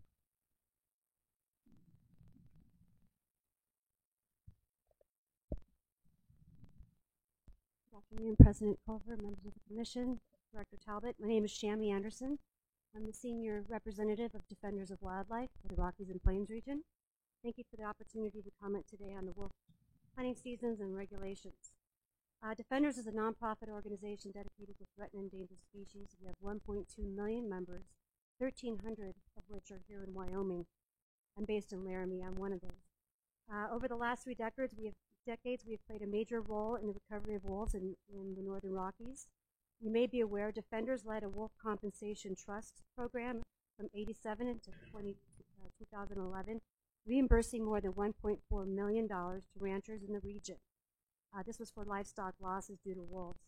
Today, we assist ranchers across the West with non-lethal tools to minimize livestock losses to wolves. And we operate these projects in cooperation with state, tribal, and federal agencies. We all know that important to the Wyoming economy and our natural heritage are the abundance of wolves. Defenders is opposed to the department's focus on reducing the population to the near lowest level that the agency feels that can remain above minimum recovery levels established by Fish and Wildlife Service. Wolves should be managed for healthy numbers and abundant populations, large landscapes, and so they can perform their ecological role. I was really encouraged by the department's really thoughtful presentation today, and using such words as exceeding the levels, stable, resilient population, and pack dynamics. It is our understanding that the department intends to reduce the population by 160 animals, largely to address livestock concerns. However, the science has increasingly shown that lethal removal of wolves can disrupt pack structure, as has been discussed as well, and it is ineffective in the long term at reducing livestock conflicts. And it can actually prove more costly than non-lethal prevention measures, and it really fails to increase tolerance of the species overall, which is a big role for this commission. In terms of the predator zone, Defenders remains opposed to the state of Wyoming's designation of nearly 84% of the state as a predator zone for wolves, whether they be hunted or trapped, indiscriminately taken without a license or a tag. And I realize this is a tricky part of the commission and the department's management because the state is limited to management in the trophy zone and the state wildlife management plan just for that area, when in fact predators in the predatory zone are also being taken. And those numbers we feel need to receive better consideration, as well as depredation numbers, not be so generalized as the department has indicated, but really better consideration of predator take and depredation numbers for overall hunt mortality. Wyoming's plan limits the availability of important dispersal habitat. Again, this is that predator zone where we're limited to the trophy area for wolves and adjacent national forests and wilderness areas. Prevents wolves from recolonizing significant portions of their former suitable range, such as Colorado and Utah. And currently, data is collected on wolf mortality in the predator zone, like I mentioned, and this data needs to be properly considered. And I believe that it's just, these are the sideboards that were described earlier as being rather constrictive. Defenders will work with our conservation partners, I wanted this commission to know, to urge the Department of Agriculture to work with the state legislature to introduce new legislation to allow the department to manage wolves in the trophy game unit across the state, and thus have a statewide management plan. Wyoming's home to wolf packs whose territories straddle Yellowstone, Grand Teton, J.D. Rockefeller Parkway. Thousands of visitors each year visit the parks in hope of seeing a wolf. 44% of the visitors cite wolves as a species they want to observe. Now, we know the economic benefits to our state as well as Montana and Idaho. In fact, it's to the tune of $343 million in the local gateway region. This is an important, significant contribution to our tourism economy. As was noted by the previous public testimony, a recent study showed that sightings of wolves in Denali and Yellowstone was significantly reduced due to harvests that occupied adjacent national parks. And for these reasons, we believe territories extend outside the national park's borders should receive proper benefits and integrity to the ecosystem when it comes to management. Therefore, we request the Commission and the Department in this aspect to set quotas of 0 in wolf hunt areas that include packs that straddle national park boundaries. Another option, however, would be to redraw the wolf hunt areas, recognizing locations where current and future packs are likely to straddle park boundaries, and assign quotas of 0 to these new WHAs, or sub-units, if you'd like to call them. This is not without precedent, as commissions should know. In recognition of the social values of wolf packs to parks, Montana Fish and Wildlife and Parks created a wolf management unit, actually several units, 110, 313, and 316, in lands adjacent to Glacier and Yellowstone, and set low quotas within those subunits, recognizing their use by wolf packs that straddle national park boundaries. We also believe this will help manage for breeding pairs, as was described by the department. We really support the department's decision to continue to keep Davy Rockefeller closed to wolf hunting. That decision contributes to the ecological integrity of the important corridor between Grand Teton and Yellowstone. And in closing, wolf recovery in the Northern Rockies is both local and of national significance, as was indicative of the public comments described here today.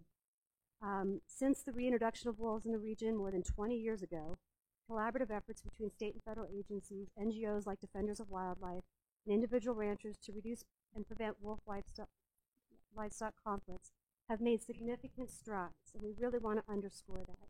And the tolerance for sharing this landscape with wolves has also been important, and we've made a major impact. It is incumbent upon the state of Wyoming to adopt and promote tolerance needed for wolves and humans to coexist. We'd like to also acknowledge the department's public meetings.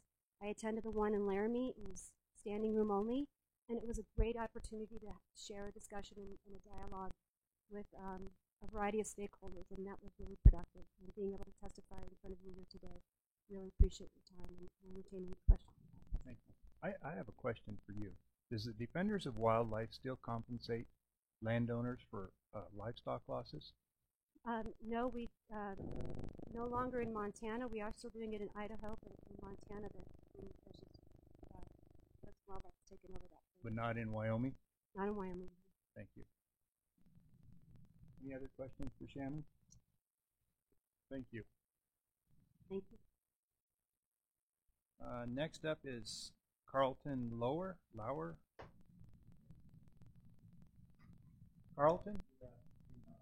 Okay. Lloyd Dorsey.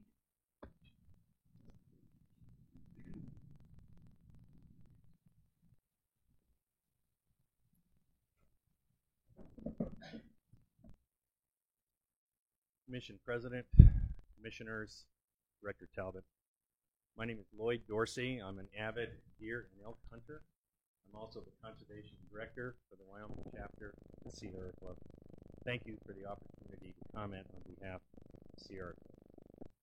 I'm going to comment on two issues that have come before you today, as briefly as I can, regarding the public engagement proposal heard earlier from Rennie McKay. The Sierra Club greatly appreciates that the Game and Fish Department and Commission wants to engage and learn about the public's attitudes and values and expectations about wildlife and its management in Wyoming, especially given that tourism is a $3.2 billion industry and the second biggest revenue generator for our state's economy. We recommend that the Commission and Department include not only hunters and anglers, but also wildlife watchers and other non-consumptive wildlife enthusiasts in their outreach. The wildlife-based portion of our economy includes consumptive and non-consumptive wildlife enthusiasts. And I heard remarks earlier from Commissioner Schmid, Commissioner Crank, inviting the public to converse and engage with the Commission. Greatly appreciate those invitations, Commissioners. In the U.S. Fish and Wildlife Service report of 2012, 5 times more people watch wildlife for recreation in America than hunt.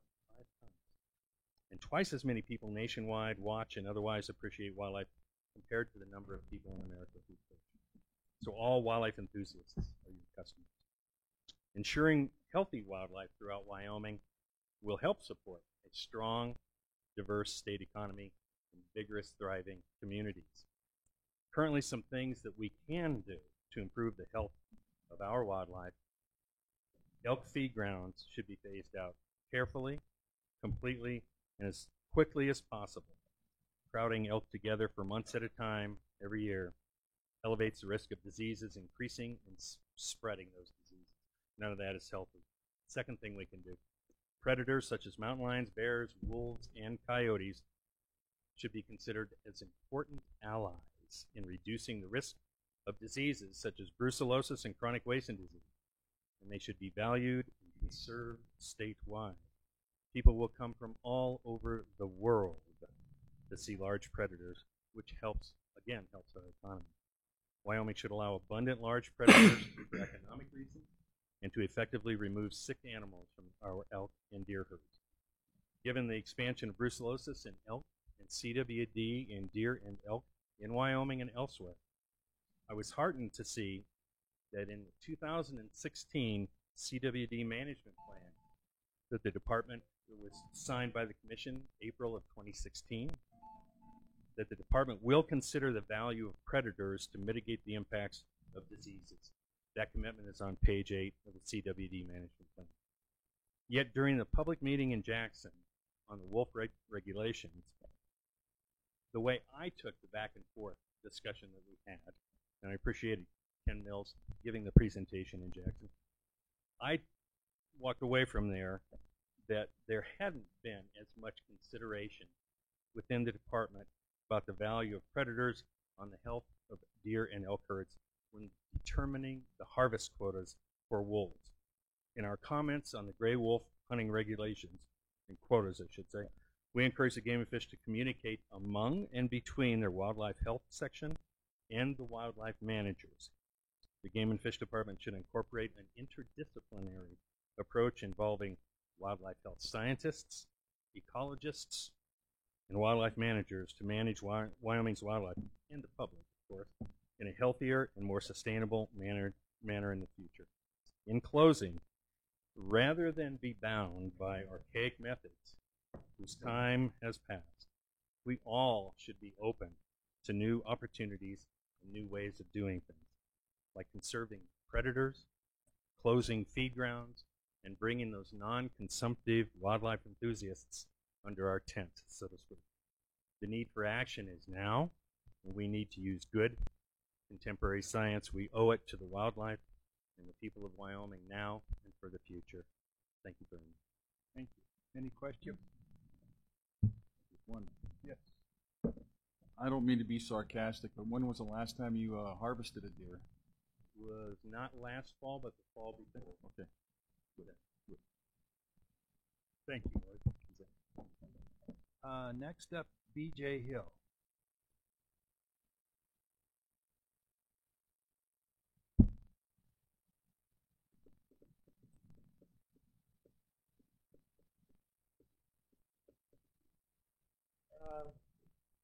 Director Talbot,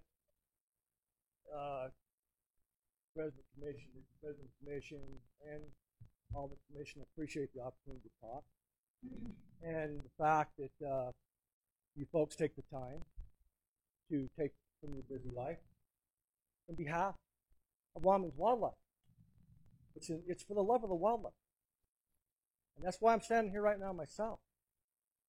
Having raised in Teton County, Wyoming, and Teton County, Idaho, my whole entire life, I'm watching Wyoming's wildlife as it was and as it is now, and what has happened to it. When I was a young man and in a particular career in my life, I wanted to be an outfitter. End of story. When they brought up stuff to, what are you going to be what's your career going to be? Is it going to be a fireman? Is it going to be this? Going to be that? No, I'm going to be an outfitter. I knew that when I was 15. No question about it. And having watched all the lovely wildlife that Wyoming had to offer. I knew it was going to be a Wyoming outfit. There's a difference. I wasn't going to be a Wyoming outfit. So consequently, I didn't have a dime to my name. Me and my wife started picking at camps, and I knew which ones I was going to buy too. I was going to buy the ones in the Gros Ventre. I was going to buy the ones in northwestern Wyoming up in the wilderness.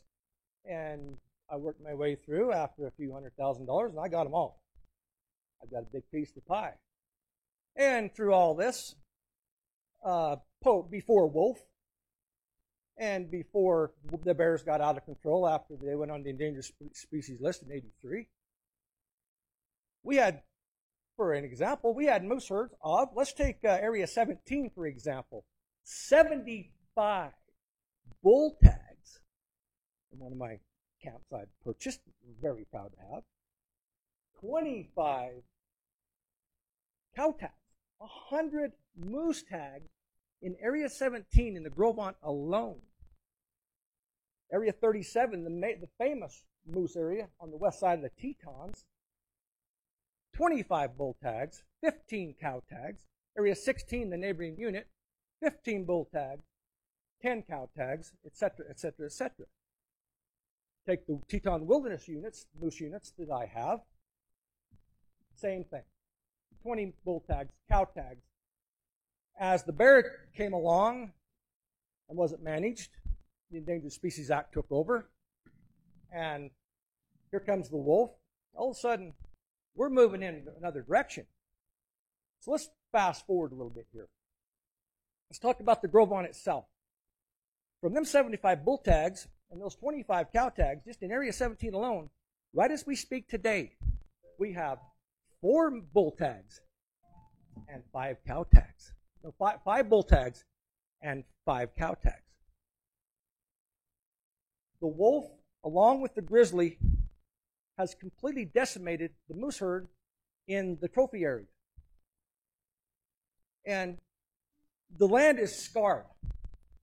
The wildlife is scarred. And we may never bring this back, ever. But today is a great day for the state of Wyoming, having Chapter 47 being looked at by this great commission. And I support the fact that you guys adopt this thing and we move forward with healing Wyoming's wildlife. Now, this testimony of the fact that they come out here, there's millions of dollars spent on wolves and all this commentary, that everybody wants to see a wolf and protect the boundaries on Grand Teton Park and Yellowstone Park and all that. Well, I'm right in the forefront of dudes. I'm a dude pusher. I'm a Jackson Hole dude pusher. I push hundreds of dudes a day. I talk to hundreds of families a day in this great country, from non-residents to foreign people to your families of this great land. And they're not here just to see a wolf. They're here to see a moose. There's no moose. If we don't heal the land with taking our chance that we've got now that we've got control of the wolves, and literally putting them in a situation where we can manage them to heal these other ungulates that have taken such a hard hit, and they literally live in hell. I mean, they live in hell up there in that country. And briefly, to move on to elk, we start at 22 calves per 100 in the Gros Ventre in February. That's after the bears and the wolves have hit them through the spring and the fall. In the month of March alone, they drop those calf elk on those cows from 22 per 100, which is almost very sustainable, to 9 to 10 in 1 month. And this Grand Teton Park stuff that we're talking about, and this feed ground stuff, if the feed grounds go away, the wolves we're going to have to worry about these wolves anyway, or the bears, because there's going to be nothing for them to eat.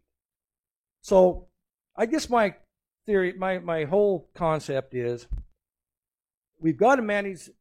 We're stuck in the trophy area with these wolves, and we're going to have to manage them to heal the land.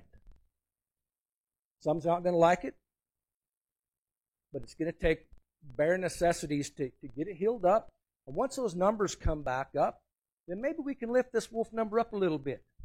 But for the first while, we've got to put it on. We've got to kill some wolves to heal the ungulates. This narrative of the fact that Wyoming's got 100,000 elk and doing fine. No, we don't. Or the state of Wyoming has 100,000 elk. If you could wrap your comments up, please, I'd appreciate it. Well, anyway, and I don't mean to keep rattling on this, but this is very serious to me, President Commission, and so I'm going to close. And I don't know if I made any sense to you or not, but I can tell you this: we're in trouble up there, and we've got to watch how we handle this stuff. And I support Chapter 47. Thank you. Okay, our last individual is Robert Hayden.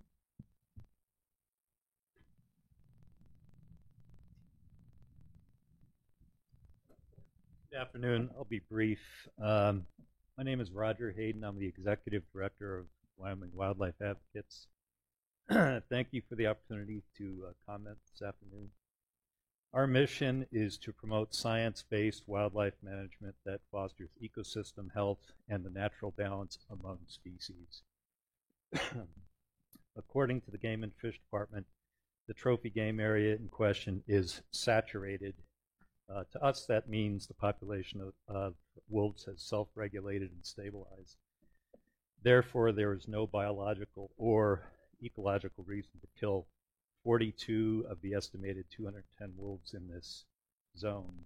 In other words, killing roughly 20% of that population in this area would serve no obvious need nor provide clear benefits.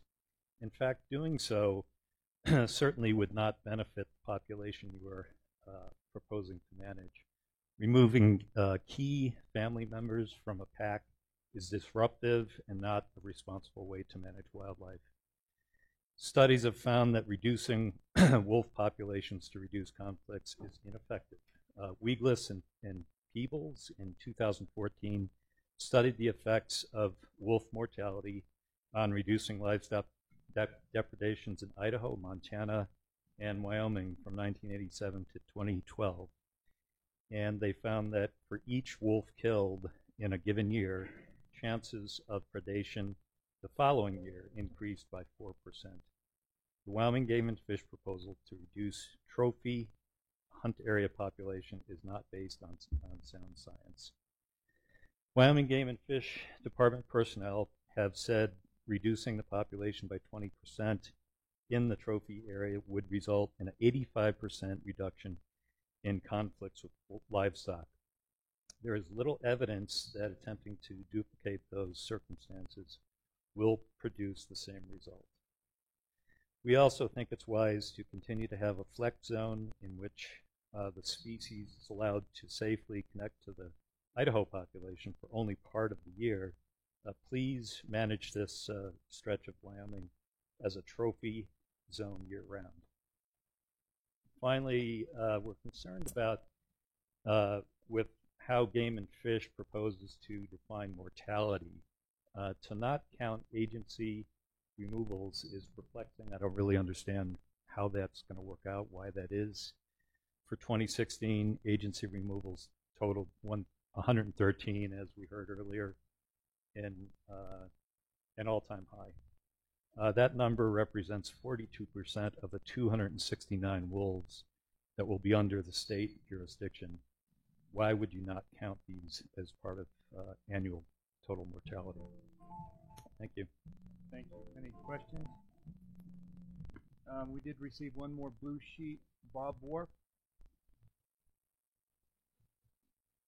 What? Oh, go ahead. As far as control of the wolves, is Wildlife Services going to be involved, or what is the control actions?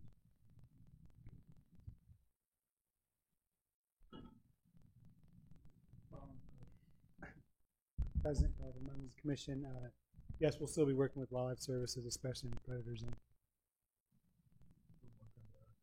Is that what you were asking? Or you're asking prior? No, right now. We're not. Correct. We still work with wildlife services, well, throughout the state, but primarily. In the trophy zone, it'll be under our guidance. Yes, under our guidance in the trophy zone. Oh, absolutely not. And again, we have management authority in the trophy zone. We do work with wildlife services, but it's under our guidance. We have permits that cover that. No. So we're in control, not wildlife services. Thank you, Dan. Thank you. That clarification. Sorry, Bob. Go ahead. By the way, Mr. President, I'll be real quick. Bob Wharf with Wyoming Sportsmen for Fish and Wildlife. We would like to thank the department for standing fast and fighting hard to continue to manage wolves under the plan that we fought so hard to establish. For that purpose, we stand in favor of Chapter 47 as it's been presented today. And we once again want to thank the department for the amount of energy and effort that they've put into this to make us accountable and to demonstrate that we are serious about making sure that we protect wolves, but that we also keep them in check. So with that, I'd stand for any questions. Questions for Bob? Thank you. Thank you, Bob. Okay, that concludes the public comments. What is the will of the commission? I would make a motion, President, to accept the Chapter 47 regulations as approved by and recommended by the department. I will second that motion, Mr. President. Motion made by Commissioner Schmidt and seconded by Schmidt and seconded by Commissioner Rael to approve Chapter, what is it, 47? 47. Is there other discussion? Mr. President, I'd like to make a comment if I may. Yes. In reading some of these comments, there was one comment that said, let nature take its course. Actually, several comments. We're not here to let nature take its course. We are here to manage. And I think it's time that we took over the wolves and successfully manage them like we brought them to recovery. So, with that being said, I'd like to thank you. Mr. President? Yes. I mean, Ken's presentation was amazing. That the thought and the study we put into wolf management is just incredible to me. You know, I think we are using sound science. I think the proposal that the department has put forward is a way to manage a very top of the line predator that is not only having an impact on our agricultural industry, but on our other ungulates. That's the way we make our living at the Game and Fish Department. I mean, we sell licenses to hunt elk and deer and sheep and other, and so when wolves have a huge impact, as we were shown by the evidence on livestock, they're also having a huge impact on our other wildlife species. And it's unfortunate, you know, it's just the way it is today. I mean, we have to manage wildlife. This isn't the 1800s where elk can go all the way to the far reaches of the Red Desert in winter. I mean, we have to have feed grounds. We have to have management. And so we can't allow a very efficient predator to go unmanaged. And so I think this is a valid, legitimate, thoughtful, science-based proposal. And so I support it. Thank you. Other discussion? Mr. Chairman? Yes. Steve. I echo what my fellow commissioner said, but I also wanted to thank the other people who have opposing views for coming here and presenting them as well. Rest assured, we do read all those comments, and we did receive ones from Untrapped, and we did read all of that. And I think we do take into consideration everything we can, and we don't want to see the wolves go away either. We want a healthy population. We want everybody that comes to Wyoming to enjoy their experience. And so, but I think it's time that we help our ungulates and try to get them back on track as well. Great job, Dan and Ken. Great job. Okay, if there's no other comments or discussion, I'll call for the question. The motion's been made and seconded that we approve Chapter 47 as proposed. All those in favor say aye. Aye. Opposed? Motion carried. Thank you. So, Yes, next we will jump ahead to item number 10. Meredith, welcome. Thank you. Thank you. We're going to deny that petition. Oh, I do. Mr. President? Yes. Before we have Meredith come up, I need to make another motion. Oh, okay. If we could hold the noise down, folks, I'd appreciate it. Go ahead, Commissioner Crank. I noticed during the course of the public comment, we received what was labeled as a legal petition presented by Protect the Wolves. You speak into your microphone. We received a petition, what's labeled as a legal petition presented by an entity called Protect the Wolves, signed by someone named Vicky Marcus. This appears to be a petition asking this commission to change our existing regulations with regard to wolf management and change certain facets of that, for instance, the predator zone area and other critical parts of our wolf management plan. And the regulation that the commission just voted to approve would be inconsistent with this petition. So I would make the motion at this time that we direct our director, Mr. Talbot, to write back to this entity, Protect the Wolves, and deny their request to petition to change existing wolf regulations based on the fact that we've now adopted a regulation that would be highly inconsistent with what they request here. And I believe Director Talbot has that authority to do so upon direction of the commission. So I'd make that motion. Thank you. Second. Okay, that motion was made by Commissioner Crank and seconded by Commissioner Byrd. And any other discussion? So, Commission, you've heard the motion. All those in favor, say aye. Aye. Aye. Opposed? Okay, the director is so directed. Okay, go ahead, Meredith. President Culver, Commissioners, Director Talbot, Meredith Wood, CFO, agenda item number 10. This agenda item is for the purpose of getting commission authorization to submit a fiscal year 19-20 general fund budget request as identified under Wyoming statute 23-1502 parts D and E. Under that statute, it states that the commission shall submit a general fund budget request for 3 specific programs. Part D includes the sensitive species and grizzly bear, and Part E includes health insurance. So the total request you can see on your slides is $17.8 million. Again, this is for a biennium FY19 and 20. This is just the breakdown by object series. So 100 is personnel, of course, the largest amount, followed by support services and then contractual services for those 3 different components. Sensitive species, this is for terrestrial and aquatic. I may back up for just a second. These figures were generated based on what was submitted in the original request for the 17-18 biennium, which, as you all are aware, we did not get funding for the grizzly bear nor health insurance as a result of that request.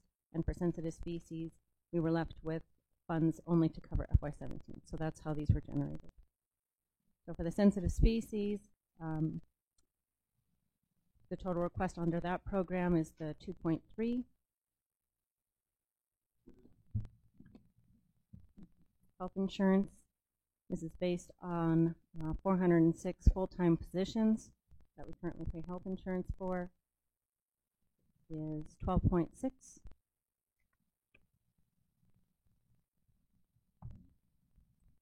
Grizzly bear program.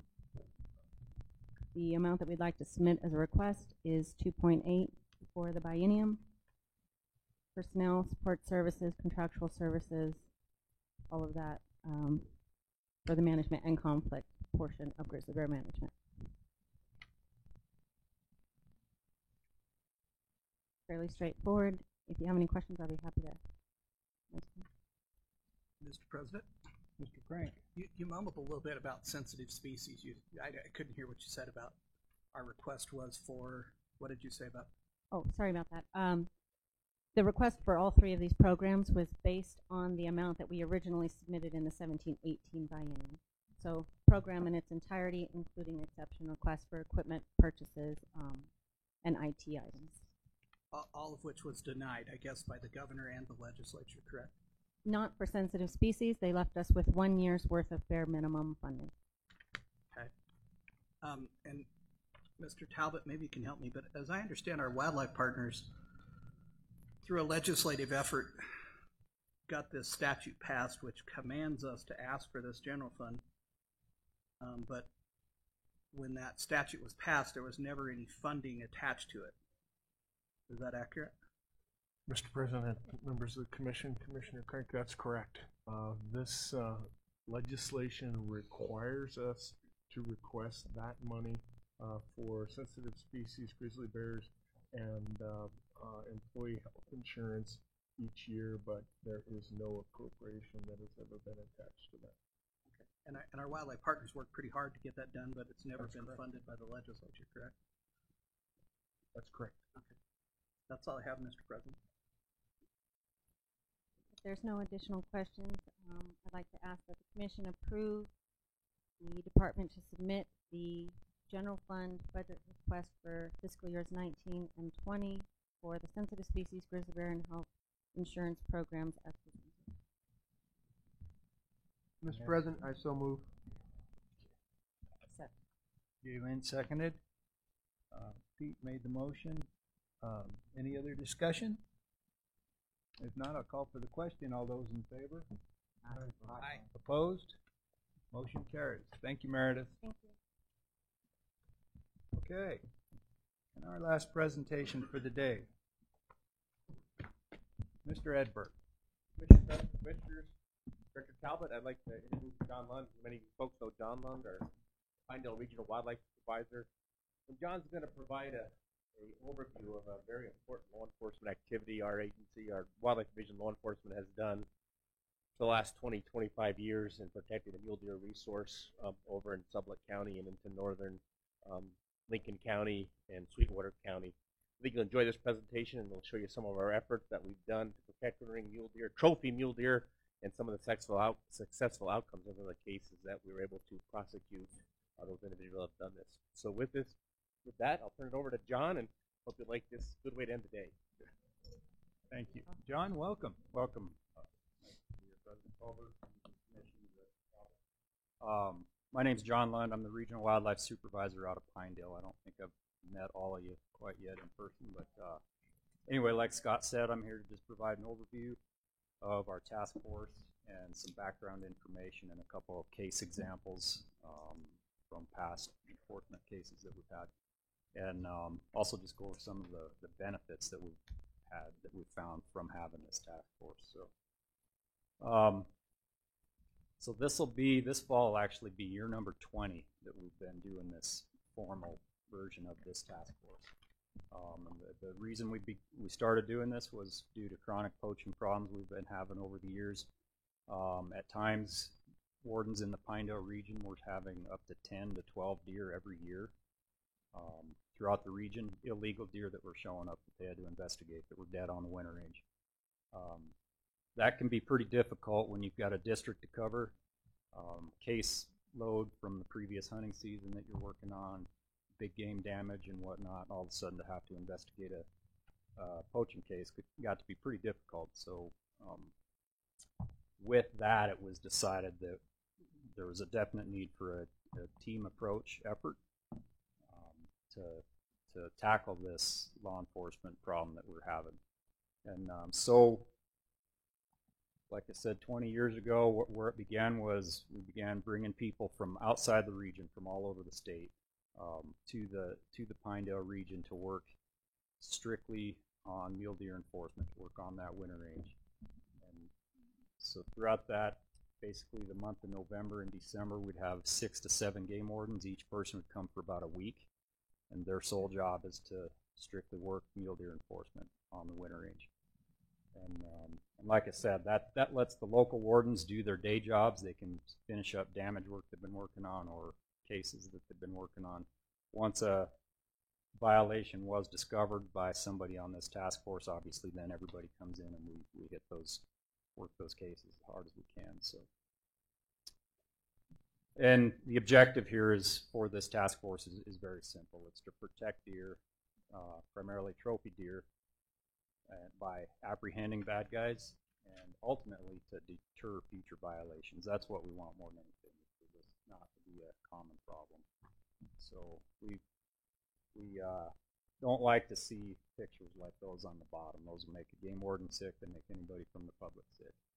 And so everything we can do to reduce that is the goal. So what's so special about Pinedale? Why do we have this task force in Pinedale and not other places? Well, I think as everybody knows, Pinedale's got 2 of the most popular deer herds in the country. The Sublette and Wyoming Range herds are both within the Pinedale region. And I'm going to keep saying Pinedale, but some of this also filters into the Green River region a little bit. But Sublette and Wyoming Range deer herds, as you can see on those red lines where they, that's the Sublette herd. And up in that northwest corner, up in the upper Hoback, Grays River country, that's where these deer spend the summer, most of the hunting season, and then they have a traditional migration path down to the south there along the Wyoming Range front, or the Wind River front, as well as onto the mesa there. And then we also have deer from the Wyoming Range come out to that black hash mark stuff there on the Winter Range. We patrol that quite a bit as well. But with these migrations, we end up with deer on a pretty concentrated path coming down. And these deer that are pretty difficult to find during hunting seasons all of a sudden become pretty visible and accessible on that migration path toward the winter range. So, like I said, one other thing that makes them extremely vulnerable, in addition to migrating in open and highly accessible areas, is that time of the year they're also in the rut. And anybody that's spent time around mule deer when they're rutting, they're not very elusive. And so it's a great opportunity for people to go out and see deer, to see a lot of big deer. That deer on the right really isn't anything special when you're out on the winter range looking at deer.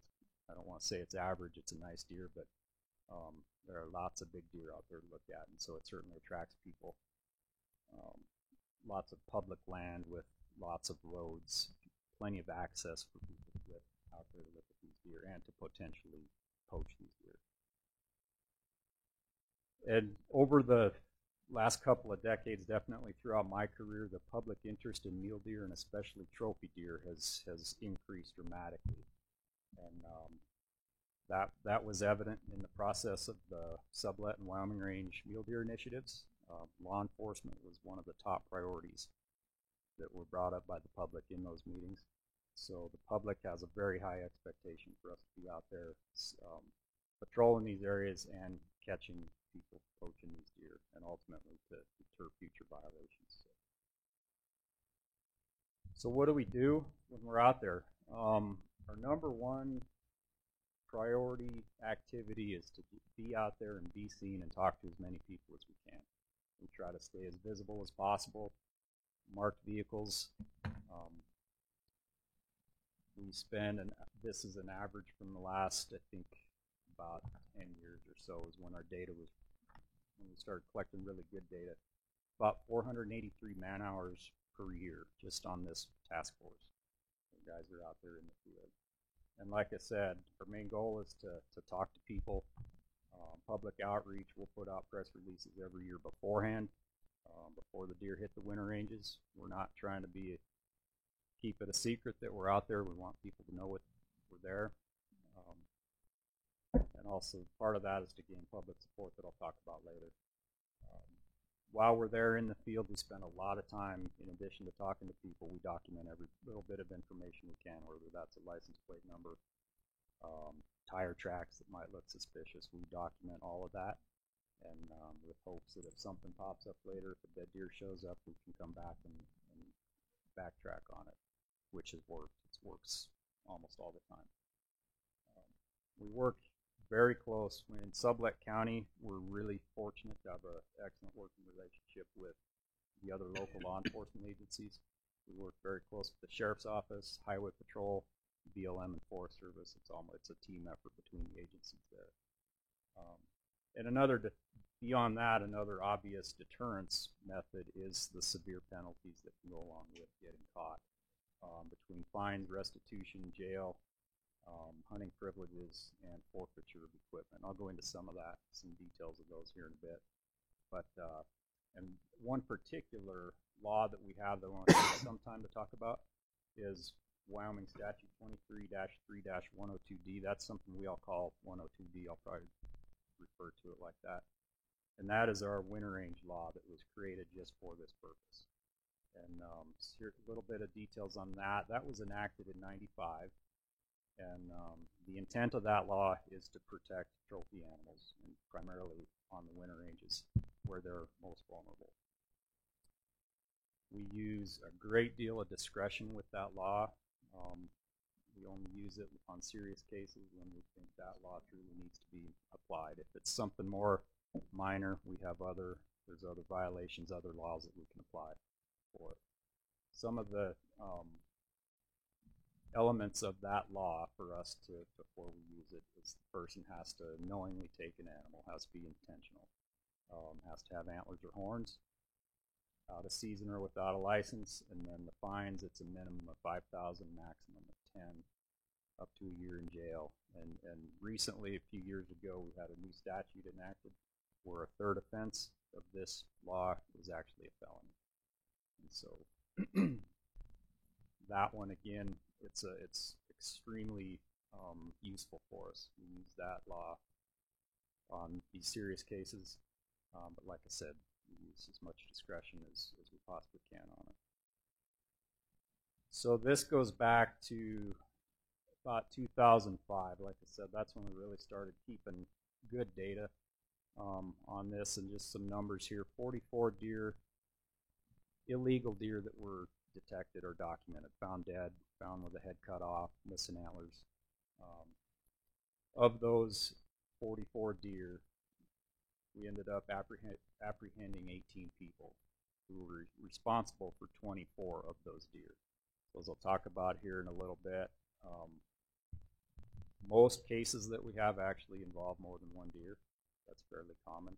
And so you'll see spikes here in 2005 and 2011.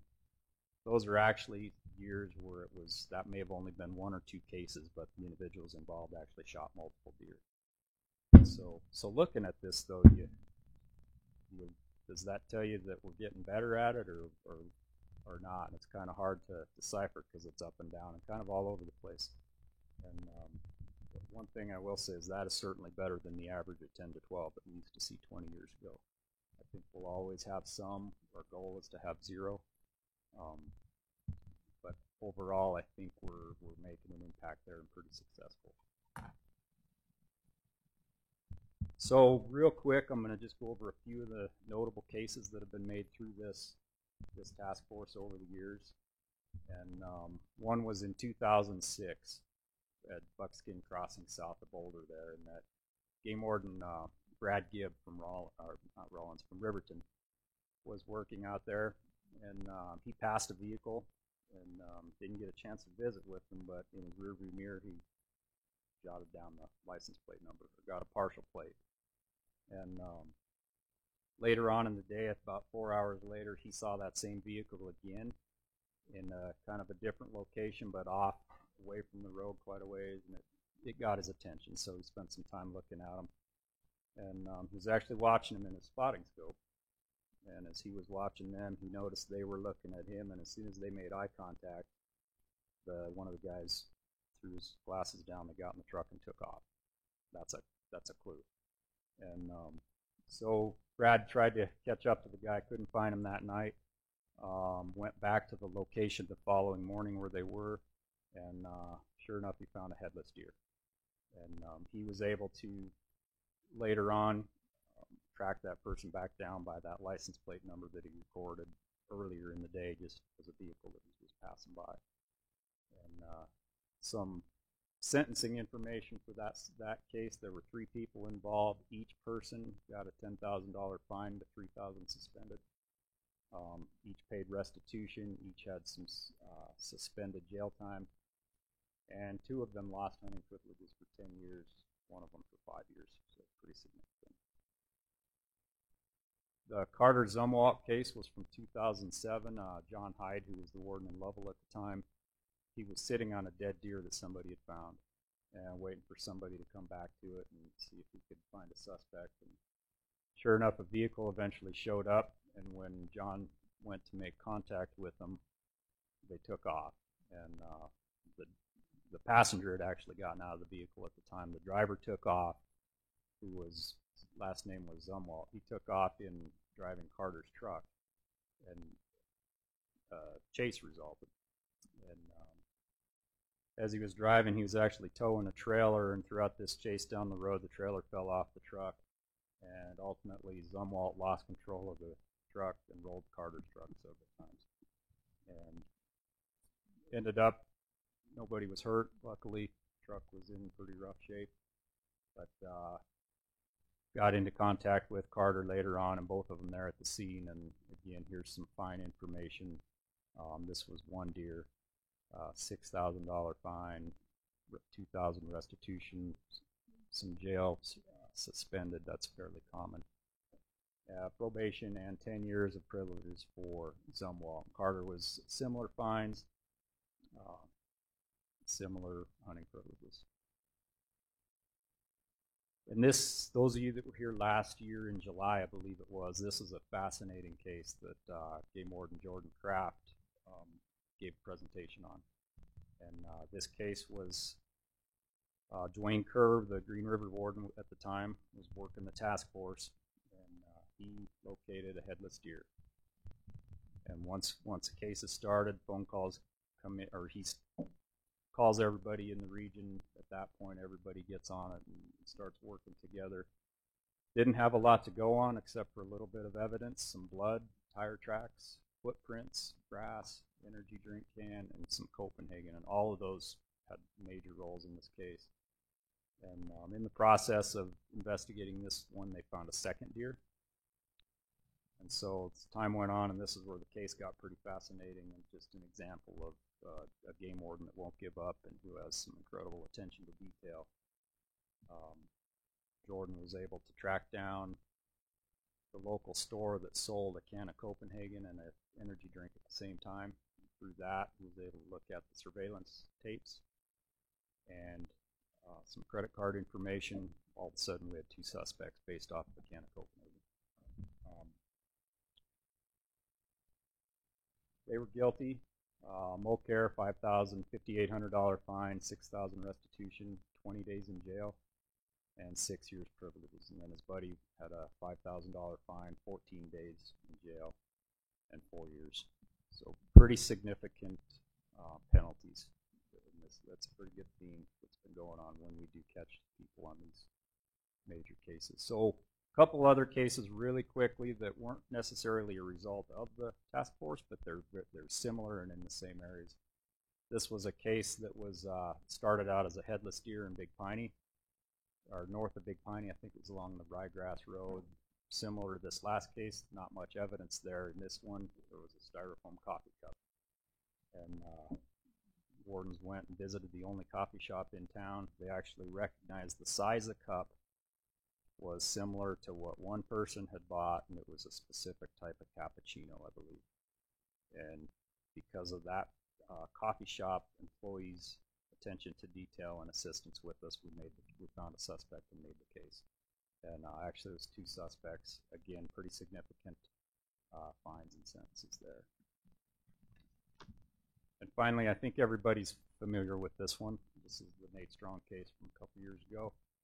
And again, not related. This wasn't a result of a game warden in the task force being on the ground. This was a result of the public coming to us and saying, "You got to look into this. This isn't right." And this case had a lot of public attention, a lot of scrutiny on it, and people were watching this one very close, and they expected this one to go through, and which it did, and there were no problems with it. $5,000 fine, restitution, serve some jail time, and 7 years privileges. So some trends that we've learned over the years on this task force, both with suspects and then just how the whole thing is working in general. One, with suspects, it is males, and that should be under. It's a trend that males under 40 are the ones that we're catching that are violating these laws and poaching these deer. Oftentimes, in most cases, it's transients or people that at least haven't lived in the area for more than a couple years. Very rarely do we have somebody that grew up in the community that's been there all their life. It just hardly ever happens. In many cases, like I said before, a lot of times it's more than one deer that gets shot. Again, it's fairly common for alcohol to be involved. Several of these last cases over the last 4 or 5 years, the alcohol has definitely been a factor. And one thing that I think is important for everybody to know, and it's definitely the case on this task force, and at least in my experience, it's the case on all big game, intentional big game poaching, is they're not motivated by antlers or by the meat. They're motivated by the antlers. People are not out here on the winter range hunting for meat, and we just don't see it. It's antlers. So over the years, as we've been out, and like I said, one of our biggest focuses is to just be out there talking to people. We have seen the public involvement and assistance from them going through the roof over the years. When we're out there, the support that we have from the public it's phenomenal, and it's been getting better and better every year.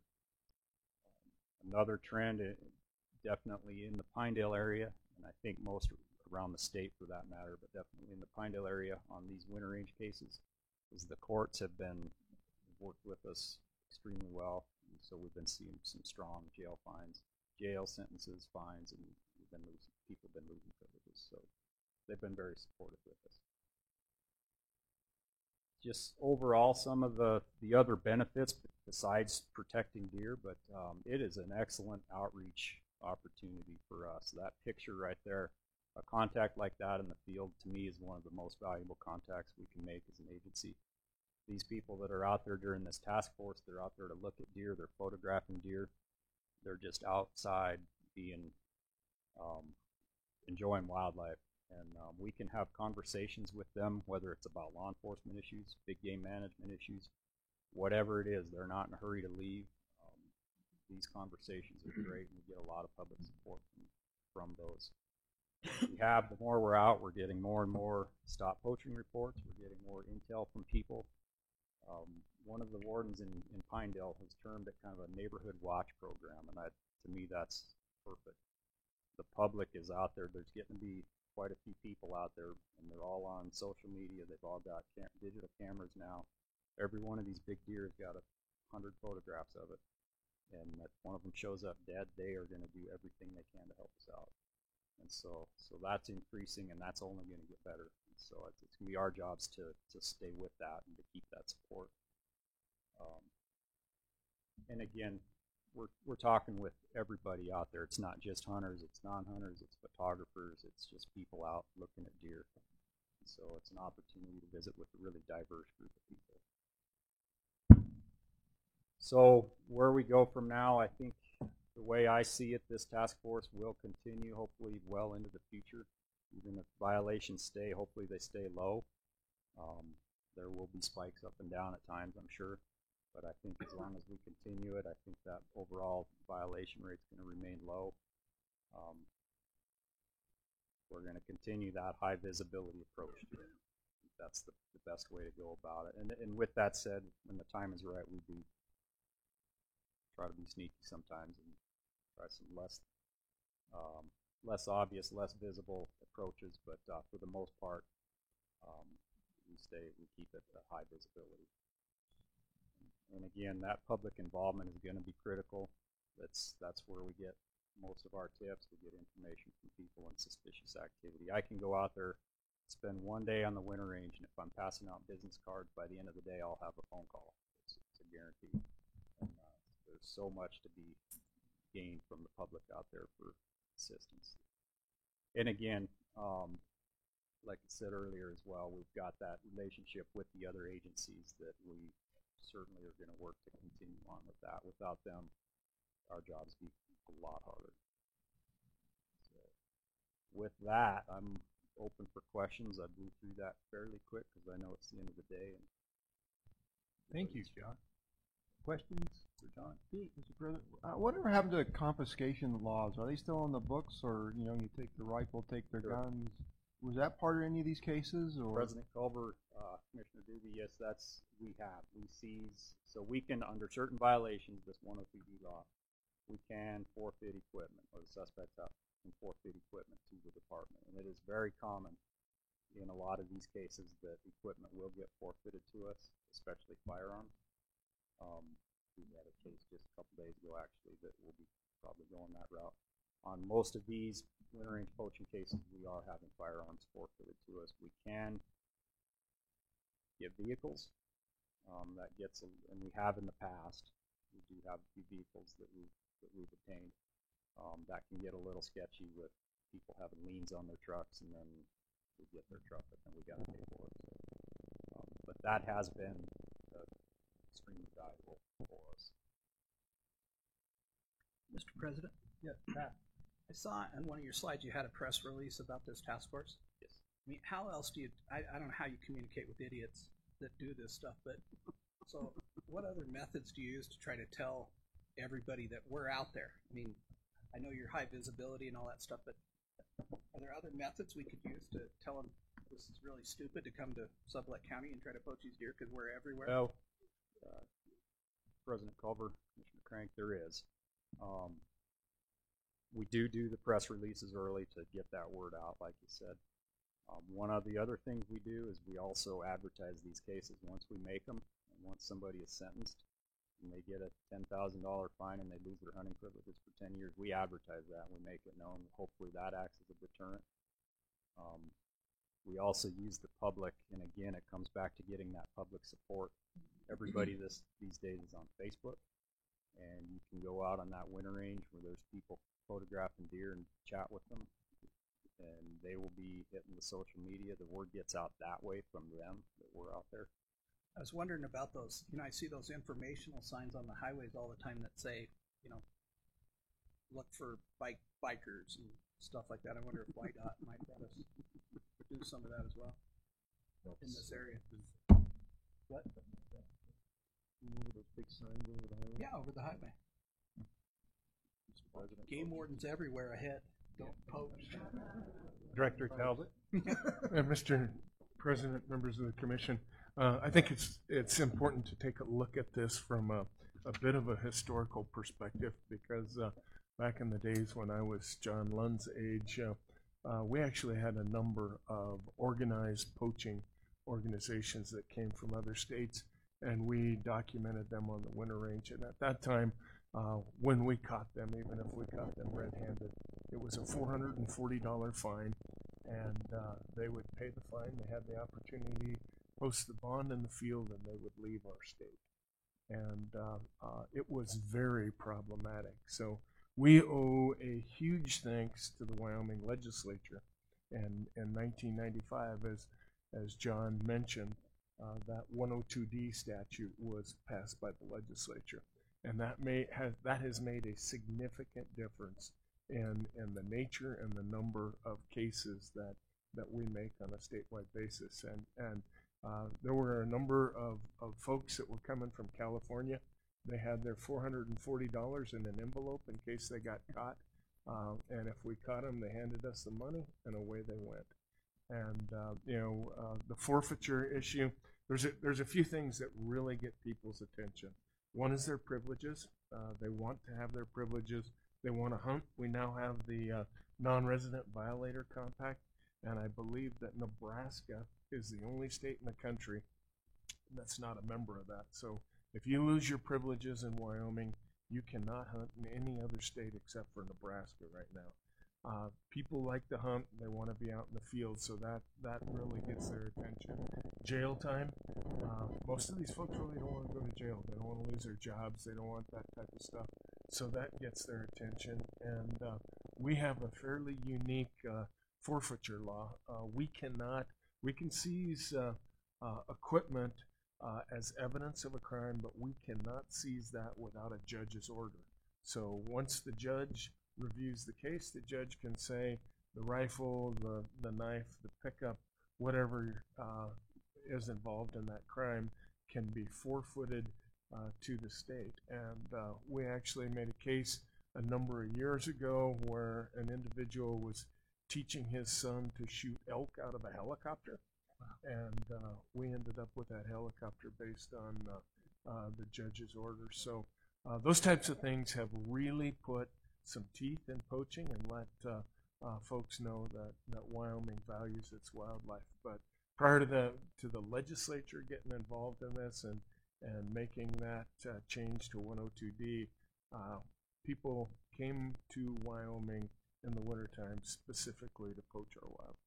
And the Nebraska Commission did vote to officially join the Wildlife Violators Compact. Great. Mr. President, Yes, David. as a Cornhusker, I just wanted to come up here and mention that Nebraska finally got on board. Scott, the other thing you left out is our forensic lab. David. John, would there be a possible opportunity to show this live program or something, a scaled down version of it to the public to enlist more help and more? I think that would be wonderful, especially if we could tie it into hunter safety when we attract the young adults or young. Yeah, absolutely. I think that would be an option. I mean that for me that's a way to recruit people's enthusiasm about watching out for the wildlife. We do stress that. Obviously, in hunter safety classes, we stress that to keep an eye out. If they saw something like this, though, it would be a major impact on them. I really believe that. You get their attention, you've got their undivided attention. Something like this, seeing those big bucks laying there.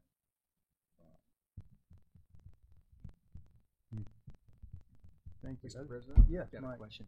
Curiosity, John, the winter closures over in that area. Any idea how that's helped you succeed in this with these numbers? Yep. President Culver, Commissioner Schmidt, I think they help. Where a lot of those closures are is in areas where there is a lot of activity or potential activity, and in those cases they help. There has been some interest in expanding those, and with that comes a whole other set of issues. One, are you better off closing all of that winter range to human presence, or is it the benefit of having those people out there? There's always going to be people sneaking in there, and so there's that cost benefit there. It's a touchy situation, or a touchy subject, I guess. Where we don't have the closures, and I'm thinking that Wind River front, we have enough people out there that we still have violations and we have problems, but there's also enough people out there that they're watching out for each other, or they're policing each other, I should say. Are the cases more on the areas where it's not closed? Yes. Okay, John, thank you so much for coming over and giving us that presentation. Very interesting. Appreciate it. With that is the end of our agenda. We do have one blue slip for our call to the public. Representative Alverson, would you like to? Thank you, Mr. Chairman. I didn't know if that was going to come today or tomorrow. I know that the boots on the ground here in Star Valley and many members of the department know about the 5-lane expansion of Highway 89 out here. And I have got a lot of my neighbors asking me how this is going to impact the wildlife habitat management area. Visited yesterday. I have some correspondence going back to 2009 and up to 2010 between the Game and Fish Department and WYDOT. I don't know, however, if any of the recommendations made by Game and Fish have been followed up. I don't know where the recommendations made by Game and Fish are incorporated into WYDOT's 5-lane expansion. And I know I've got my local fellows involved in this, but not to the extent that my neighbors would like to see them involved. We'd like to see something pretty concrete as far as protecting that wildlife habitat management area and taking the highway to 76 feet. How the elk are going to cross that is beyond any of our imaginations. And we just would like the commission to get involved in this, or at least keep it on their radar. And I'll stand for any questions if you have any, but thank you for listening. Questions for Representative? Mr. President? Marty, I just tell you, when I was Attorney General, I always thought that WYDOT and the University of Wyoming thought they were their own countries. You know, they had not bound by any laws of nature or man. So we would love your help if it's a significant issue for your constituents. We'd love your help in trying to get an ear with WYDOT. At lunchtime, Mr. President and Commissioner Crank, I did run down to Print Star and I made copies of the 3 letters from 2009 to 2012, which is the last correspondence I could find. And I would be glad to share those with any one of the members of the commission. I know Mr. Kennedy has a copy and my local warden has a copy. But if any of the members of the commission would like a copy, I'd be happy to make them available before I leave. Thank you. Thank you. Thank you very much. Okay, does anybody else wish to address the commission tonight? We are magically close to being on time. We're a little bit late. So tonight is the landowner banquet at 5 o'clock, 6 o'clock. So Sherry, can you fill us in? Will there be bands in front of the motel, or how are we getting out there? Are we carpooling, or? And at what time are we going to meet in front of the motel to get out there? What's up?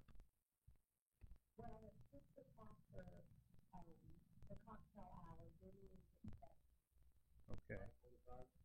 5:45 in front of the motel? Okay. Sounds good.